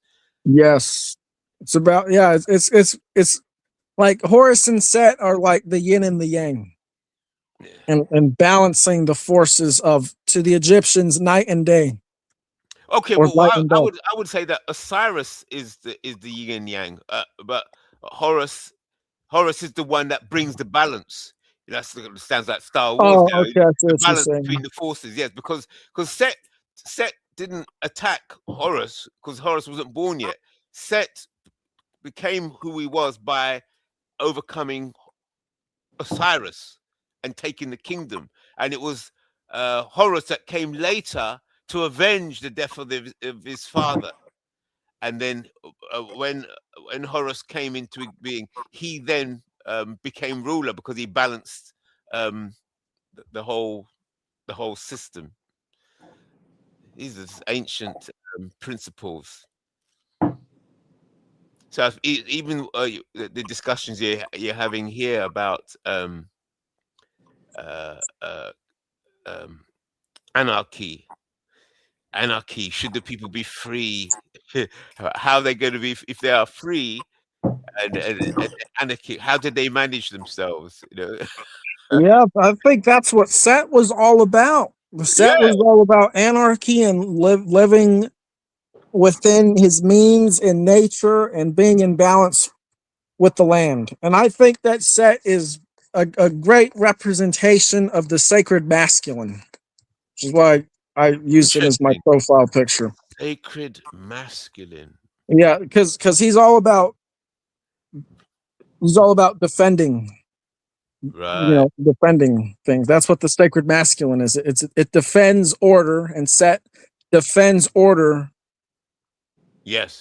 by being the chaos and by repelling the chaos when he's on Raw's bark, like the way you described it earlier, of navigating the mob and shielding yourself of false paradigms and surfing that sea. That was a great, I think, a great allegory. Yeah. So so really Set is like the military. Set is like the police. No, no, no. Set is the anti-police. Set is more like the militia, like we were talking about earlier. The militia. Expound on that. Expound it. Set is like the militia, but not like the police or the military. How do you mean by that? Well, Oh, the you mean like military, uh, yeah. So the military, they answer to a centralized authority who gives them orders. They call it the chain of command. Really, it's a chain of obedience where they do what they're told, and if they do what they're told, they get rewarded.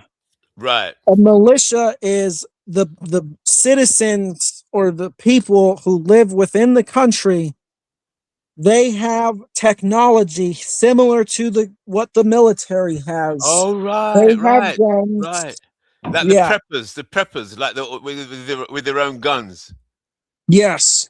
And not Right, only that, but they know how right, to use their guns. They know how to right. maintain their guns, and they know how Okay. to Yeah, coordinate with them in like a scale, like 50 or 100 or 1,000 people or whatever coordinating. right, right. That's This interesting. is a That's militia. interesting. Right, right. Yeah. Yeah, because there's small bands and you can't really there's no central way of taking them out. They can just yeah. They've all Yeah, got their guns. They've all got their guns. And they all know and they train their children as well. And yeah. they're always out camping, preparing. That's right. Preparing for civil war. Well, Preparing. no, it's not civil war. That would be what prevents civil war. I would say is people being responsible Right. enough to defend themselves instead of relying on police or military. Right. Right. Yeah, that's it. Yeah, so it preserves total chaos because in that complete order, in a strange way, it brings about chaos because if you're saying the militia, they're bands of people that have the same ability as the military, and then they're keeping the military and the police in check to stop them overreaching. The overreaching of order must mean chaos. That's why you need that militia there to stop the. Well, really, I mean, if the militia was really enforced, there wouldn't even be a need for a military or police. Like Oh, they wouldn't exist. Like the people who make up the police forces and military forces, instead of being part of the military, they would be part of the militia. oh, right. Oh, yes, that's very much like the Swiss, isn't it? That's because Switzerland is I supposed to be don't like know. the center of all the world. Like the city of London, New York, and Switzerland, all the banks there and so on. And every Swiss citizen has a gun. Everybody has a gun. It's like everybody has to, yeah. So the whole nation is an army already. Oh, that sounds nice. Yeah, Uh, so that there- message made me think what you said sounds just like Switzerland because they all have to, as you know, they all do hiking in the mountains with their guns. So from children, from school, right the way up, and then when they've done their military service or hiking up and down the mountains with their guns and so on. They must take their weaponry home. So it's a constant state. Yeah, it sounds like you're describing, yeah, the Swiss. Sounds like the Swiss is the nearest to what you described there. Yeah, everybody has a gun. Nice. And I suppose that's Someone why else. they're the most I don't stable. know. If someone else wants to talk. I've been going for a bit. Okay. That's not true, actually. Can you hear me? Yeah. Yeah. Yeah. I mean, even in the United States, not everybody has one because it's permission. So you have to go through a process. I'm sure Switzerland is even stricter than the U.S. But most people do anyway. But yeah. Yeah. Let me do a search on this. See if it's true. How? Let me do my AI search. Do the Swiss have more weapons per... There's no way they have more weapons than the U.S. I know. I mean, per head of person. No, I don't think so. Right. Last I checked, the U.S. has 89 guns per 100 people. Wow. Yeah, it's a whole lot. Oh, it says Switzerland has 27 to 30 guns per 100 people. United States has 120 guns per 100 people. Yeah, God. Wow, you're right. But Yeah. 120 guns per 100 people. That means, geez, everybody has more than one gun, technically, Oh, X3, but you have to consider X3, but that's not really the whole picture. You have to consider that most of those are basically in the hands of like a pretty small minority of people in the Right. United States. So basically, the collectors, the so-called quote unquote gun nuts, and I would say that most Americans are not really passionate at all. I would say like at least 50%, or maybe what is it, 40 to 50%, they don't care either way. They're okay with gun control laws. They don't oppose it. They don't oppose it at all. So it's only a small minority that seems to be passionate about it. I mean, supposedly, and a relatively small minority that is against it. So that's pushing for very strong gun control all the time, or that's in favor of it anyway. Yeah, it says there also Switzerland's high rate of gun per people comes from its militia system, where many citizens keep service rifles after training. See? However, gun ownership is strictly regulated and gun violence is much lower than in countries like the US. Ah, you see? So I was right. Yeah, see the Switzerland's their whole attitude to guns, even though it seems only 27 to 30 guns per 100 people, but their culture, their gun culture, is different from the United States. So maybe you have a small group of people with a whole leap of guns in the United States, but they don't they have no gun violence because all the citizens keep their service rifles. So they all have to go into military service. Switzerland's high rate comes from its militia system. So it's a military state with many citizens, where many citizens keep their service rifles after training. Yeah. But it's not, yeah, but that system though, just like in the United States and Switzerland, it's basically a system where, I mean, the government controls the laws, and it can theoretically, I mean, it could disarm the population, either either at once or through a period of time. So the citizens, they don't really own. I mean, there's not really like a gun culture per se in that sense, because it's all kind of controlled by the state, like, as to like who owns it, under what conditions, and things like that. You mean America? You're talking about? Well, both in America and in Switzerland. Yeah, but the state. I mean, there seems to me a different tone. The malicious system. It's like the state. I get the feeling that the state forces the people in Switzerland into military service, but yet after they finish their military service, they take their rifles home with them.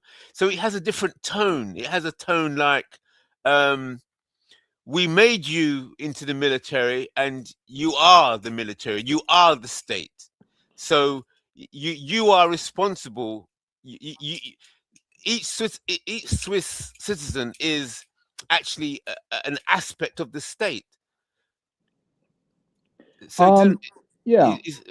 in contrast to America, where there's a lot of gun violence, and I would like to mention that I think it would be possible to make a world where we would not need all this military technology. Yeah, I just want to push back against us being a part of the state. who's the us? Who's us? I don't think I said us. I'm talking about the social contract.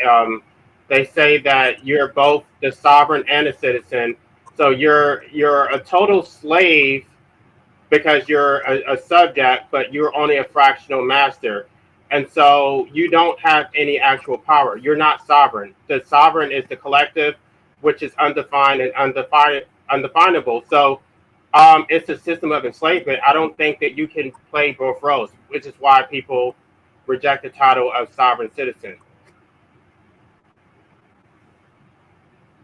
Sovereign citizen. Well, Switzerland seems the nearest to that, if it was possible. Sovereign citizen or denizen. Oh, what's that word mean? Denizen again. I've forgotten what it means. It's almost like saying you're a sovereign slave. If you're a slave, you're not sovereign. Denizen. Because citizen implies that the city owns you, or you belong to the city, or you live in the city, or you have some kind of reliance on the city to live. So sovereign implies you own yourself. Who owns you if you're a sovereign citizen? Well, how about sovereign citizen? I only found out that word recently, actually. Denizen. Have you come across that word in contrast to citizen? I'll put it in the side chat. Well, there's a YouTuber by that name. I don't know how he uses it. Yeah, I'll put it in the chat to look it up. Denizen in contrast to right now. Denizen means a citizen or a city dweller, inhabitant, especially a legally established inhabitant of a city or borough. A citizen as distinguished from a non-resident, native, or foreign speaker. And this is from the early 15th century Anglo-Saxon denizen. And then there is an Old French for the word denizen, which means one within, or the privileges of a city or franchise, or opposed to a foreign one without. And it comes from Deans, or D-E-I-N-Z, means within, side, within or inside, and from D, which means from. So the word denizen means from within or from inside. But the way it's applied here in the later definitions, it means that you're a legally established inhabitant of a city. So I don't know if it means that it comes from within inside, that you own yourself and your sovereign authority comes from within, then yeah, I agree with that. But the way it's used, this city nonsense, no. And that's from Etymology Online. I'll put the link where I got that from right now.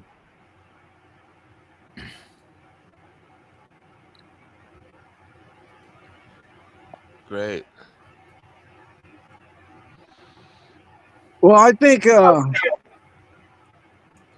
etymology is important. You know, it's because the English language is inherently deceptive. It's a bunch of word magic that means one thing, but you're saying something else, and yeah, it's just not very good. And then the word magic and Yeah, morality is the foundation of all states. Really, it's always in the realm of the religious or spiritual. And when you move into the realm of the spiritual, you move into the realm of belief and ethics, and so it's a murky world. Then it has to be solidified. That's what I suppose when it moves into set. How do you actually organize something to make something real and solid? But it has to come from that chaos, from that softness. yeah. And then you solidify. Then you have a state. Then you have the beginning of a nation. Then yeah. I'm wondering, is Avian there? Yeah, I'm here. Yeah. Uh, do you have any thoughts? I don't know what just As a happened. Is everybody Buddhist, still here? Yeah, I am. What are your thoughts, Avian? I'm curious. as a Well, Buddhist, I'm here too. yeah, I'm listening. You know, I don't really have much to add right now. What do you want me to comment on specifically? Or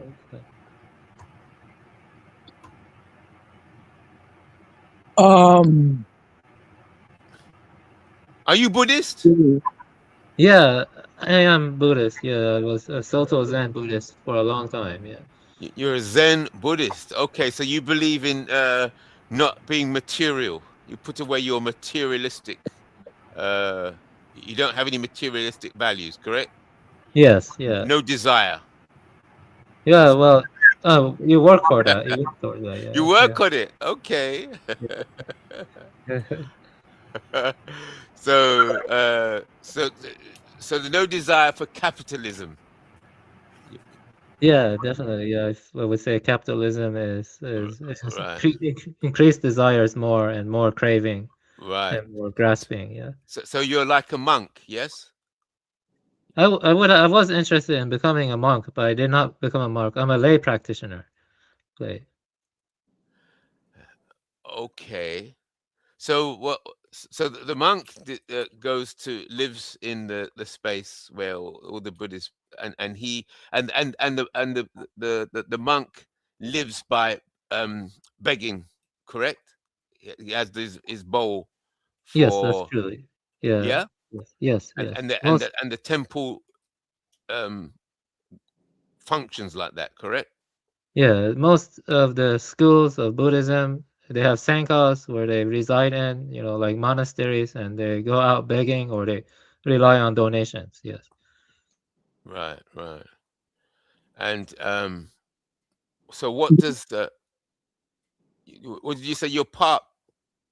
You're halfway between the monk and let's say the ordinary secular person, correct? Yes, that's a lay practitioner. Yes, yeah. Lay practitioner. So what does the lay practitioner do then? Do they Uh, give half their salary? They work, make money, but give half their salary to the monastery. What does it mean to practice? To be well, halfway between the two? I have donated to my Zen center a couple of times, but mainly in A my couple of school, which is times. called Soto Zen, we do what is called Zazen. It's a kind of meditation. And I do Zazen a bit every day, and I also recite, some stuff from the sutras and stuff like that.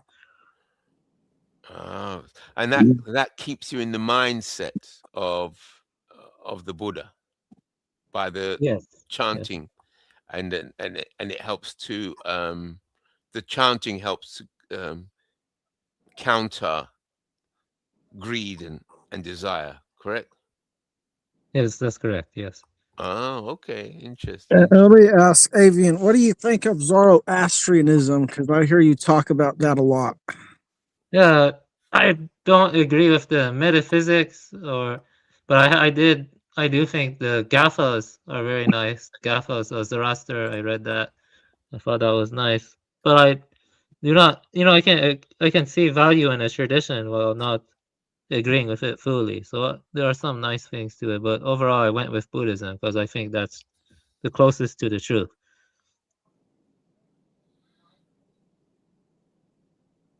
What is the truth? Yeah, I would say that, well, based on my tradition, I would say it's called suchness, Suchneess. Yeah, suchness, and it's Suchness. basically, yeah, it's basically things as they are prior to imposing any conceptual schemas on them. It's like a awareness that is formless. And signless. It has no signs. If you let go of all grasping and all craving, there's a It's kind of, chaos, is it not? The yeah, I way wouldn't say you're it's describing chaos. is chaos. Let go of everything. That's no order. That's chaos. I would say that on that level, it's hard to distinguish Huh? order from chaos. It's more like it's unformed, or it's more like non-abiding Unformed. awareness, formless. Yeah, It's about formless. finding emptiness, right? Right, Avian, Yes, finding yeah, emptiness. yeah, that's right. Emptiness. Yeah, it's empty. Now, you see what I consider emptiness, Avian, like space, they would say is empty. Scientists would say space is empty. But I would think it's just a destructive wave function, right? You know what that is? Yeah, collapse of the wave function. Yeah, Yeah, I mean, if that's space, then space is like what TML says. It's just infinitely dense. But the reason it appears empty is because the waves are just perfectly canceling each other out in equilibrium. So this is what I consider emptiness, and I call it wholeness because I think yeah, that it's whole. yeah. Well, Things. What's see that? Yeah. the thing is, the Zen sutras, they play with paradoxes a lot. They say form is emptiness, emptiness is form. That's from the Heart Right. Sutra. Heart Sutra. So I would say that you are correct to a large extent, but you got it's very complex to convey, though. It's kind of Form is paradoxical. emptiness. You just said form is emptiness. Emptiness is form. Is that what you just said? Yes, yes, Right. So that's similar to in the play between chaos and order, isn't it? yes. That's correct Hard, too. soft, yin and yang. So all this resonance back and forth, it comes into balance between, it's the same thing as Set and Horus. No, Set and Osiris, Osar. See, it's all the same fundamental um, physics or science or philosophy, Yeah, spirituality. we have the meditation called Zazen. When you sit in stillness and silence, it balances those opposites. When your spine is vertical and you're straight and you're breathing properly, so it's like balancing those opposites of chaos and order, or form and emptiness, and to some extent, yeah. Mm, interesting. And then how so the concepts of finance, because we talked about finance, digital currency, paper money, and so on, fiat currency, and so on. Where does finance fit in your worldview? Me, Nonsense.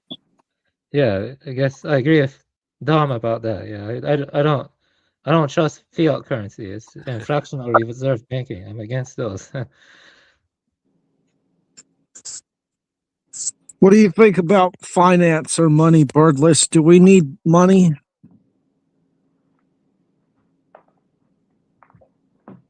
I don't know if he's there. You see, Oh, the are you way, talking? Yeah. yeah. Do you think we need money, or what do you think of money?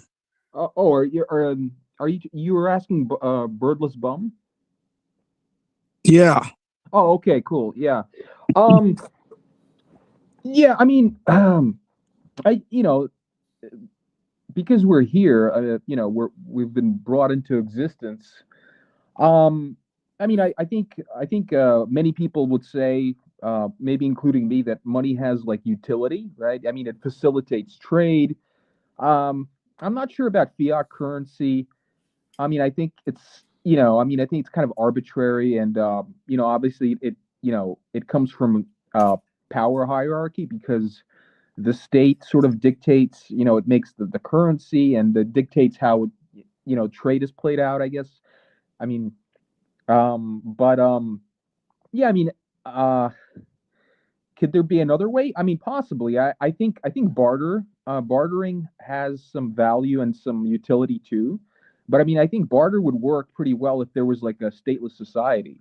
I mean, that would, because that's like a kind of like a direct trade of valuable items or concepts or something like that.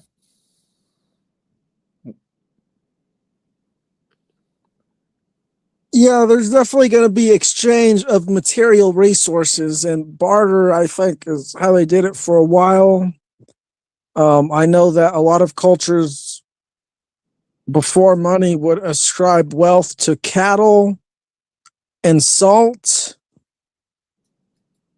But as far as money goes, all it is really is just talismanic pieces of paper magic, and it's convinced people to give up their real life energy, their time, and their attention to get Yeah. pieces of paper. I mean, yeah, that makes sense. Yeah, I would say, like, I agree to a large extent. I mean, it's like, I mean, because a lot of the I mean, you can even extend this to capitalism kind of by itself. I mean, from from the small currency, everything that has to do with money, from currency up to the very kind of pillars of capitalism. I mean, a lot of it is just symbolic, right? I mean, there's not like, because like cash and a lot, like digital whatever currency, like loans, things like things that you can't really feel, that are kind of ideas. They're kind of intangible and they're symbolic, which means that, right? I mean, it doesn't really make much logical sense. I mean, unless of course you look at it, sort of, you look at it from, like from the a vantage point of the state. um it's I think it's also kind of like a control mechanism too, right? Within the system of the state. Okay, because there's no direct exchange of you know now, I mean, if we had like if there was like some kind of anarchist or kind of voluntary society, probably people would, I'm not sure. I mean, it could be that maybe there wouldn't be a goal of people to get rich, and at least not nearly as much as, like, let's say, in the current world paradigm, right? Um, and yeah, I mean, uh, money could also be looked at as kind of like an animalistic extension. It's like,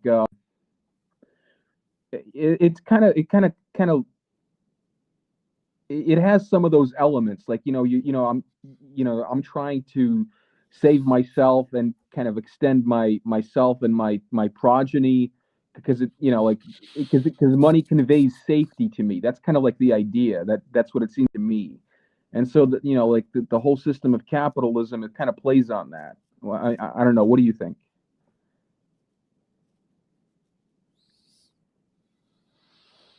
I don't know if someone else I, wants to answer.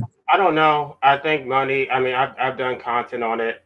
I think first of all, the fact that we don't have money, we have currency, and the only reason it has value is because of force. That's just the reason why we have all these wars, so that they can go around imposing their centralized banking systems and forcing them to accept the US dollar as the gold standard, which allows us to rate their countries of their natural resources and labor. um, I'm not even sure why Trump needed to impose tariffs, because all he would need to do is to manipulate the dollar, which I understand he does not control that directly, but through the Federal Reserve, um, they would. If you manipulate the U.S. dollar, those countries would actually pay for it. But when you impose a tariff, it's the American people who pay for it. So for him to lie and say that these other countries are paying for it, um, either he doesn't understand economics or he's just intentionally being deceptive. Um, I don't like money. I would like to get into a bartering system. This is Yeah, my critique of libertarians, by the way, because libertarians act like they're anti-status, but they're not, because their capitalism depends on the monetary system, which is imposed through the state, and their property rights, which are imposed through the state. yeah, Who's I are they? 100% agree with you on that. Yeah, I want to add some stuff because what you had to say was very good. Forex is just basically gambling. Like they're gambling with, currencies, and the valuation of them is made that way. And I would say the whole global economic system is rigged with stuff like IMF, World Bank, and other similar stuff. And ultimately, the thing is, it's very disastrous. Like in Vietnam, or they cut down a lot of primeval forests to make room to grow trees, then to export the rubber to other higher developed countries. And they do that because their state, or the global multinational system, is being imposed on them. So they're pressured to increase their GDP and Right. stuff like that. GDP is just an arbitrary number. It doesn't really it doesn't really measure anything truly good, like the welfare of the people or the earth. So I would agree with you that ultimately, you know, um, the whole system is rigged to just make the banksters more powerful and stuff. So who are the they? So the they, I assume you'd be saying, would be the West, correct? Because they I run the think SWIFT system. I Yeah. think There's the nothing more. There's no greater power than the West at the moment, correct? yeah, Well, but specifically, it's the United States. yeah, Right, right. So the United States is an aspect of the West. You have the United States, Europe. I mean, It's Rome. all Europe. It's Rome. Rome. Rome. Absolutely. Vatican, the Catholics. I'd say they're the most powerful organization on the planet, but they're currently in competition with the Zionists.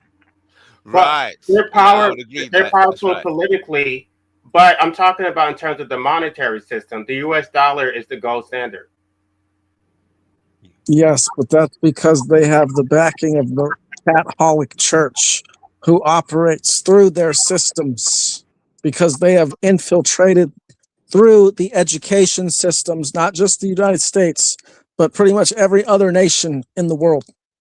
So who controls the actual financial system? Because it's a SWIFT system. All the big transactions go through SWIFT and the dollar, right? But who's behind the dollar? Is it the Zionists or is it the Catholics? Is it Rome or is it the Jews? That I'm fight's gonna been going say on it's for the ages. Jays. I'm gonna say it's the Jays I because think it's it's set up They by a beat bunch of private banksters, and that's more of a J thing in I connection was with the I was Wales. prepared to not talk about that because I did a whole live stream and they took my live stream down. right. Okay. They Oh don't my want us God. talking about stuff like that. Right. Okay. That's right. They, you see, yeah. So we don't want to talk about the they. But sooner or later, it's like, like in the movie The Matrix. I don't know if you've seen the movie The Matrix. It says, sooner or later, you're going to have to face the agents. Sooner or later, we're going to have to be dealing with the they.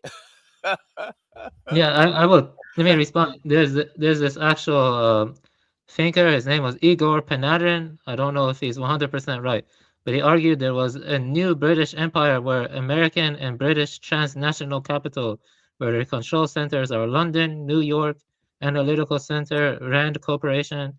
And so I would say it's more like a network where probably Britain ties into maybe, I don't know, some rich, powerful figures in America, and then maybe the Vatican or some other stuff. So it's more like a network that they Yeah. sustain.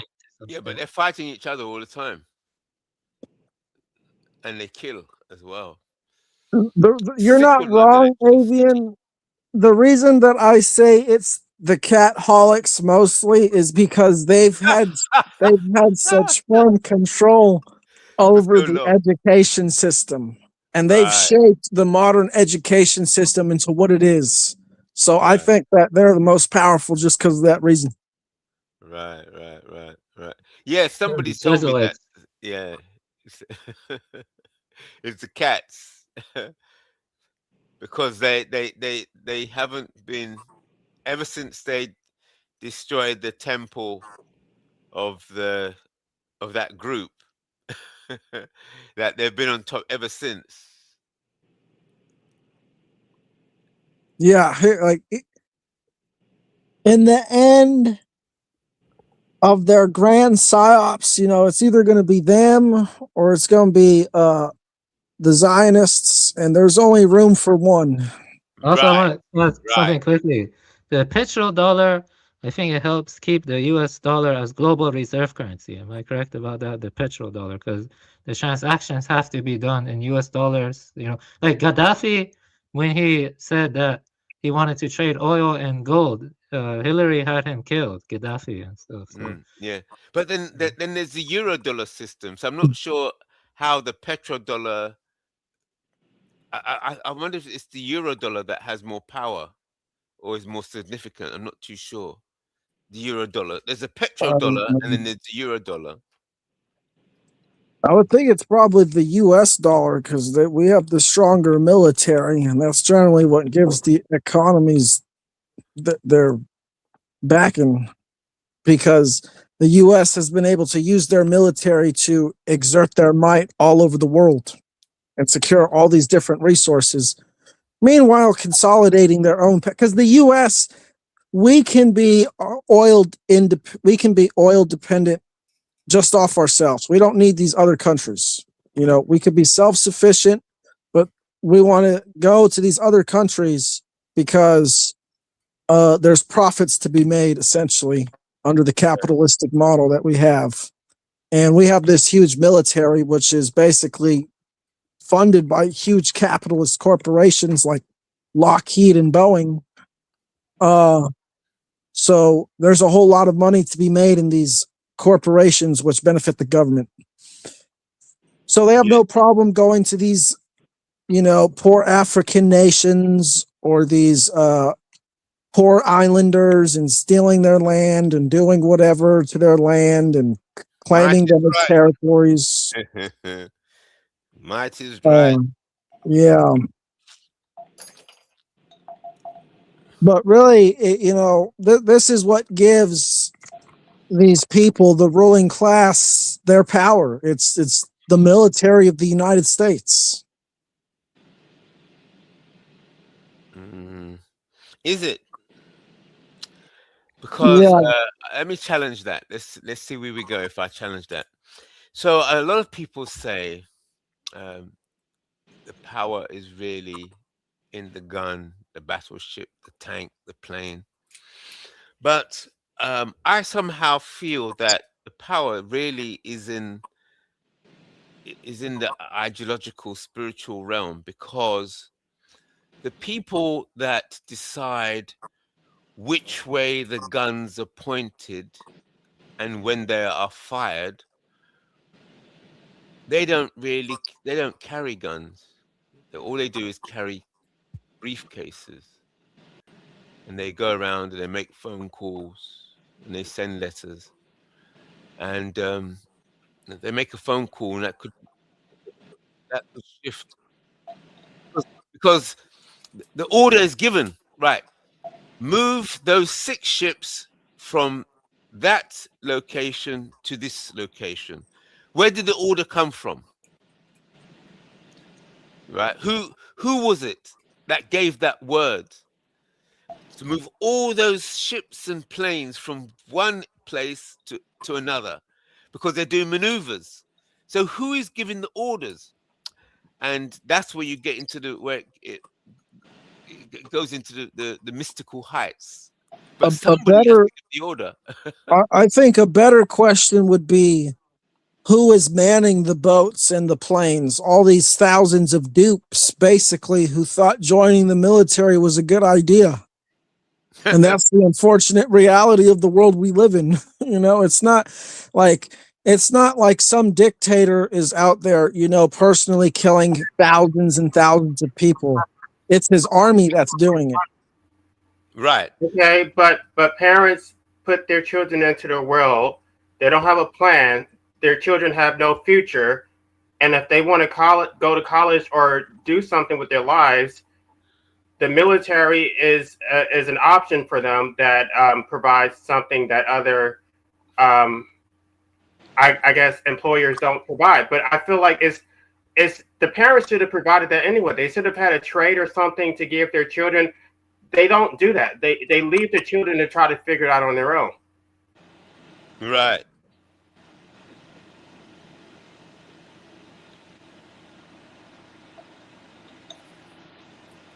I mean, I Yes. served in the military. At the time, it was the best option for me. My parents did not have a plan for me.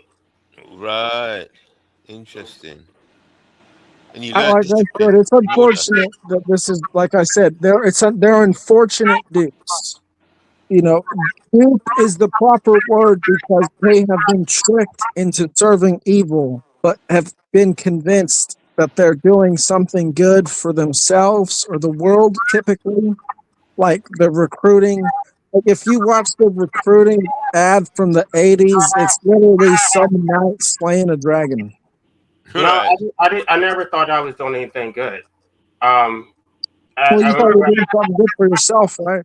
when I was in basic training, they basically said you're a trained killer, and you thought you were here for education money, and that's not what you're here. And I just tuned. There was a colonel who was telling us this, and I just tuned them out. I'm like, that's what you say. I'm here for the money, so and I don't care what you say. I'm going to get what I can get out this, and then I didn't see myself as a killer. Like it's especially these wars of aggression. It's one thing when you're defending your country, but when you're just going around just starting wars and taking shit that doesn't belong to you, Right. I didn't sign up for that. Right. So I take it you weren't in the army then, the Marines? I was in the army. Oh, you were. Oh, wow. Wow. You got out? I got out. Yeah. Wow. Well, how do you get around not being a killer if you're deployed to combat? I probably shouldn't talk about that, but yeah. Well, you don't have to answer. But I'm just wondering. I mean, because I get denying it afterwards, but this is why I didn't join the military. Because if I would have went in and I knew better, I would have to carry that karma with me. And this is what kept me from joining. Well, I didn't have to kill anybody, so there's that. Well, that's good. Oh, LA, I just wanted to say that I think it's amazing that you went into the military and you kind of came out of it and became an anarchist and an anti-natalist. I think that's very commendable. Right.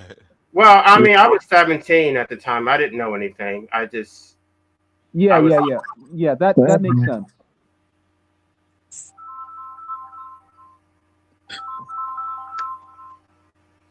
what? Yeah, Just 1 second. I gotta answer the phone. military is a touchy subject. I would say that most people in the military don't even want to be there. It's because the state, or the corrupt, powerful people just make life more difficult for others, like with the growing wealth income disparity. So people get desperate, and and then the military, I don't even think the people, it's like, so that's it. Yeah. So you can't really like blame the average military man or something. It's That's more right. the It's system. management, people management, the management of the people. So it's management of, it's just management. You have guard dogs on the farm, and you have farm animals. You have sheep dogs. So the sheep dogs, I suppose, would be like the military, and then you have the farm animals.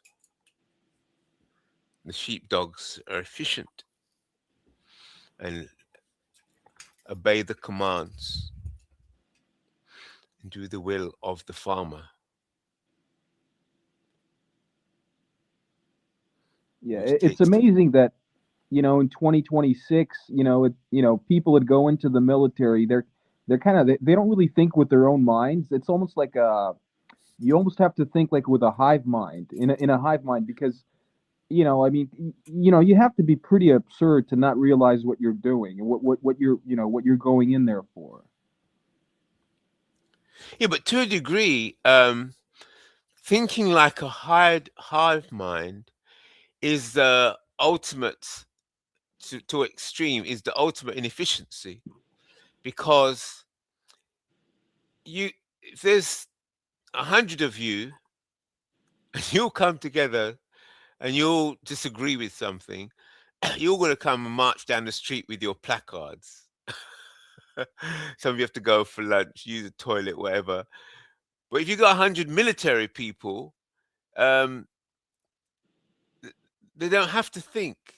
They're following orders, and then that 100 could easily crush. That 100 professionals can easily crush you 100 free-minded people, because you're just a rabble. You're just a rabble of chaos of individuals with your Well, own personal here's the feelings. problem.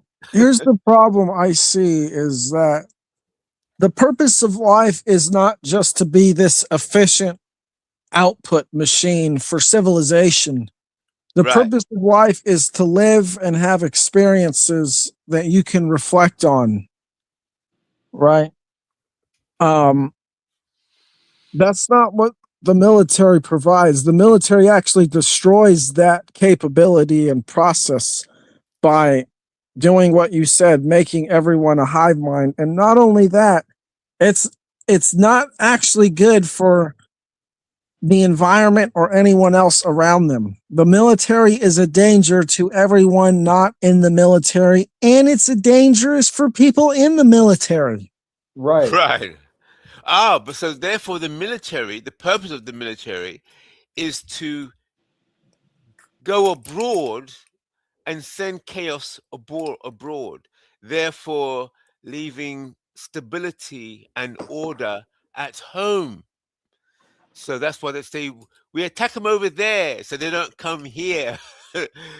So the military is to be sent out in order to preserve the order that is behind them and to cause chaos ahead of them. So all those other orders are crushed. So if your military is superior, Mike is right. If your military is superior, then you spread chaos elsewhere whilst maintaining the order behind at home so that your children and society can prosper. So your order must be superior to all other orders. In order to do that, you've got to use the military to spread chaos in the other orders, but protect your order. So yes, it makes sense what you're saying. Yeah, so that's that. But in order to protect efficiently, um, there has to be the hive mind. The military is most effective the way by having absolute order, absolute hive mind. Well, here's the one weakness, or I'd say the biggest weakness of the military, is by having this hive mind, if the central command surrenders for any reason, the whole structure falls apart. But under the militia that I described, where there's a decentralized war power essentially dispersed all over a nation or landscape, forcing one of these militias to surrender does not mean that you won the war. Right. And not only this, if the people are ungovernable, there's no point in even trying to conquer them because they're going to be worth more trouble than their gain. That's right. That's right. Yeah, I mean, like, you can look to the Romans and the Germans, for example. Like the Romans couldn't conquer the Germanians, not Germans, the Germanians, but because they were too resistant. Right. So they just left them alone. Had some border skirmishes here and there, but But the Germanians became Romans themselves, didn't they? So you can't beat them, join them. So the Germanics, they're the Romans now. They're running the Roman system. They're running the West. Right, and I talked to people about this, how there was a lot of anti-German sentiment. They don't know about this because, history goes to the victor, but they don't know that there was a lot of hatred against the Germans for being these so-called warmongers, even though they didn't even start those wars. They were just defending themselves from aggression. Right. And they got blamed for a lot of stuff, and people hated the Germans. And so they look at the Germans as being these aggressors, and it's like, it's not even true. Right. The aggression came from the Middle East, came from the Mediterranean. The Middle East and the Mediterranean. All the orders came from there. Rome, Islam, Judaism, Zionism, Christianity, all from the middle.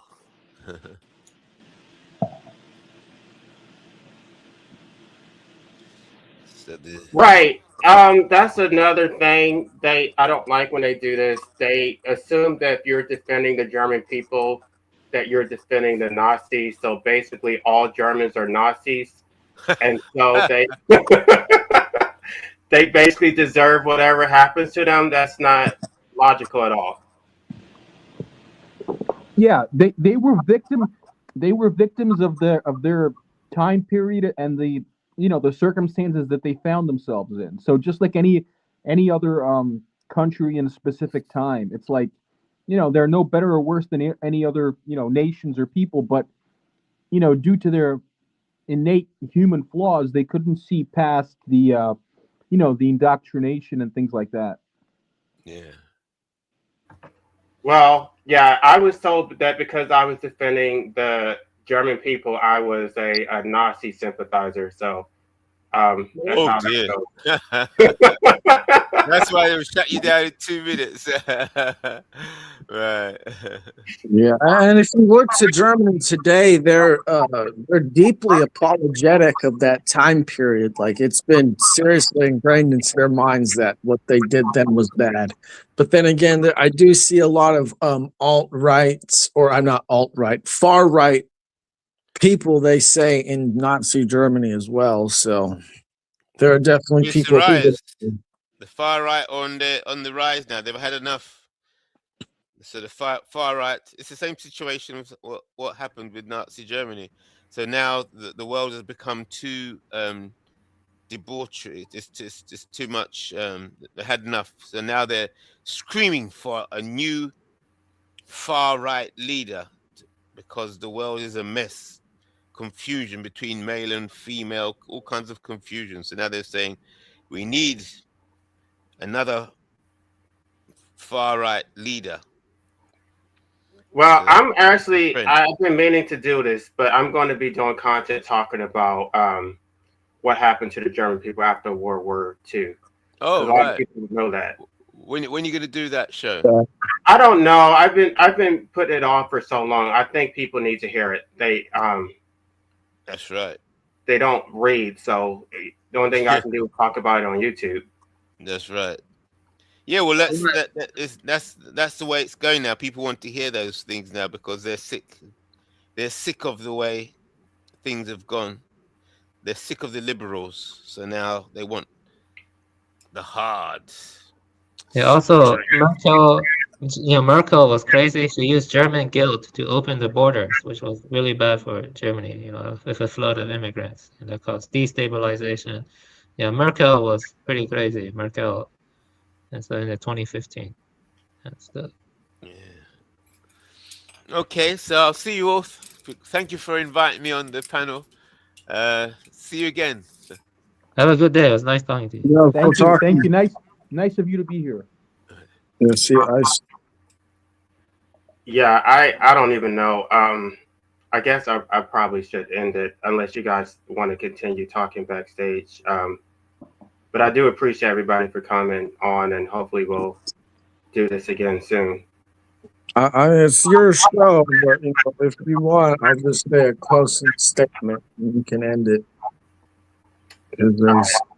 But anarchy is just basically based in the voluntary consent of all individuals and removes the people who think that they have some sort of legitimate claim to tell others and coerce others how to live their life. This is what anarchy rejects. It rejects people who have some sort of God complex, because that's what it really is. Because these people have the ability to tell people how to live their life because they command an army or a police force. This is what's rejected. It's not rules. It is adherence to natural law and the natural hierarchy, not the man-made hierarchy backed by coercion. Yeah, Okay. I'm gonna go ahead and end it, and I guess we can continue talking backstage. Yeah, that's fine. All right. Oh.